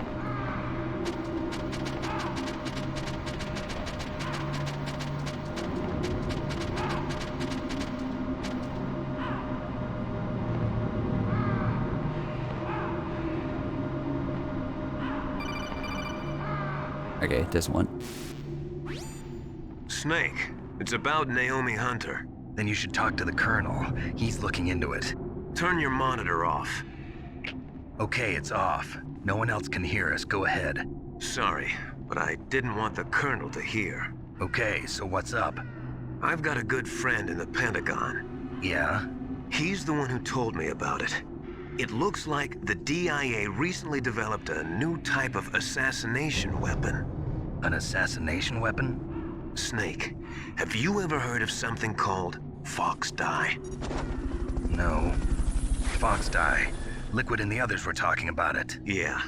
It's some kind of virus that targets specific people. I don't know all the details, but... What are you trying to say? It's too similar. What is? The cause of death. Didn't the Arms Tech president and the DARPA chief, I mean, Decoy Octopus, die of something that looked like a heart attack? Yeah? Well, apparently Fox Dye kills its victims by simulating a heart attack. No. You're telling me that Naomi was behind it? Snake, try to remember. Did Naomi give you some kind of injection? The nanomachines. She was in the best position to have done it, but I don't know what her motive was. Does the Colonel know? I'm not sure. But he still hasn't questioned her. Okay, I'll ask him myself. Colonel, what's new with the Naomi situation? I just placed Naomi under arrest. Arrest? She was sending coded messages towards the Alaskan base. I didn't want to believe it, but she must be working with the terrorists. Are you sure? I'm afraid so. She's being interrogated now. What kind of interrogation? Well, I'd like to avoid the rough stuff, but we don't even have any sodium pentothal here. Call me if you find out anything. So it's true, isn't it? Naomi, I can't believe it. That means the Fox Dye vaccine must be around somewhere. Listen, I've got bigger things to worry about. But Snake, you might be infected too, you know. All I can do is leave it up to the Colonel. Son of a peach. Can we just take a second to appreciate that Peach Walker gifted 59 subs all today in like today's stream? I kind of need help when it's like that big to thank people, because like I can't do it alone. Oh look, it's the troll camera, or the trolled camera.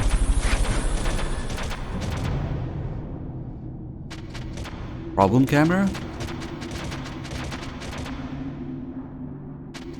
I actually really like peach tea. I'm not even memeing, it's like my favorite tea.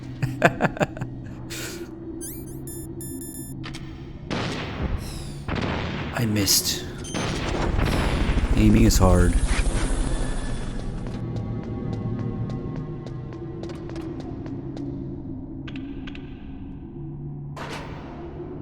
Let's see, Riley XL, Razor Creeds, Bonds, Raiden Noah-san, Super, Penaldo, Maelstrom, Stormwall 19, oh wait, what? Stormwall 187.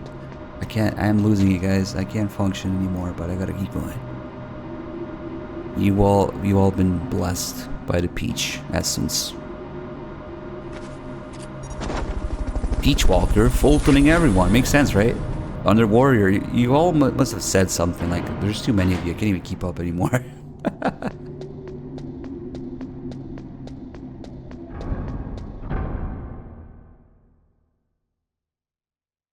Ah, what the hell, man. Alright, 60 seconds in here. Let's chuck all the grenades away, because that's fun.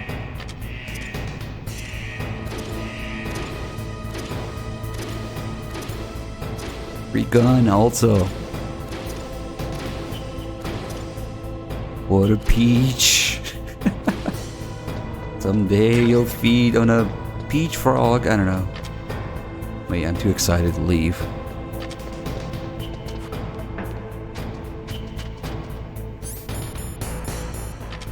Clean up my inventory a little bit.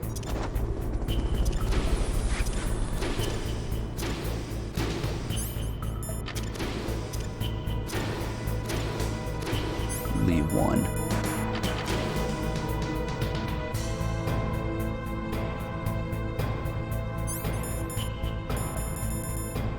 Should be soon. Not yet. And the music picks up here.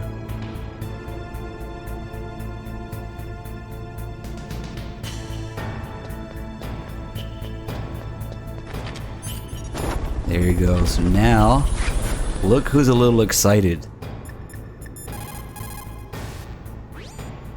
So Naomi's a spy, just like I thought. Campbell is hiding something too. But that's okay. Fox dye is a virus, a biological weapon. There must be a vaccine. We can worry about getting that later, Snake. But right now, you've got to focus on re-inputting those detonation codes, okay? Maybe we should just drop the key in the peach pit. The key changed shape. Hurry to the control room. That's the last key. Master, I've never heard you so excited. Well, you know, Snake, I just really want to save the world. Uh-huh.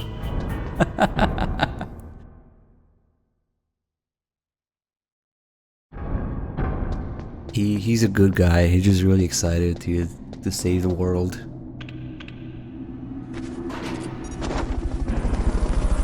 Can you teach us how to be rich? Oh god, we're gonna start with peach puns.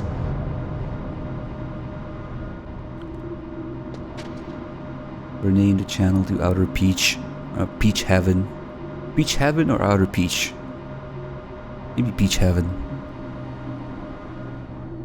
Skepticon, Itty Bitty, wait, not Itty Itty. Synthenoid and Instaldora all got gift subs.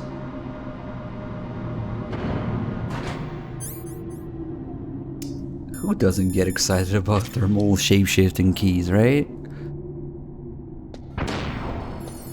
Sex on a peach?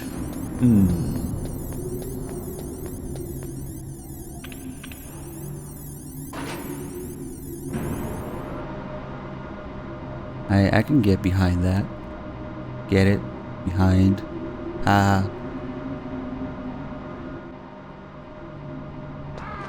Peach Heaven sounds like a not safe for work website. I mean, that's good on Twitch, right? That's Twitch soon. Who else? Venom. You are the 69th gift to sub. That's gonna amount to something. That's gonna mean something.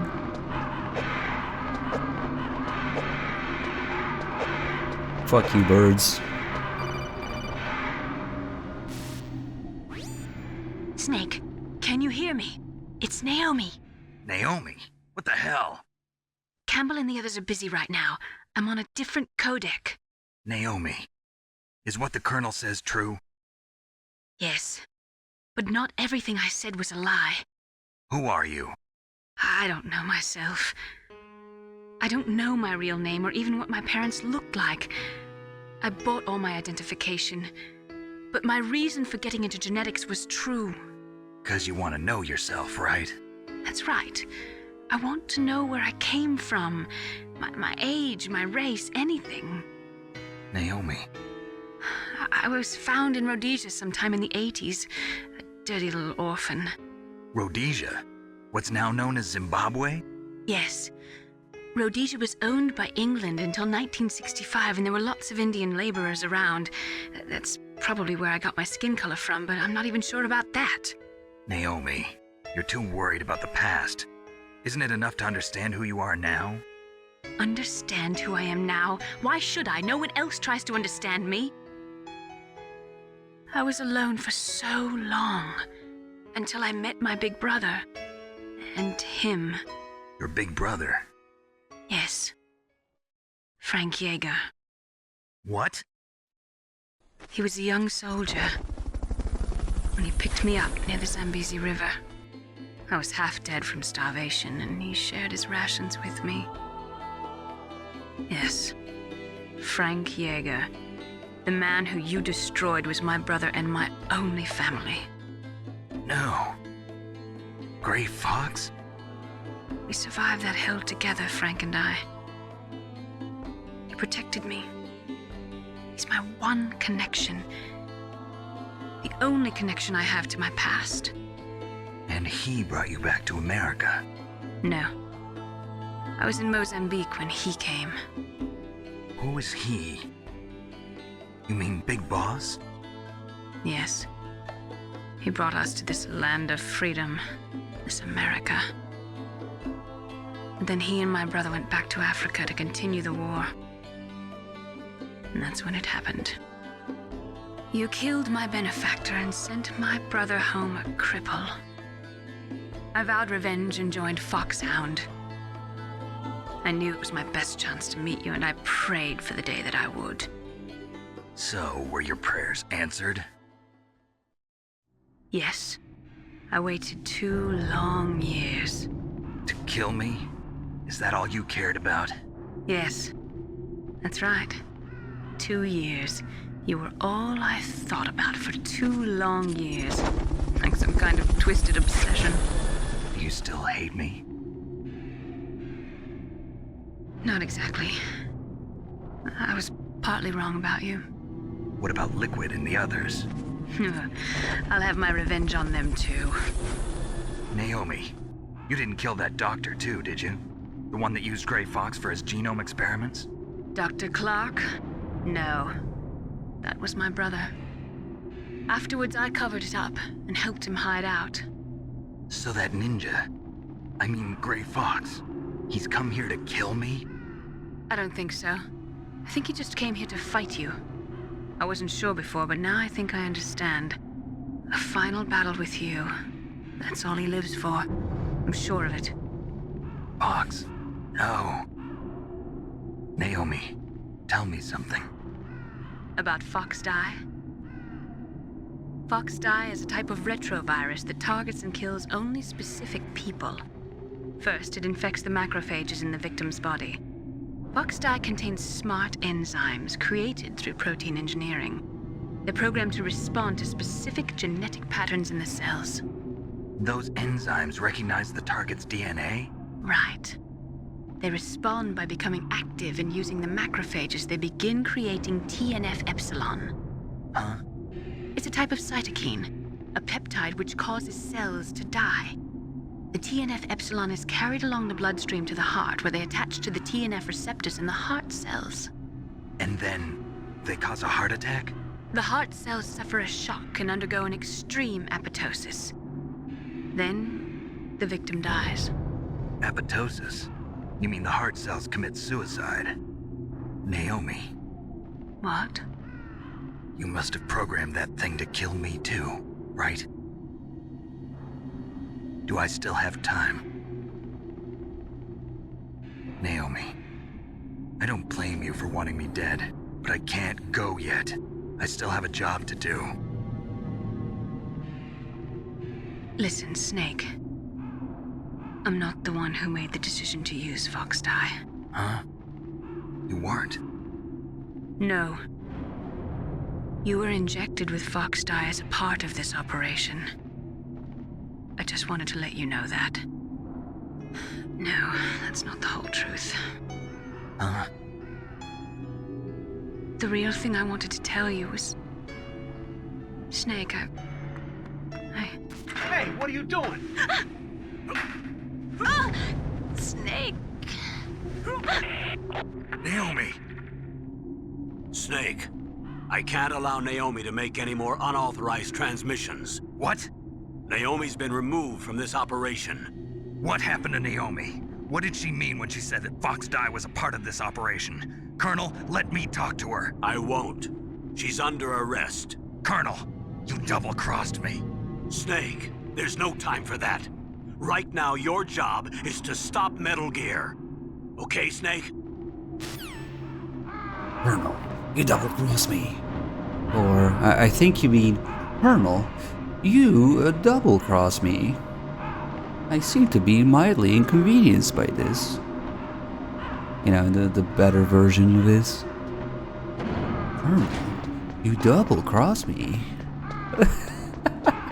What the peach is going on right now? Like, more like... Yeah, I can't even keep up anymore. I don't know what's going on. So, ADB757, resub for 22 months. Actually, like a normal sub. I haven't seen that in a while. Okay, I want to run through here before it changes shape again. So, like, less than 60 seconds. And, oops. Sure is slippery in here. Gotta be careful. I mean, there's eyes everywhere, right? Frankish Axeman, Fluffy Ohio, Venom, Skepticon, all got peachy subs. And I'm totally gonna steal that pun. Who was it? Said it. Because it's too good. I wanna give credit though.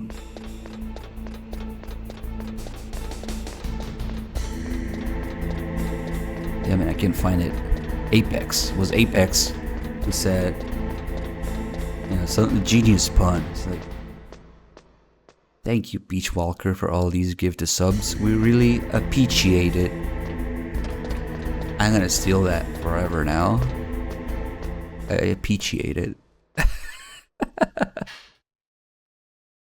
Too bad for Mr. Prouser Banana, because they're all about peaches right now. But maybe sometimes you can make it work. Like, all you need is 2 peaches and a banana in your jeans. I know, right? It's so fast even with the crappy system.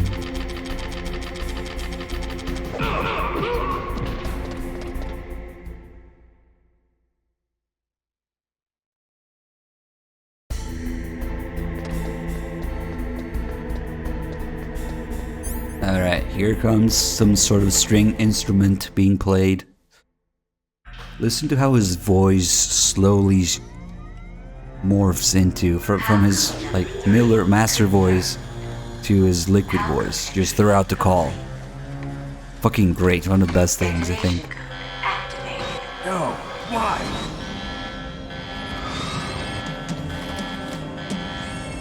Ready for launch. I deactivated it.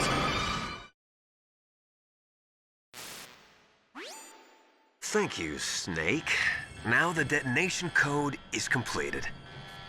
Nothing can stop Metal Gear now. Master, what's going on? You found the key, and even activated the warhead for us too. I really must express my gratitude. Sorry to have involved you in that silly shape memory alloy business. What are you talking about? We weren't able to learn the DARPA chief's code. Even with Mantis' psychic powers, he couldn't read his mind. Then Ocelot accidentally killed him during the interrogation. In other words, we weren't able to launch the nuclear device, and we were all getting a little worried. Without the threat of a nuclear strike, our demands would never be met. What do you mean? Without the detonation codes, we had to find some other way. That's when we decided you might prove useful, Snake. What? First, I thought we might get the information from you, Snake, so I had Decoy Octopus disguise himself as the DARPA chief. Unfortunately, Octopus didn't survive the encounter, thanks to Fox Die. You mean you had this plan from the beginning, just to get me to input the detonation code? Huh? You didn't think you made it this far by yourself, did you? Who the hell are you?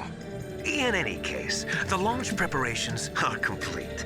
Once the world glimpses the power of this weapon, the White House will have no choice but to surrender the Fox Die vaccine. To me, their ace in the hole is useless now. Ace in the hole? The Pentagon's plan to use you was already successful. in the torture room. Snake, you're the only one who doesn't know. Ah, poor fool. Who are you anyway? I'll tell you everything you want to know. If you come where I am, that is. Where are you?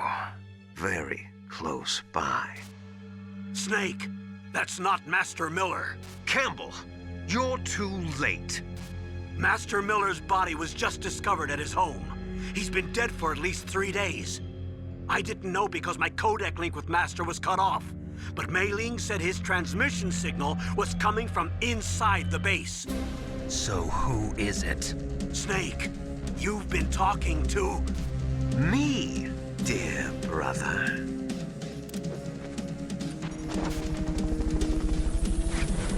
Liquid, how the... You've served your purpose. You may die now. That's just too perfect. Nanny the fuck? Texbones, 37 mods, thank you. Magnus22 with a 3 mods. Prime sub, nice, thank you. Like a fiddle. Precisely. You can actually see the fiddler right there. Very top left of the screen, you can see Liquid. There's even a good camera angle to look at him here somewhere. Maybe it's after the door opens, actually. Okay, we should really call Otacon, like right now. Snake, that's bulletproof glass. You can't break it with an ordinary weapon. Can't you open the security lock here? I'll try. Just hold on for a minute.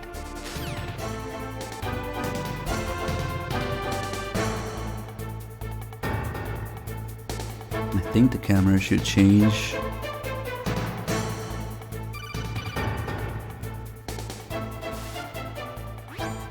I hacked into security. Snake, I'm opening the door.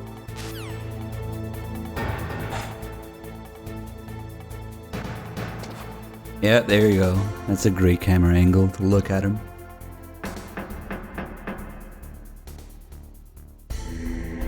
Alright, all good. What's up?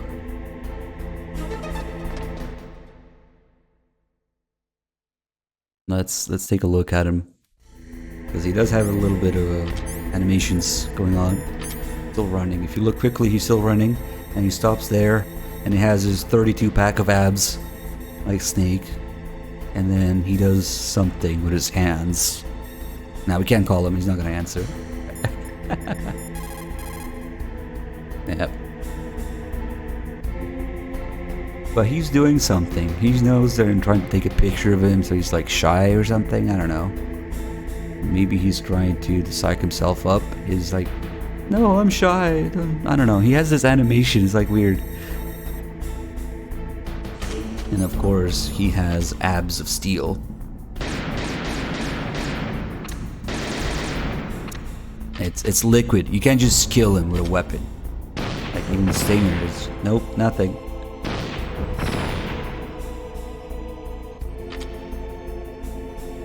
If we try to leave, the game just doesn't let you. It's just, nope, go back, you dumb fuck.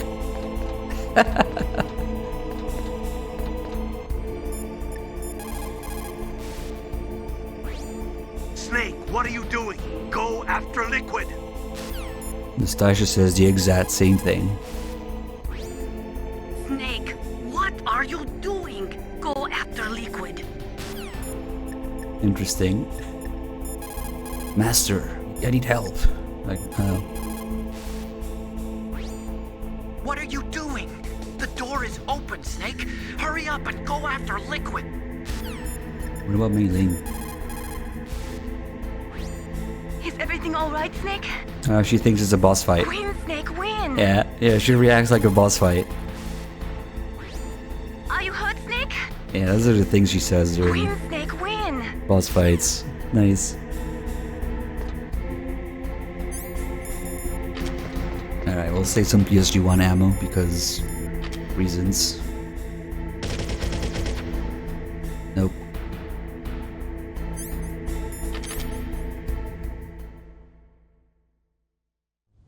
Liquid! Snake! Did you like my sunglasses? You'd point a weapon at your own brother? Why did you disguise yourself as Master? So I could manipulate you more easily. And you performed quite well, I must say. Although the boys at the Pentagon are probably saying the same thing. What the hell are you talking about? Following orders blindly with no questions asked, you've lost your warrior's pride and become nothing more than a pawn snake. What? Stopping the nuclear launch, rescuing the hostages, it was all just a diversion. A diversion? The Pentagon only needed for you to come into contact with us. That's what killed the Arms Tech president and decoy octopus. You don't mean... That's right. You were sent here to kill us so they could retrieve Metal Gear undamaged, along with the bodies of the Genome soldiers. From the beginning, the Pentagon was just using you as a vector to spread Fox dye. Fox dye? It can't be. Are you telling me Naomi was working with the Pentagon? They thought she was, but it seems that Dr. Naomi Hunter couldn't be controlled so easily. What? We've got a spy working in the Pentagon. He reported that Dr. Hunter altered Fox Dye's program just before the operation, but no one knows how or why. I wonder... Maybe they arrested her so they could find out the answer to that. No doubt. But I had no idea she was motivated by such petty revenge. We still don't know what changes she made to Fox Dye's program. Oh well, it doesn't matter. I've already added the Fox Dye vaccine to my list of White House demands. There's a vaccine? There must be, but that woman is the only one who really knows. Anyway, it might prove to be unnecessary. Why's that? You were successful in coming into contact with all of us, so we must have all been exposed to the virus. It's true that the Arms Tech president and decoy octopus were killed by Fox Dye, but Ocelot, myself, and you, the carrier, were apparently unaffected. A bug in the virus's programming? Could be. In any case, if it doesn't kill you, then I'm not worried either. After all, our genetic code is identical. So it's true. You and I are... Yes, twins. But we're not ordinary twins. We're twins linked by cursed genes. Les enfants terribles. You're fine. You got all the old man's dominant genes. I got the flawed recessive genes. Everything was done so that you would be the greatest of his children. The only reason I exist is so they could create you. I was the favorite, huh? That's right. I'm just the leftovers of what they used to make you. Can you understand what it's like to know that you're garbage since the day you were born? But I'm the one Father chose.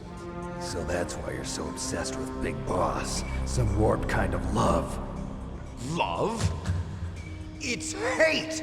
He always told me I was inferior, and now I'll have my revenge! You should understand me, brother. You killed our father with your own hands! You stole my chance for revenge! Now I'll finish the work that Father began. I will surpass him! I will destroy him! You're just like Naomi. Well, I'm not like you! Unlike you, I'm proud of the destiny that is encoded into my very genes! Yeah! Yeah.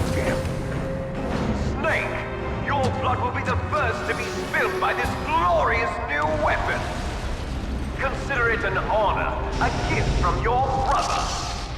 Now I'll show you the power of the weapon that will lead us in the 21st century. It's moving.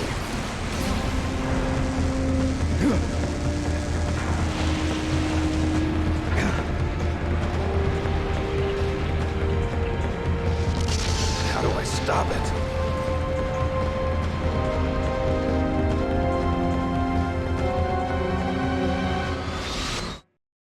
Yo, Joker Rage with 90 months. Thank you. $90 Doritos. More than that. Thank you so much. And Garlic Walrus with the 14 months also. Thank you. Alright, let's do a couple extra calls here. I usually get too excited Because unfortunately, with how epic it is, despite how epic it is, the Rex fight is like one of the easiest in the game. It's just really kind of disappointing once you figure it out. I wish it was more random, you know, like the tank or whatever. Yes, Liquid is the one with the good genes. He thinks he has the bad genes because that's the whole point of MGS1. The message, the theme of MGS1 is not to be tied to your genetic fate. So Liquid thinking that he's got the bad genes, and Snake actually having the superior. Okay, that's the other way around. I'm getting confused. Snake has the inferior genes, and he's the winner despite that, right? And so nothing can fucking kill Liquid until it's fucking Fox Die. Fox Die literally being your genetic fate. Kills you based on your DNA, right? So the entirety of MGS1's messages do not be like tied to what your genes are predisposed for or whatever. So you have the inferior clone actually winning and the superior clone dying, and you know, he only dies if Fox Die. He doesn't die to all this ridiculous stuff that he goes through. Also, recessive dominant is just, yeah, that whole thing, like, Kojima kind of messed up. Recessive dominant doesn't necessarily mean good or bad, it just means, you know, which are more likely to be expressed or not, but that doesn't make it bad. But it doesn't matter, like, even though that whole, like, biology lesson from Liquid is just completely wrong, right? At the end of the day, what matters is that he thinks is inferior, and because of that, he kind of dies, even though he's superior, right? And let's never forget. Okay, I'll take a second here because this is actually worth talking about. Let's never forget what Kojima said in the making of MGS1, or maybe it was in the making of MGS2, talking about MGS1. That the message of MGS1 is not to be tied to your genetic fate. And in this context, it's like the soldier genes and the good genes or bad genes, whatever. But like Kojima wished that, you know, maybe a fat kid who blames his genes for being fat plays MGS1 and then still goes out and plays sports despite his genes. You know, he tries not to be tied to his genetic fate. I wish I was kidding right now, but that's literally Kojima's words in one of those making ofs. Maybe a fat kid will play MGS1 and try to, you know, untie himself from his genetic fate and still go out and play sports or whatever. The military context is just the context to deliver the message of, you know, don't be tied to what you think your genes predispose you to in life. You can, and that's what Naomi repeats even after the credits. Is repeated because that's the main theme of the game. It's you know, humans can choose the type of life they want to live. You mustn't allow yourself to be tied to your genes and your shorts. Right? So you have all these people obsessed with genes, like Liquid, Naomi, and all this stuff. Like Naomi thinks she can find herself in her genes. Naomi thinks she knows Snake because of his genes. And then it turns out, you know, you're free. You're supposed to be free. All right. Okay. Let's not finish it off too quickly. You clunky little thing. Okay. So Rex's 3 main attacks are really easy to dodge. Because you do 3 things. For the machine gun, you move sideways. For the laser, you move backwards. And for the missiles, you move closer. That's it. And it can never hit you. And depending on which range you're at, he will pick different attacks. So like medium range is a machine gun. Or medium to like long range is the missiles, and medium to low range is the laser. Like you can kind of manipulate what he uses just by how close you are. And then once you know how to react to those attacks, you're good. And you can even like sidestep from the machine gun. And strangely enough, even though the sidestep is just a sidestep, maybe you also step backwards a little bit. Cause, okay, so like this at medium range, he will alternate between the machine gun and the laser. And you can sidestep both of them. So you can just like sit here and, yeah, nice ultimate weapon, Liquid. Yeah, Maybe after a while he'll get bored and use the missiles at this like unusual range. Yeah. Kind of unlikely, but yeah, there you go, after a while. He wasn't gonna hit me, maybe, I don't know, if he even needed to move. And of course he has the stomp, but you gotta be close to him, his legs, and he has to be aware of where you are for him to even try it. So it's not really a challenge or a... Yeah. Am I making it look easier than it is? Wait, I didn't equip my cigarettes. Now I am. This is a message that cigarettes are more hurtful than Metal Gears. The cigarettes will do more damage, I think.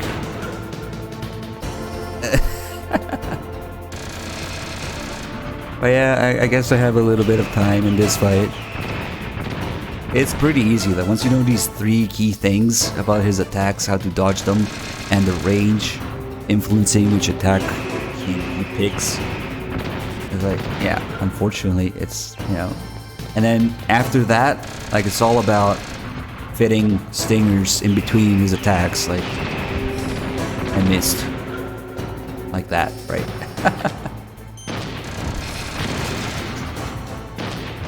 And the missiles are really slow, so you can actually do 2 during the missiles.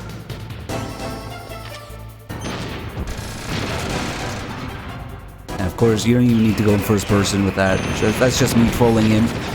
Alright, let's not end the first phase just yet. It's not a weak point, it's more like a weakness. Snake, Rex's armor is impregnable. You can't do any damage with the weapons you've got. Rex uses the latest advances in compound armor. The only way you can pierce it is with a high-performance heat round. So what do I do?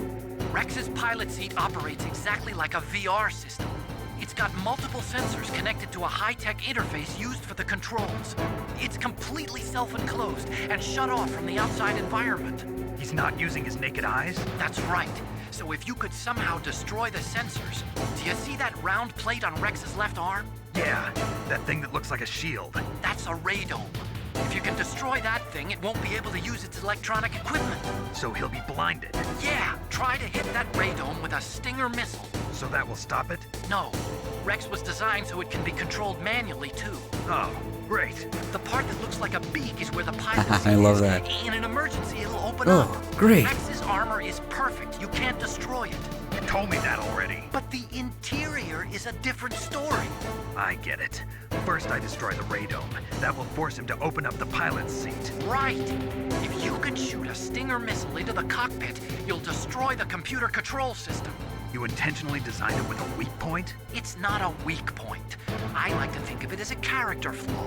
People just aren't complete without some type of character flaw, don't you think? I guess so. I owe you one, Otacon. I think you mean a weakness, Otacon. So I think the reason that sidestepping works for the laser is maybe because I'm not like completely like parallel to him. So like I am also going a little bit sideways and backwards. I don't know, maybe the hitbox changes, who knows.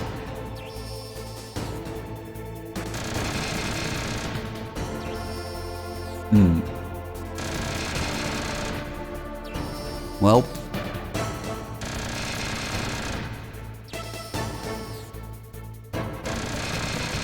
And actually the machine gun is easier to dodge on higher difficulties because his aim is dead on. On lower difficulties, his aim isn't as accurate, and so like the machine gun's kind of sprays to the side instead of being exactly on Snake. So even if you sidestep, you might get hit because his aim isn't perfect. And I see a lot of people trying to get away from the missiles by running away. If you run away, this is what happens. He gets... Okay, now the cigarettes didn't do much damage. More damage. A lot of people try to get away from the missiles by running away. No, you run towards him. You run away from the laser.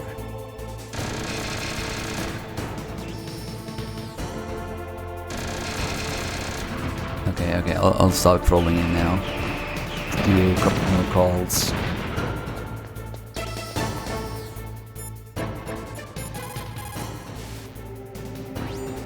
Destroy Metal Gear. We're out of time. If you can't do it, I'll have to resort to my last option. Last option? We have a submarine prepared to deliver a full nuclear strike on the base. What the hell? He really sounds desperate there. Destroy Metal Gear! First, use a stinger. Okay. Yeah, there's a call by the door as well, but we can do it after. Because after you destroy the radome, if we had the radar, you could see that his, like, cone of view, like on the radar, comes from the radome right now. After you destroy the radome, it comes from the cockpit itself, where liquid is. And that's actually more, like, it's more forward on the model. So, it's actually easier, much easier to have liquid lose you. I guess it makes sense because he's using his naked eyes instead of the sensors, right? So all those things where we have him like lose me, you can have it lose you with the radome. It's just a little more complicated. And you just do this, and he's gonna try to laser me in the back. And he's strolling like this, keep running, and he's gonna lose me. And now he's searching around. You can also like stinger him from behind. Stinger him from behind. There should be. Wait, that's not what liquid is. I mean the hitbox. I forgot. I usually do this when it's cockpit. Let's see. The door. This is the thing that they completely forgot about in Twin Snakes, that there's no call for it. But if you try to exit here, this is actually the door that you escape from later.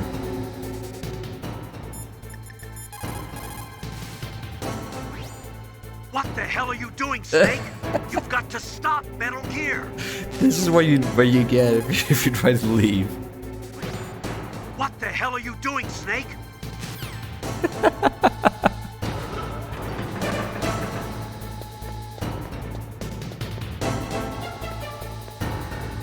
Alright, well, during the first phase... Use your Stinger missiles carefully. If you run out, you'll have no chance to win.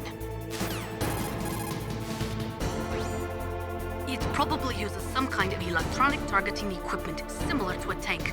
If you use chaff, you should be able to confuse it for a little while. Yeah, that's true. You can use chaff to, like, confuse him only when the radome is up, right? Because the chaff disrupts the radome, the electronic sensors.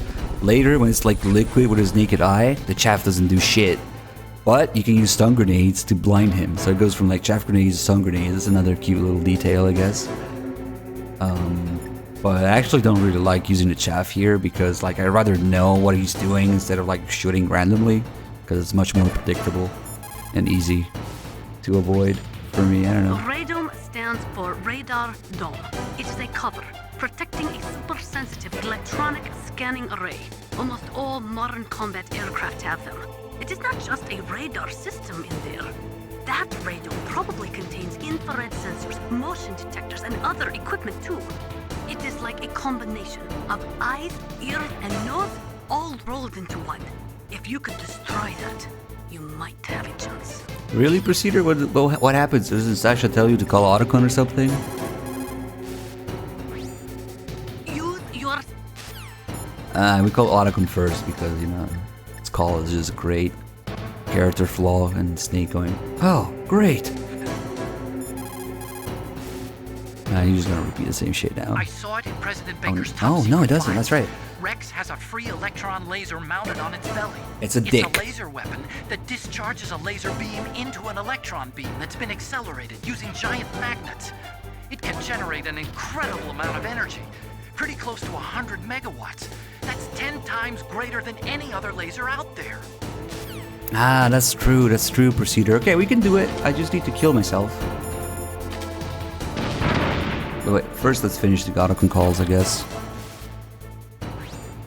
If Rex steps on you, it'll be all over. Be very careful. Oh, we should go out in style, like that. Good point, Otacon.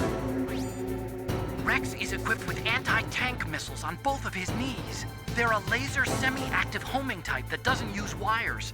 The shooter uses a laser illuminator to bounce a laser beam off the target. After that, the missile uses the light reflected off the target to home in on it. Fortunately, the missiles are tipped with heat rounds and not anti-personnel warheads. But if they hit you directly, you'll be sorry. Be careful. The railgun uses magnetism to fire projectiles. By perfecting the process of shell acceleration, the railgun is able to fire a projectile with a muzzle velocity of over 100 kilometers per second. It was originally going to be used as a part of SDI to shoot down enemy ICBMs outside the atmosphere. It's ironic that now it's going to be used to deliver a nuclear warhead. 100 kilometers per second muzzle velocity. Except when you're talking muzzle velocity, you're talking guns, and so you're talking America, and so you're talking feet, not meters or kilometers, right? So 100 kilometers is 328,000 feet per second. Just to give you an idea, like a typical handgun bullet goes anywhere from like 800 to 1200, maybe 800 to 1400 feet per second.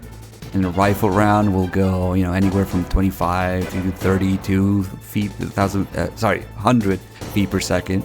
Meanwhile, Rex is here like, 328,000 feet per second. It's just insane. Hey, let's get stomped on. Step on me, Rex. Sanity, thank you for the 57 months. Alright, seek your seat, Rex. Oh, that didn't end well. Oh, I got a clicking sound. ASMR. Snake, what happened? Snake! Snake! Turns out, if you try to seek your seat, Rex, it doesn't end well.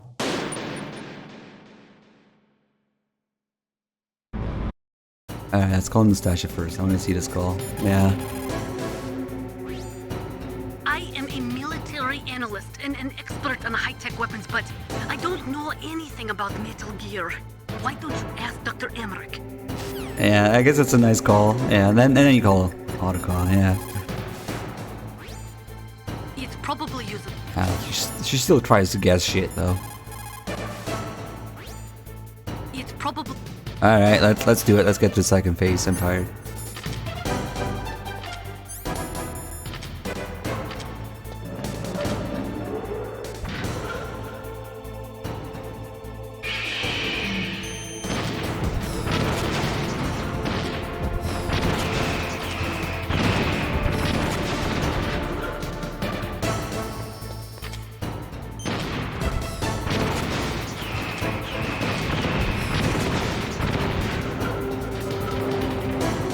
Come on.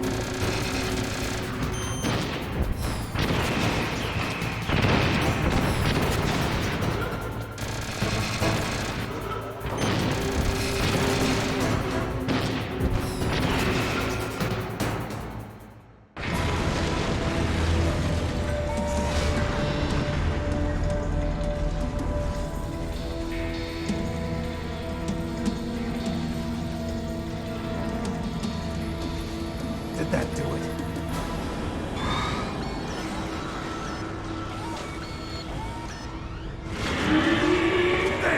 Nice try, Snake! Die!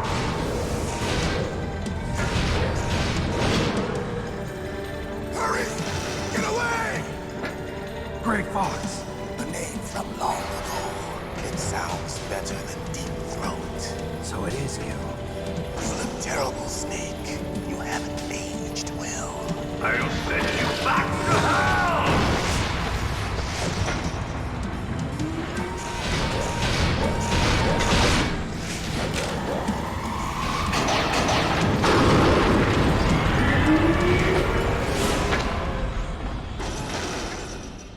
Fox, why? What do you want from me? I am a prisoner of death. Only you can free me. Fox, stay out of this. What about Naomi? She's hell-bent on taking revenge for you. Naomi?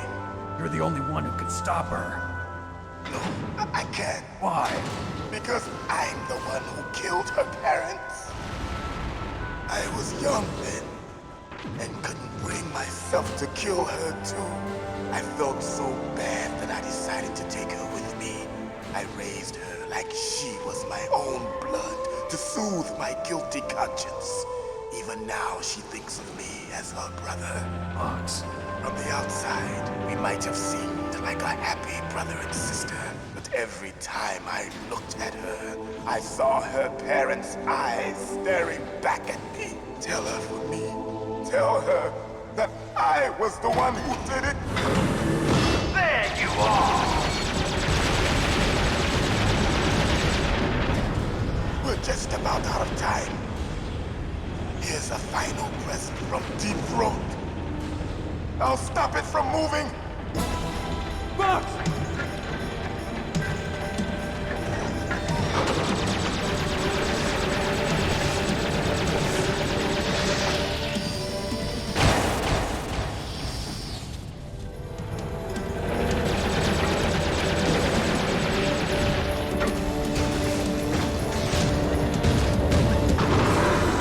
In the Middle East, we don't hunt foxes, we hunt jackals. Instead of foxhounds, we use Royal Harriers. Fox. How strong is that exoskeleton of yours?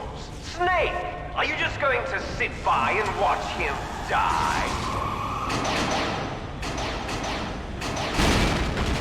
Cornered fox is more dangerous than a jackal. Destroyed the radome. Impressive! You are indeed worthy of the codename Fox, but now you're finished! No! Fire the stinger! Fox! Can you really shoot? You'll kill him too! Listen to this sound design and the escape music. This changes from the boss music to escape, right? The tension is up. Even the freaking like lock-on sound effect, I think, adds to that. Truly alive. Can't do it. I can't do it. In a world of light. No, I can't do it. Soon It's no good. I can't do it.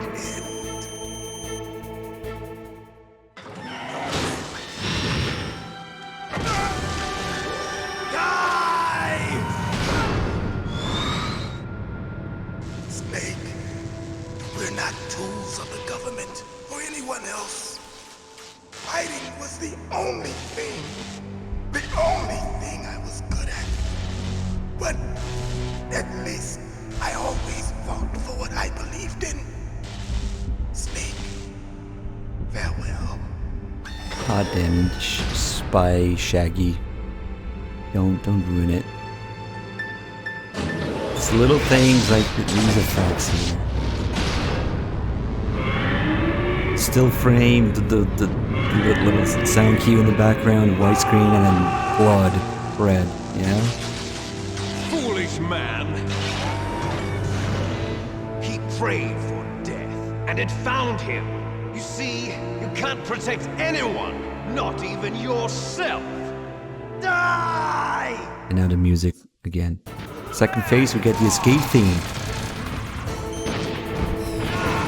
Yeah. Nah. Hold on, gotta make a call. Colonel, Fox is dead. I know. God rest his soul. Even a soldier needs more to live for than just fighting. Maybe if he'd found something else, he wouldn't have been so haunted.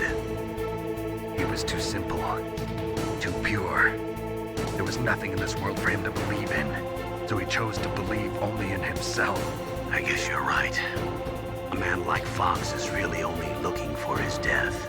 Yeah, but if you ask me, there's no happiness to be gained in death. No peace either. I'm gonna leave here alive.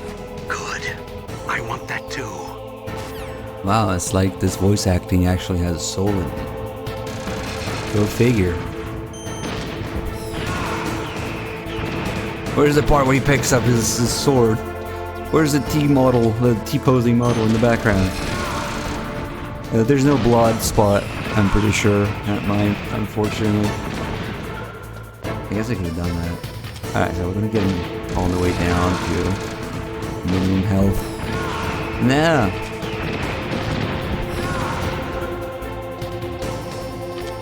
piss on me, bro. Literally, bro. Okay. Now it's much easier to have him, like, lose me. See, the cockpit is so much more forward than the radome. So, that's it.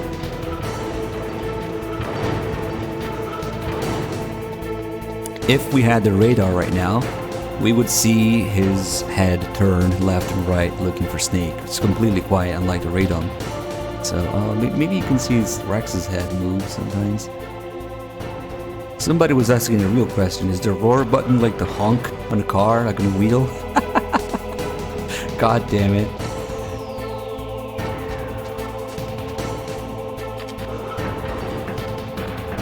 So there's sneaking mechanics in this fight, you know? There's stealth mechanics.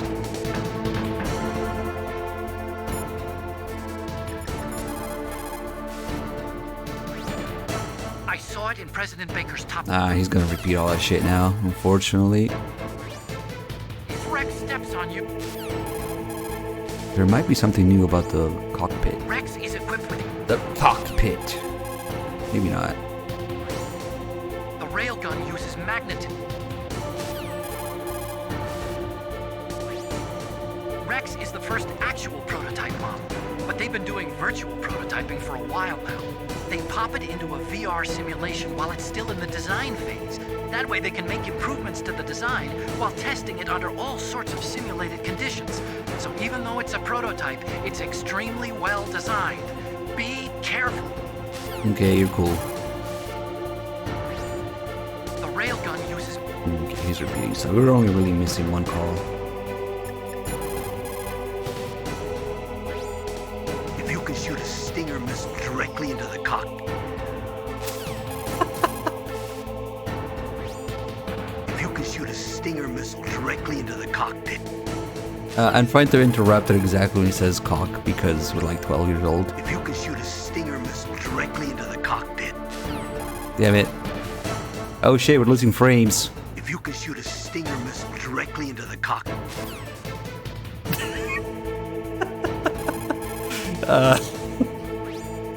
If you can shoot a Stinger missile directly into the cockpit. God, forgive me. Poor MGS1. It doesn't deserve this shit. Oh, fuck. But yeah, we can snipe him. That's how we're gonna end the fight.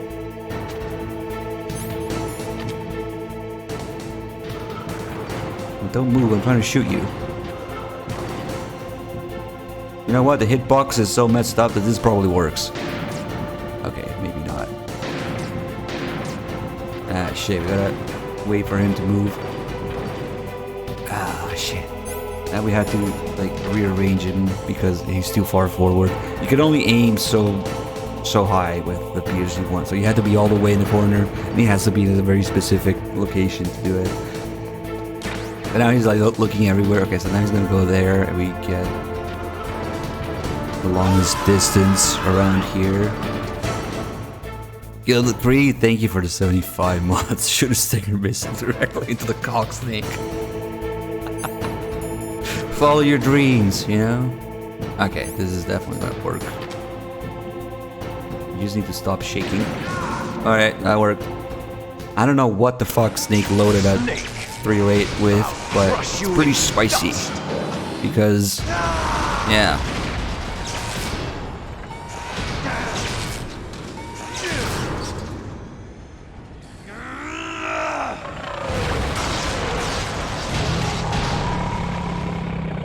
That's generally the consensus, Rails.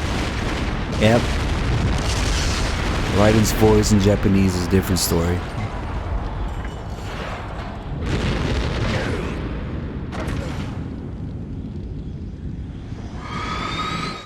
That's cool that you went to check that out. More people need to, you know?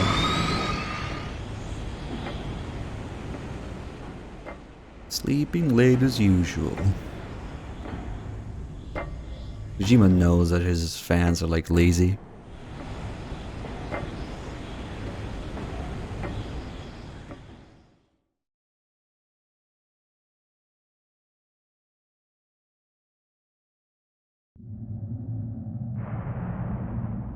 Sleeping late as usual.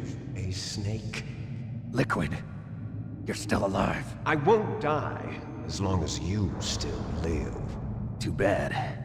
It looks like your revolution was a failure. Just because you've destroyed Metal Gear doesn't mean I am done fighting. Fighting? What are you really after?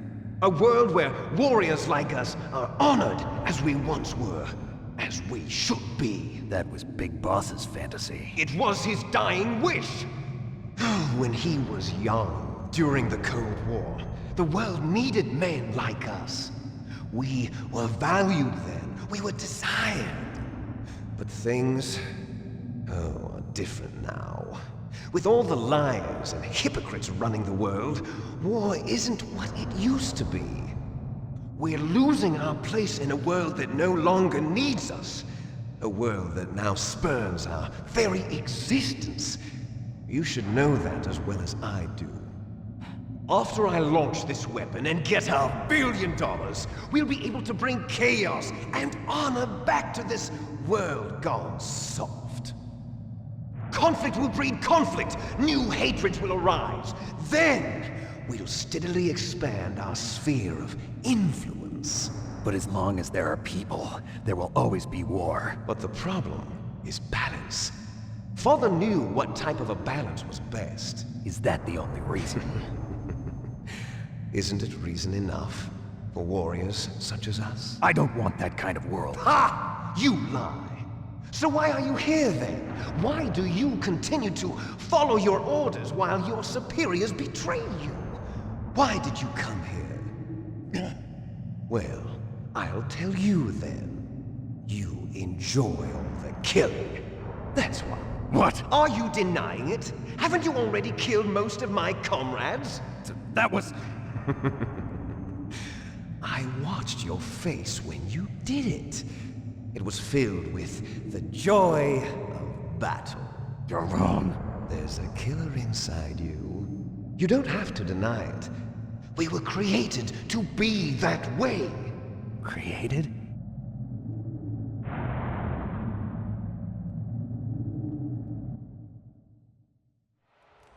Les enfants terribles. The terrible children.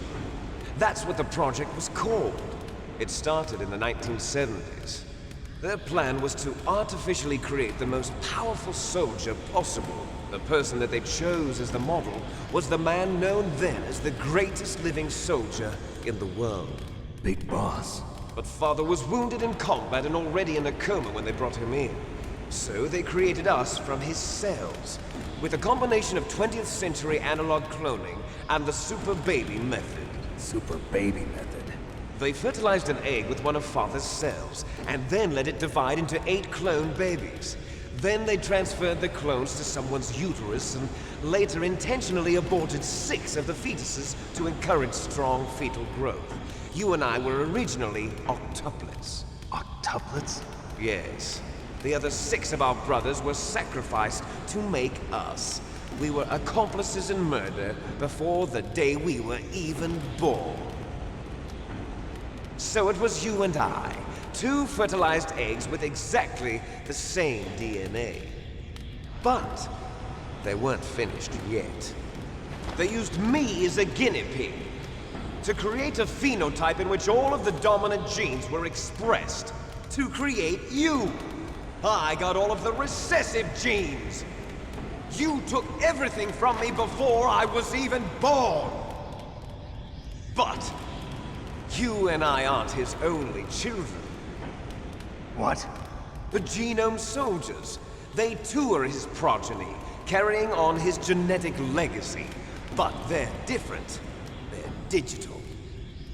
With the completion of the Human Genome Project, the mysteries of humanity were laid bare. Thanks to Father's DNA, they were able to identify more than 60 soldier genes responsible for everything from strategic thinking to the proverbial killer instinct. Those soldier genes were transplanted into the members of the next generation Special Forces. That's how they became the Genome Soldiers. That's right. The genome soldiers that you've been killing are our brothers with the same genes as ours. The genome soldiers? That's right. They are our brothers, created artificially through the alignment of nucleotides to mimic our father's genes. They too are the product of numerous sacrifices. Sacrifices? Human experiments! 1991, the Gulf War. The military secretly injected soldiers with the soldier genes. The Gulf War syndrome that hundreds of thousands of returning soldiers complained about was a side effect of it. Ha! Everyone knows that the Gulf War syndrome was caused by exposure to depleted uranium used in the anti-tank rounds. That was just a cover story issued by the Pentagon. First they tried to say it was post-traumatic stress disorder, then chemical or biological weapons. The poison gas detection units and the anti-sarin injections, they were all just a cover-up of the secret genetic experiments. So then, the so-called Gulf War babies that have been reported by Gulf War veterans are... Yes, they too are our brothers and sisters. So the genome soldiers mean that the experiments were a success? Success? Don't be a fool! They're a complete failure! We are on the verge of extinction. What? Have you ever heard of the asymmetry theory? Nature tends to favor asymmetry. Those species which have gone extinct all show signs of symmetry. The genome soldiers suffer from the same problem. Signs of symmetry. So do I. As do you. That's right. We are all on the verge of death at the genetic level. We don't know when or what type of disease will occur. That's why we need the old man's genetic information. You want Big Boss's DNA so you can save your family? It's very touching. In nature, family members don't mate with each other, and yet they help each other to survive. Do you know why? It increases the chance that their genes will be passed on to a new generation. Altruism among blood relatives is a response to natural selection. It's called the selfish gene theory. You're telling me that your genes are ordering you to save the genome soldiers? You can't fight your genes. It's fate. All living things are born for the sole purpose of passing on their parents' genes. That's why I'll follow what my genes tell me. And then I'm going to go beyond. In order to break the curse of my heritage.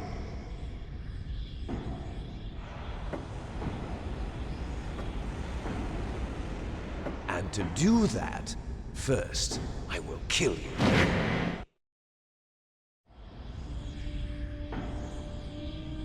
Look behind you! Meryl! Is she alive? I'm not sure. She was alive a few hours ago. Poor girl kept calling your name. Meryl. Stupid woman.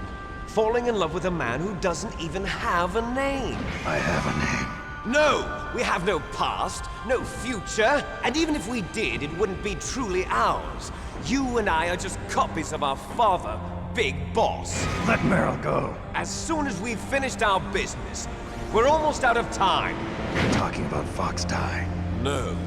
It seems now that the Pentagon knows that Metal Gear is destroyed.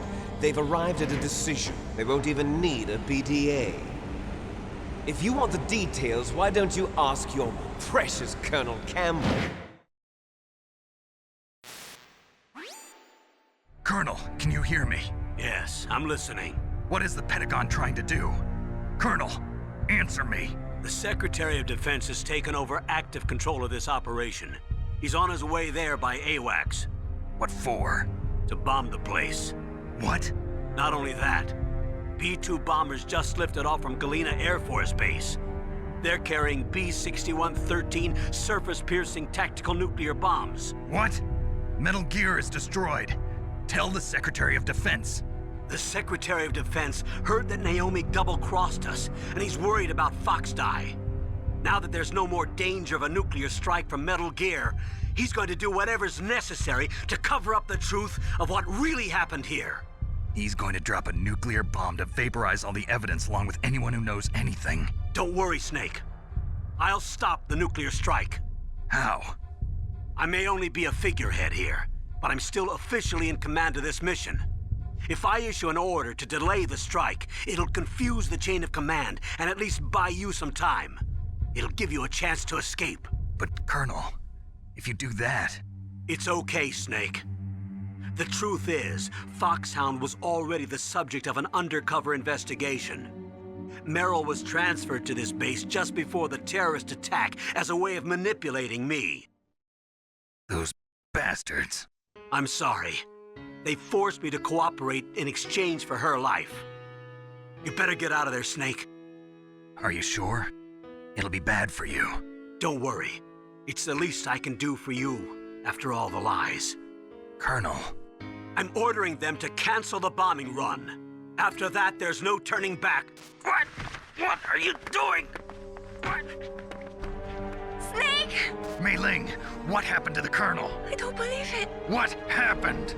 Snake, the Colonel! Roy Campbell has been relieved of duty. This is the Secretary of Defense, Jim Houseman. Put the Colonel back on. He's been placed under arrest for leaking top-secret information and for the crime of high treason. Ridiculous. Yes, he's a ridiculous man. He truly believed that he was in command of this operation. You bastard. There won't be a speck of evidence left. I'm sure the President would want the same thing. President ordered this? President is a busy man. I have complete authority here. How do you plan on explaining a nuclear attack on Alaska to the media? Don't worry. We've prepared a convincing cover story. We'll simply say that the terrorists exploded a nuclear device. Smart. You'll be murdering everyone here. The scientists, the Genome Army, everyone. Donald, the DARPA chief, is already dead. So, you didn't mean to kill the DARPA chief after all? He was my friend. And you could care less about what happens to everybody else, huh? Well, if you give me the optic disc, I might consider saving them. What are you talking about? Metal Gear's test data. Donald was supposed to bring it back. I don't have it. I see. Oh well, that's okay. You two are an embarrassment from the 1970s. Our country's dirty little secret. You can't be allowed to live. Well, the bombs will be dropping soon, and you two have a lot of catching up to do. Farewell.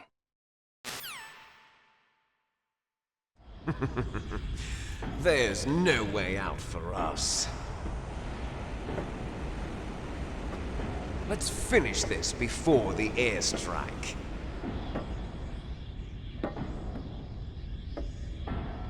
You stole everything from me. Only your death can satisfy me. Only your death can return to me what is rightly mine. She'll make a beautiful sacrifice for our final battle. Do you see this? It will be the time limit for our final battle. This nuclear module is set to detonate at the precise moment of her death.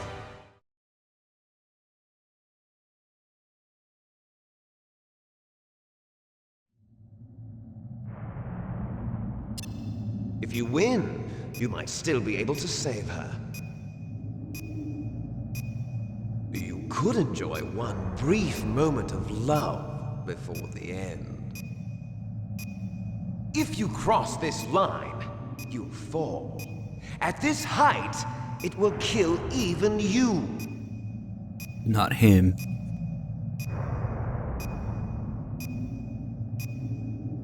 Have at Because, we know from the Phantom Pain, Liquid isn't programmed to take all damage. I actually really love fucking around in this fight. It's one of my favorite things to do.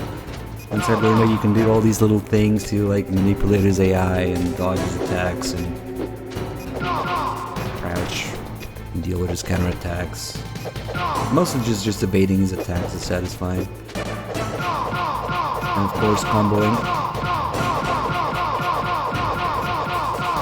Nice shot! Now he starts counterattacking. The lower his health, the more he counterattacks and more initiative he takes attacking and different moves and stuff. Oh, I fucked up. What's wrong, Snake? Look at that difference in damage. How can you not beat a superior clone with that damage? You got like rockets in your fists. Nope. It's actually kind of dangerous now. So this is moving me backwards. Oh, now at low health, he does a complete combo as a counterattack. Punch, punch, kick. And he starts doing that when you flip him too. So we can dance. Oh my god, it's like they're twins or something. I took a lot of damage. So I guess another thing worth pointing out, and I'll just waste this attempt for it. On extreme difficulty, when you fall off Rex, Snake doesn't grab onto it. You fall off, you fall off. Bye.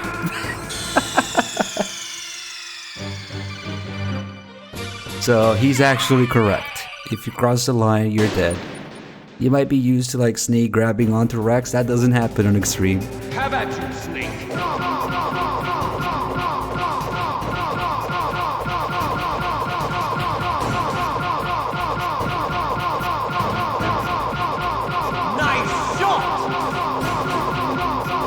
Unfortunately, I'm sliding downwards. So he has to be in a really exact position to get that combo. You can end the fight in one combo.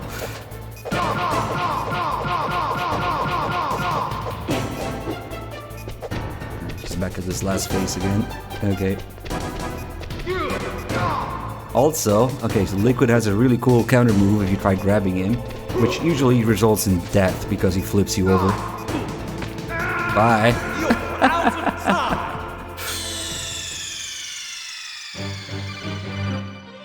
I just love fucking around this fight. It's so cool. Not even the ninja does that, you know? When you grab him. How about you, Snake?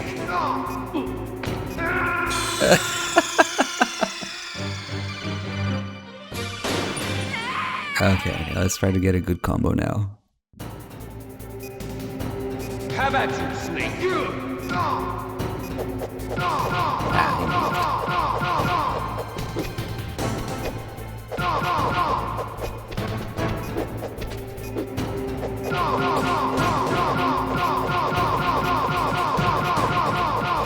Sliding downwards. Nice shot!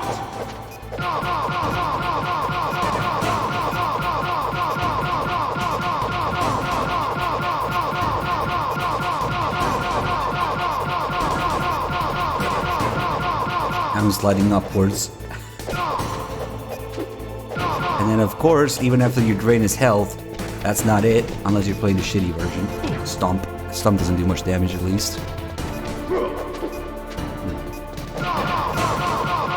Because you know, it's fucking Liquid, he's immortal. Health doesn't matter. You gotta flip him off, throw him off somehow. Ow. Okay. You're out of time! Bye.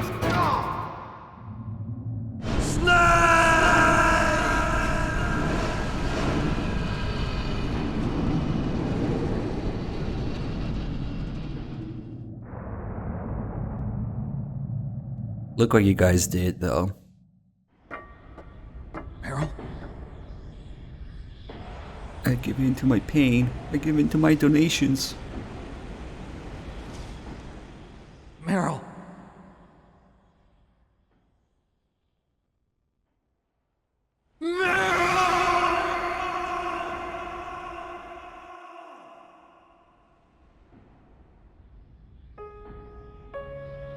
Forgive me. Damn!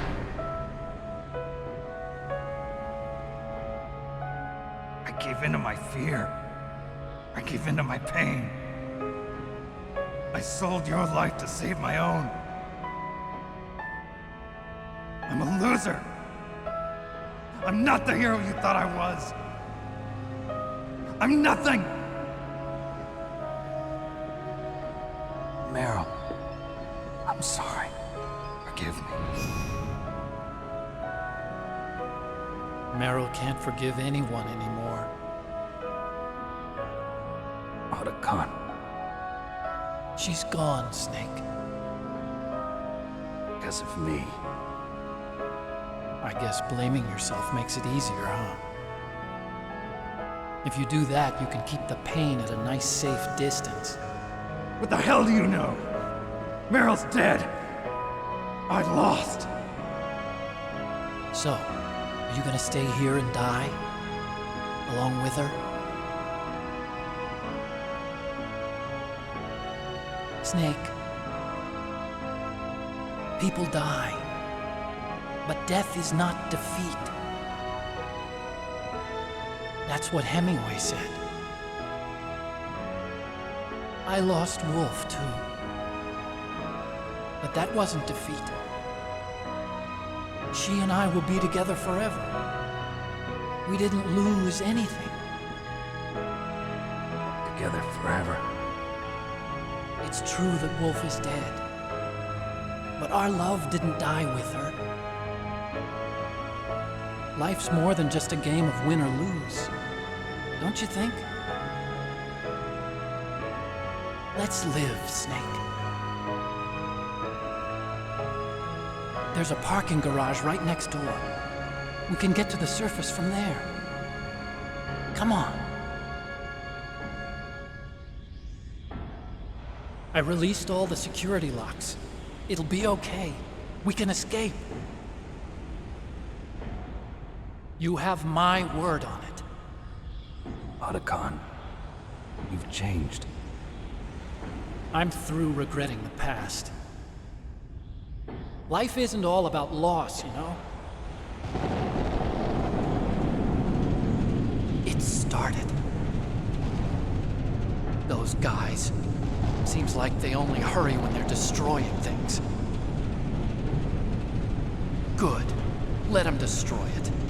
But they can't destroy the human spirit. Okay, let's go.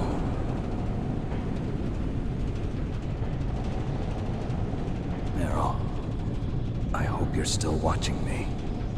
Maybe I can prove myself to you after all. Come on, hustle. Snake, it's cold outside. You'll freeze like that. My sneaking suit. You better hurry.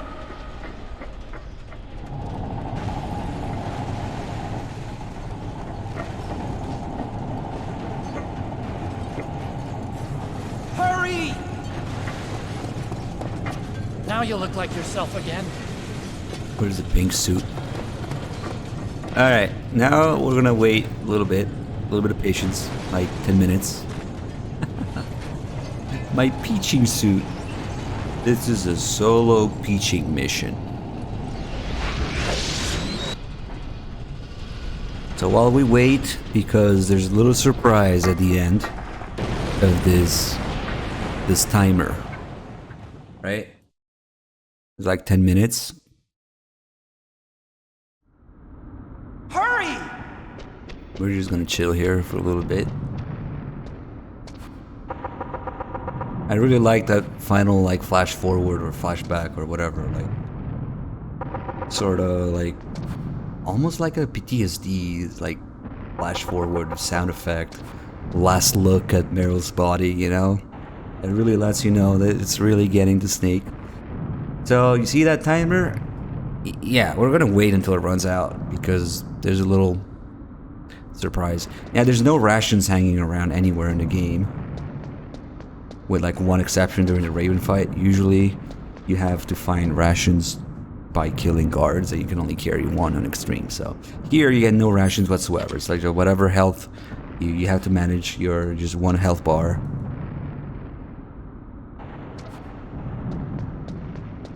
So the thing Liquid was talking about, I saw you guys were talking about it in the chat.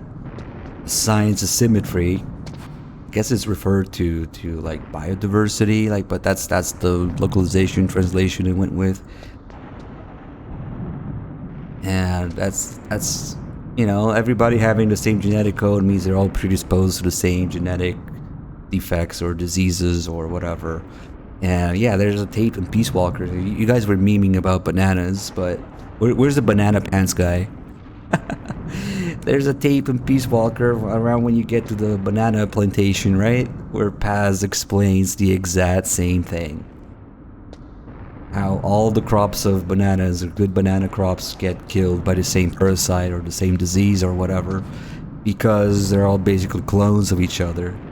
That's exactly what Liquid was talking about, right? So it's him and Solid Snake and all the Genome soldiers as well with the same, you know, implanted Big Boss DNA, that they're all vulnerable to the same thing. And in MGS1, at least, that's the reason that Liquid wants Big Boss's DNA.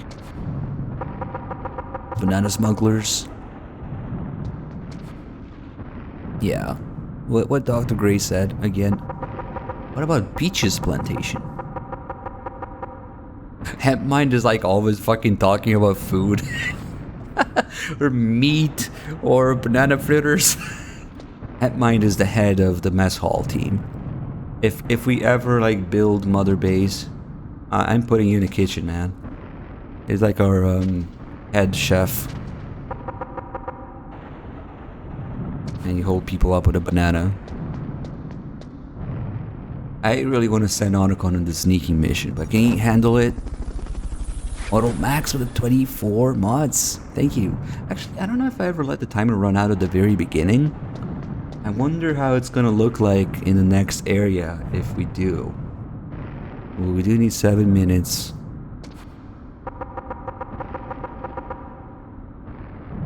You're a Marine cook. Okay, you're going into the mess hall team too. Under Hempmind. Hempmind probably has an S rank in cooking or something.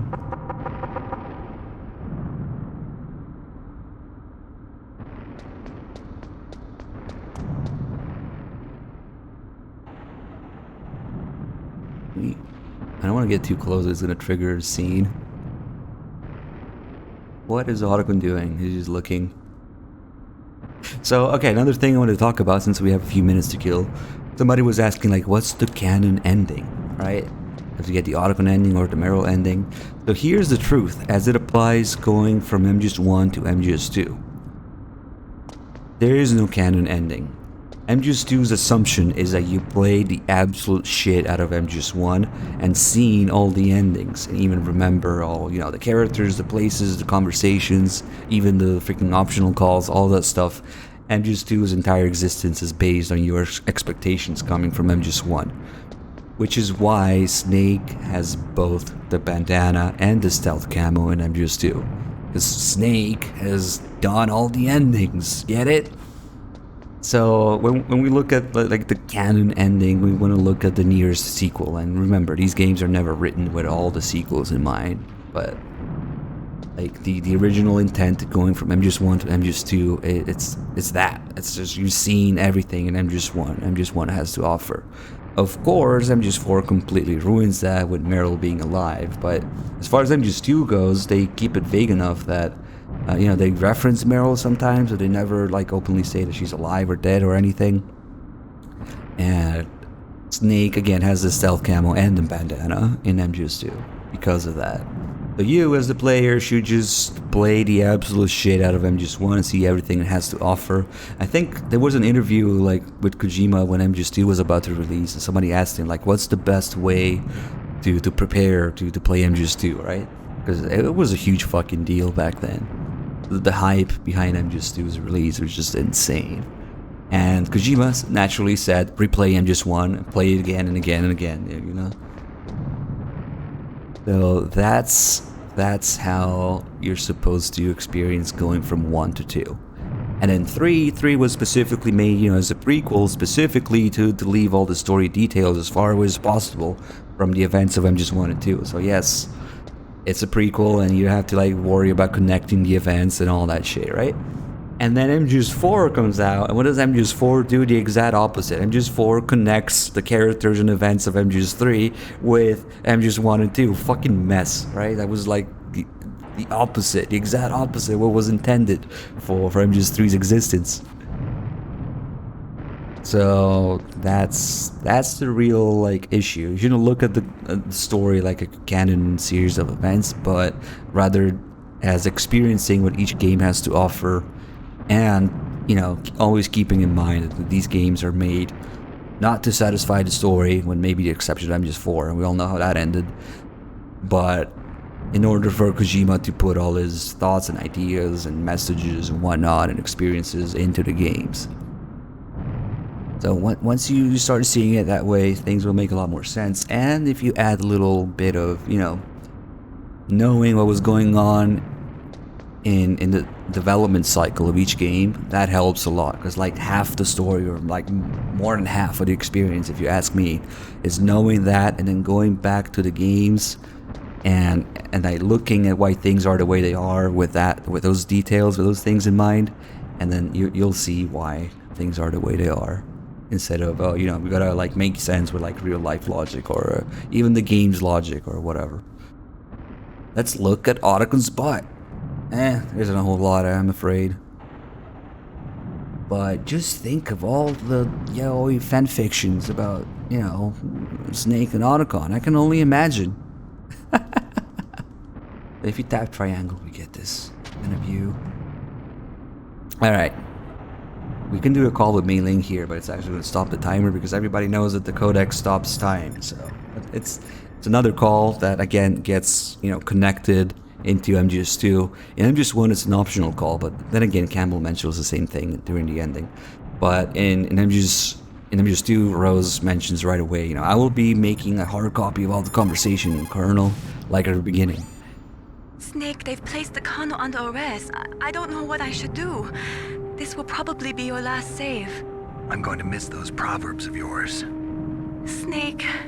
Mei Ling, I have a favor to ask you. Make a hard copy of all the codec conversation data up to this point. I want some insurance. Okay, Snake, leave it to me. Let's make a hard copy. Snake, please. Be safe for me. She still answers here, but she doesn't answer in the next area. And that's pretty much it. We can't really call anybody else. Come on, Otacon, right here. Campbell's under arrest. It's been... Santi with the 9 years. Thank you. Roy Campbell has been relieved of duty. Fucking Jim Houseman. Alright, just a couple minutes. I want to see if anything changes. Probably not.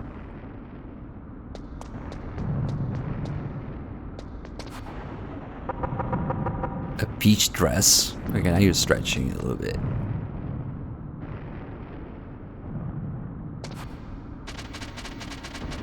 What could possibly happen when this timer runs out?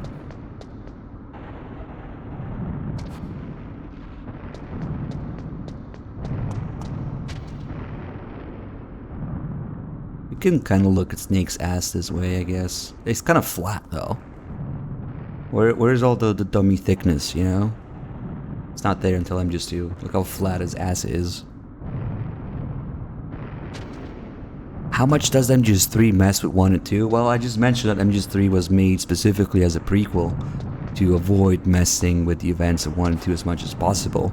However, MGS3 actually makes the very first feeble attempt at explaining who the Patriots are, just by telling you there was, you know, this previous society, the philosophers, or the philosophers as Code Talker calls them, you know, the philosophers. They're promoting dental hygiene, the philosophers.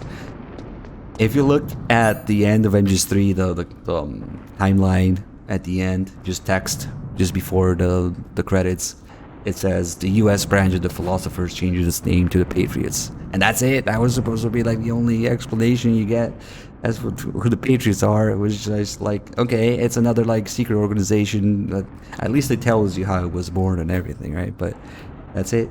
Time is running out, finally.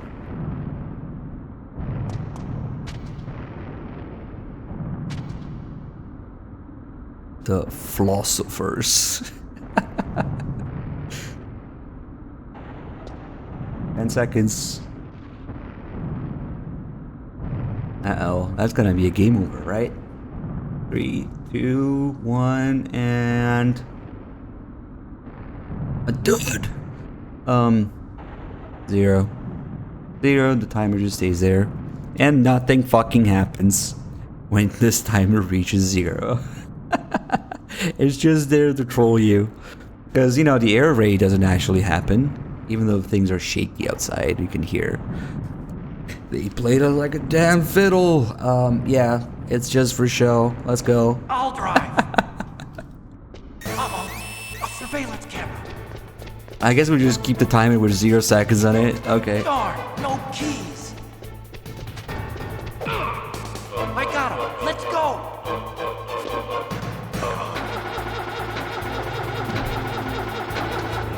I got it. Snake, jump in. Nah, sometimes I have Autocon run that guy over just to turn him into a killer. Oh shit, we gotta do... Hold on. Since we're doing extras, we gotta fuck with this. I need my second controller, guys. There's another little crazy thing going on here. Come on, controller port 2. Alright, we're doing this.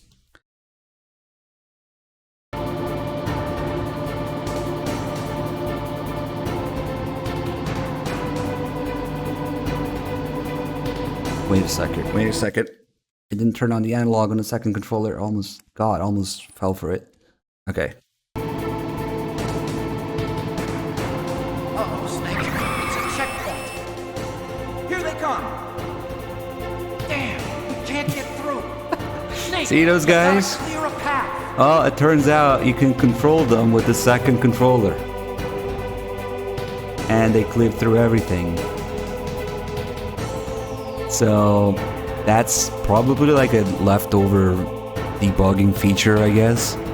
So if you have a second controller plugged in, you can control these guys, but it only works before they get to their assigned spot where they're supposed to shoot you from. And if they get there, it's kind of hard to get them to move, because you can kind of get them to move if you shoot them, like you start staggering, and then if they touch the exact spot where they're supposed to start shooting you from, it's kind of hard, but they don't get there immediately. So if you start, when you approach them, you're already like holding the analog. You can do this. I'll just put this guy in front of the machine gun so he fucking dies. I'm using 2 controllers right now. Okay, now it's much easier because where is he? Okay, there he is. Now I only have 1 guy to control, so it's like, no, you can't do literally anything else but just move them around. They can't shoot. They can't do literally anything. Oh, look how the M60 just auto-aims to him when he's nearby. They don't have any collision, they just clip through everything. You wanna get in the car? Look at the gun. Obviously, this is the MGS1 co-op mode. Another thing we can do, this guy's like, oh shit, is that Solid Snake? Fuck this, I'm out of here.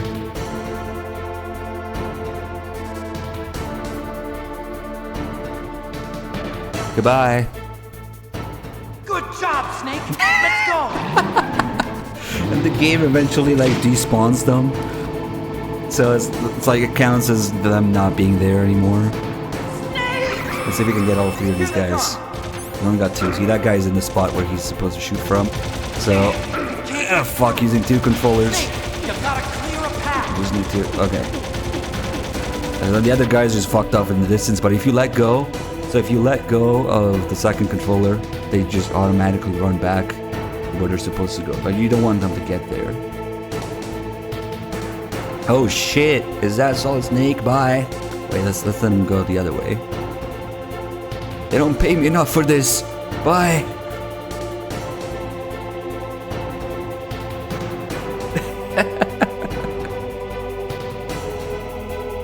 Good job. Alright, you good? Oh shit. Yeah, I did it. Alright, now we have to deal with Liquid.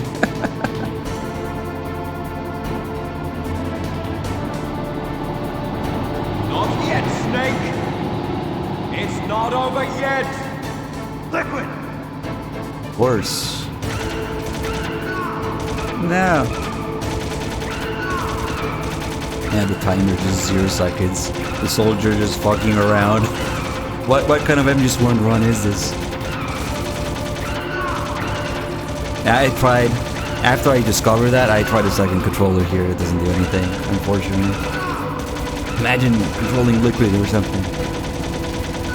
No.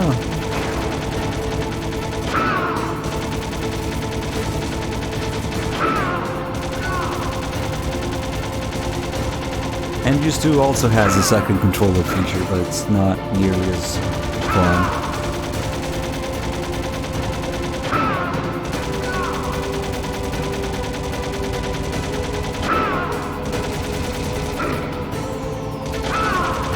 You have to hold the analog before you get there, Din, because if those guys touch the spot where they're supposed to shoot you from, they stop moving.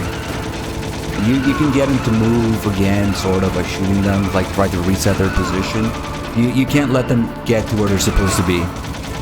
So if you approach by already moving the controller like I was holding up the whole time, it gets most of them, but like the second one, like that third guy we didn't get earlier. Man, this has been the most fun MGS1 run I've had in a while. It's been lots of fun. 15 hours plus we're gonna end up with. Yeah. Lots of new faces, lots of long-time supporters, lots of lurkers, lots of awesome people supporting the channel. Lots of peachy things going on. This has been a very peachy MGS1 run, I dare say. So guys, enjoy the ending. And I'm just gonna like take a shower, go to sleep, and then do something right after, as soon as I wake up tomorrow. Maybe we'll do some MGS3 challenge runs or something. So enjoy the ending.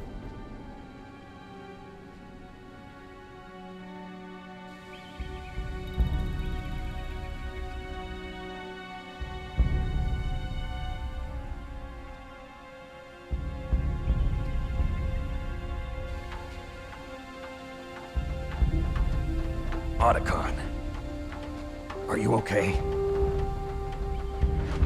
I guess so. Otacon, can you move? It's no use. I can't move.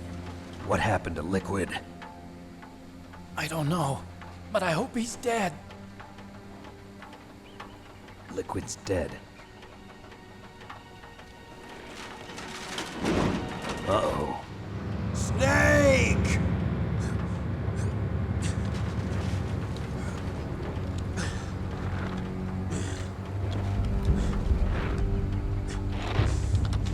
Snake!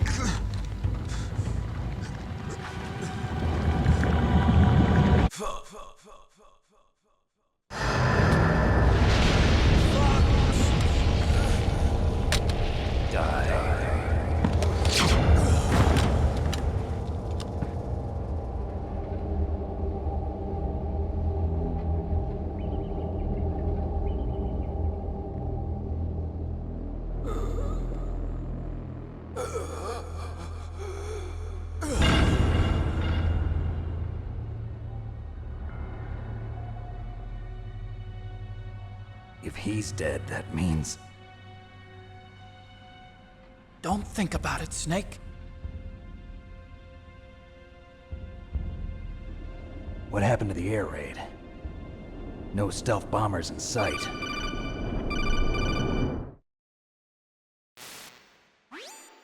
Snake, can you hear me? Colonel. Are you okay? Colonel, what happened? The Secretary of Defense has been arrested. Early retirement. Arrested? I was able to get into contact with the President. Metal Gear, the training exercise, all of it. It was all the Secretary of Defense acting alone. Acting alone? What happened to the air raid and the nuclear strike? The orders were rescinded. The F-117s and the B-2 Spirits have returned to the base. Once again, I have complete authority over this operation. I see. Washington isn't stupid enough to use nukes to cover up a few secrets. I wonder about that. In any case, the danger's over. Thanks, Snake. Colonel, about Meryl. I already know. Colonel? Meryl was my daughter. What? I didn't find out until recently. I got a letter from her mother, my dead brother's wife. I was going to tell her after this operation was over. Colonel, It's okay, Snake. Thanks anyway. Snake, I'm sorry. I kept a lot of things from you. It's okay, Colonel. Snake, I'm not a colonel. Oh, that's right. I've got a present for you. There's a snowmobile close to you. Mei Ling saw it on the satellite photos. This time of year, the glaciers are pretty calm. You should be able to ride right out of there. I'll bet the boys at the DIA and the NSA never expected you to come home alive. Me neither.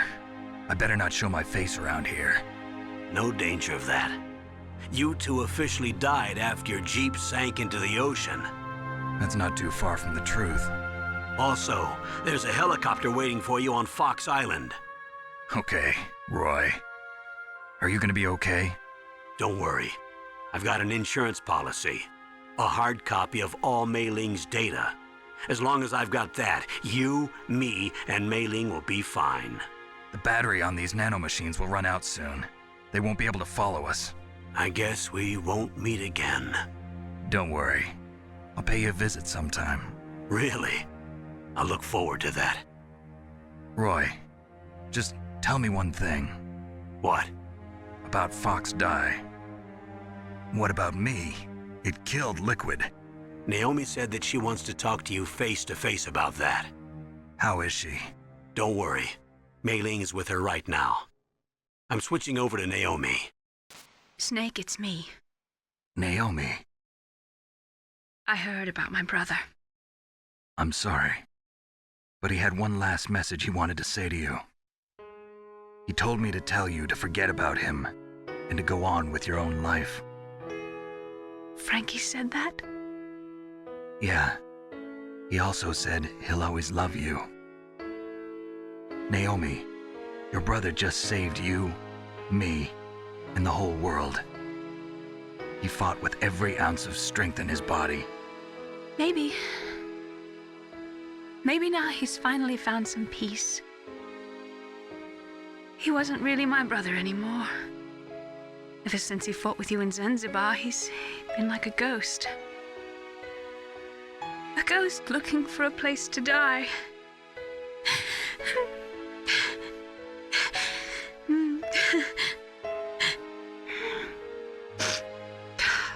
Naomi, Liquid died from Fox Die too. What about me? When am I gonna go? That's up to you. What do you mean? Everybody dies when their time is up. Yeah, so when's mine up? It's up to you how you use the time left to you. Live, Snake. That's all I can say to you. I can actually kind of pause here for a second because the conversation's over. But you see, like, if you only do the Meryl ending, you never learn that Meryl is Campbell's daughter. And then, like, MGS4, somehow she knows about it. So I feel like even then, like, you know, the players should have done the endings. Like, those people who only ever go like, no, it must be the canon ending because Meryl is alive or whatever. The whole plot point of, you know, Meryl being mad at Campbell in MGS4 because of this, because he lied, because he's her father and everything. Like, that's, I guess, a surprise for anybody who hasn't done the Otacon ending, because none of this is mentioned in the Meryl ending. Campbell only says it if you get the Otacon ending. So it's like, you just do everything and know everything, you know?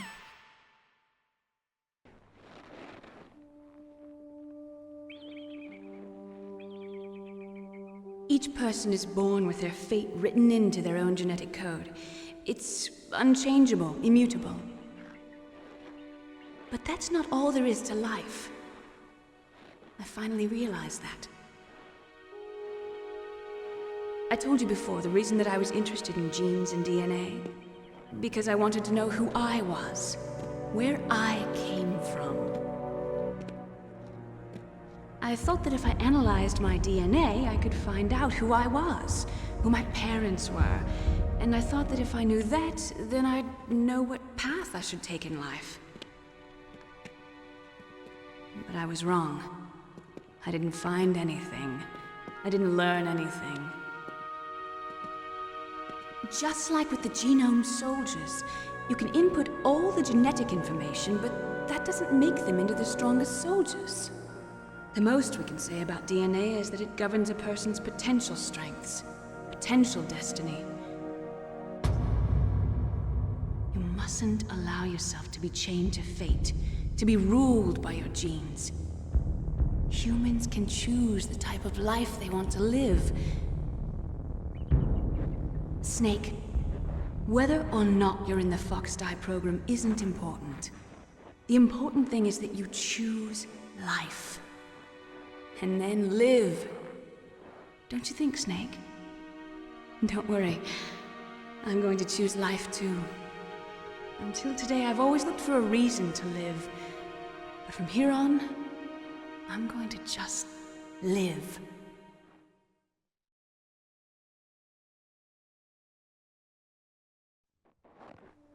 Genes exist to pass down our hopes and dreams for the future through our children. Living is a link to the future. That's how all life works. Loving each other, teaching each other. That's how we can change the world. I finally realized it. The true meaning of life.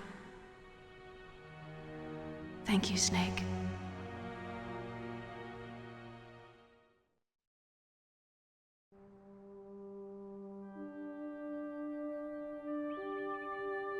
Until today, I've lived only for myself. Survival has been the only thing I cared about in my life. That's not just you. That's how everyone is. I only felt truly alive when I was staring death in the face. I don't know. Maybe it's written into my genes. What about now? I want to enjoy life. I really do. How about you, Otacon? Me? I feel like a new man. So what are you gonna do? Continue your research?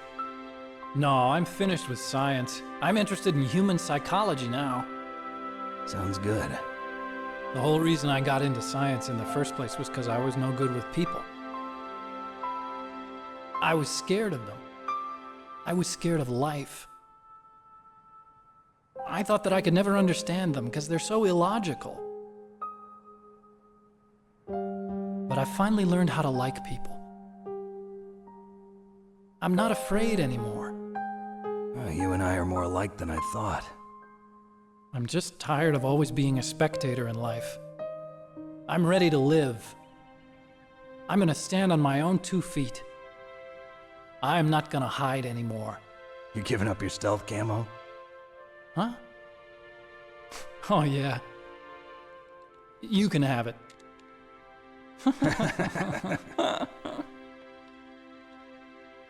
Oh, you mean it's on a fucking calculator?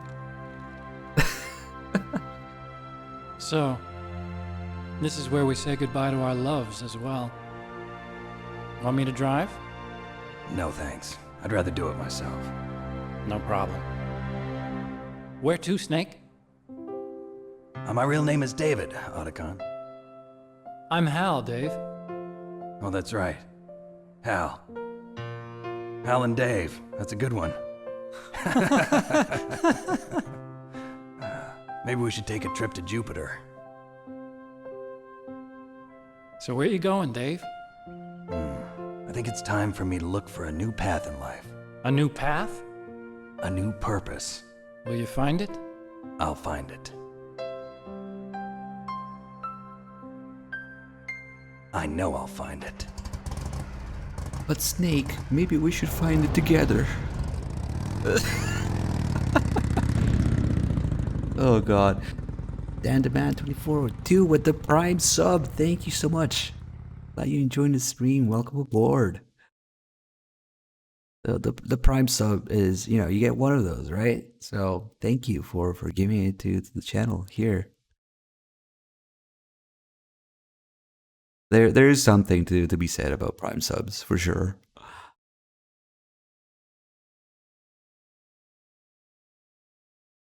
So don't be confused by the fact that, you know, Snake's voice actor is called David too. It has nothing to do with it.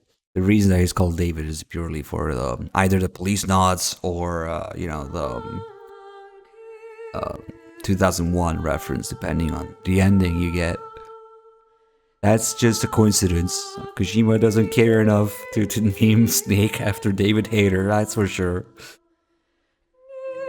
And they did that in the Japanese version before he was even like hired or anything. It has nothing to do with it.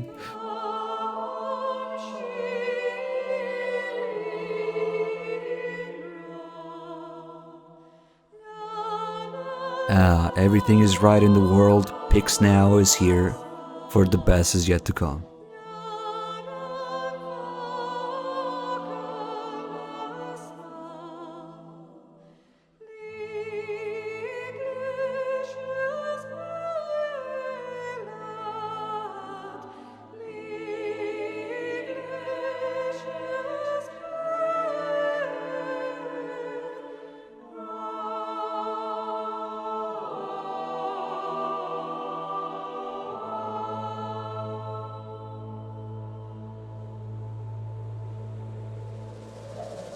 That's actually really confusing, you know, Scarliana, the way that you pointed that out. So all the actors, the voice actors, most of them used pseudonyms or aliases or different like last names because this game wasn't exactly approved by the whatever it's called. I always forget what it's called, like Voice Actor Guild or Union or whatever. There's some shady shit going on there. So all the voices, all the credits are different. With the exception of David Hayter, unless you play the demo. If you play the demo, even David Hayter's name is, you know, Sean Barker, which is the Guyver, right? That's his character in the movie. So, voice actors cartel, as Dim calls it, because I know there's some shady shit going on there. And it's particularly confusing for like Sniper Wolves or the computer voice actress. Because there is a real person called Julie Monroe, but that's just her alias, because it's Tasia Valenza who actually did the voice, right? Yeah, they wanted to be... They wanted to avoid being associated with it. Wait, shut up, listen.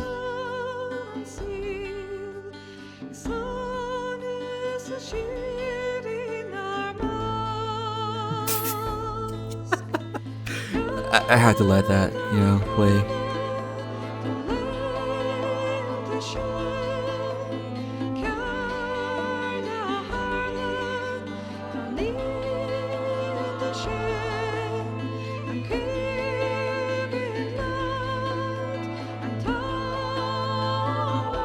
We just ruined that song for all the new people here.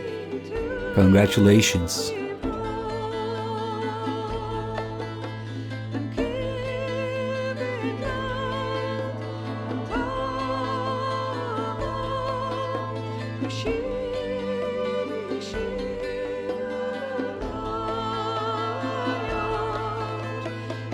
It's something we should have mentioned like at the beginning credits, but you know, ending credits too, why not? I'm not playing MGS2 after being up for 15 hours plus, sorry. But I'm just gonna get some sleep and I'm gonna do something as soon as I wake up, basically. And then we'll see. I just eat, sleep, Metal Gear, repeat for now.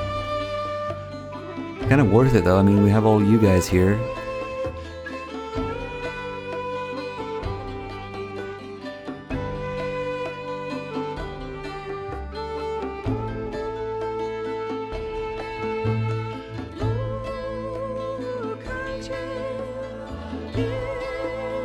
Oh, Strunky Tonky, thank you for reminding me. Yes, we do play the 2D games every once in a while. Earlier, somebody was asking, did Metal Gear actually kill anybody? You guys came up with all the, like, Rex, Shagohod, whatever. But the one Metal Gear that has done the most damage, probably killed the most people, destroyed the most things and nukes, it's Metal Gear D. It's actually called Metal Gear D, I'm not trolling you. In Metal Gear 2, Big Boss nukes the entire fucking world. All the nuclear bases in the world, and he ends up with the only nukes in the world. In Metal Gear D, probably destroyed the most things. Probably killed the most people too. So, we should have mentioned that. It's called Metal Gear D. Motivate with 100 bits, thank you. Yeah, Arsenal probably killed people crashing into Manhattan, good guy, Big Boss, just nuked the entire fucking world. That's how you accomplish nuclear disarmament. But after the credits, we get Naomi repeating this because that's the core theme and message of MGS1.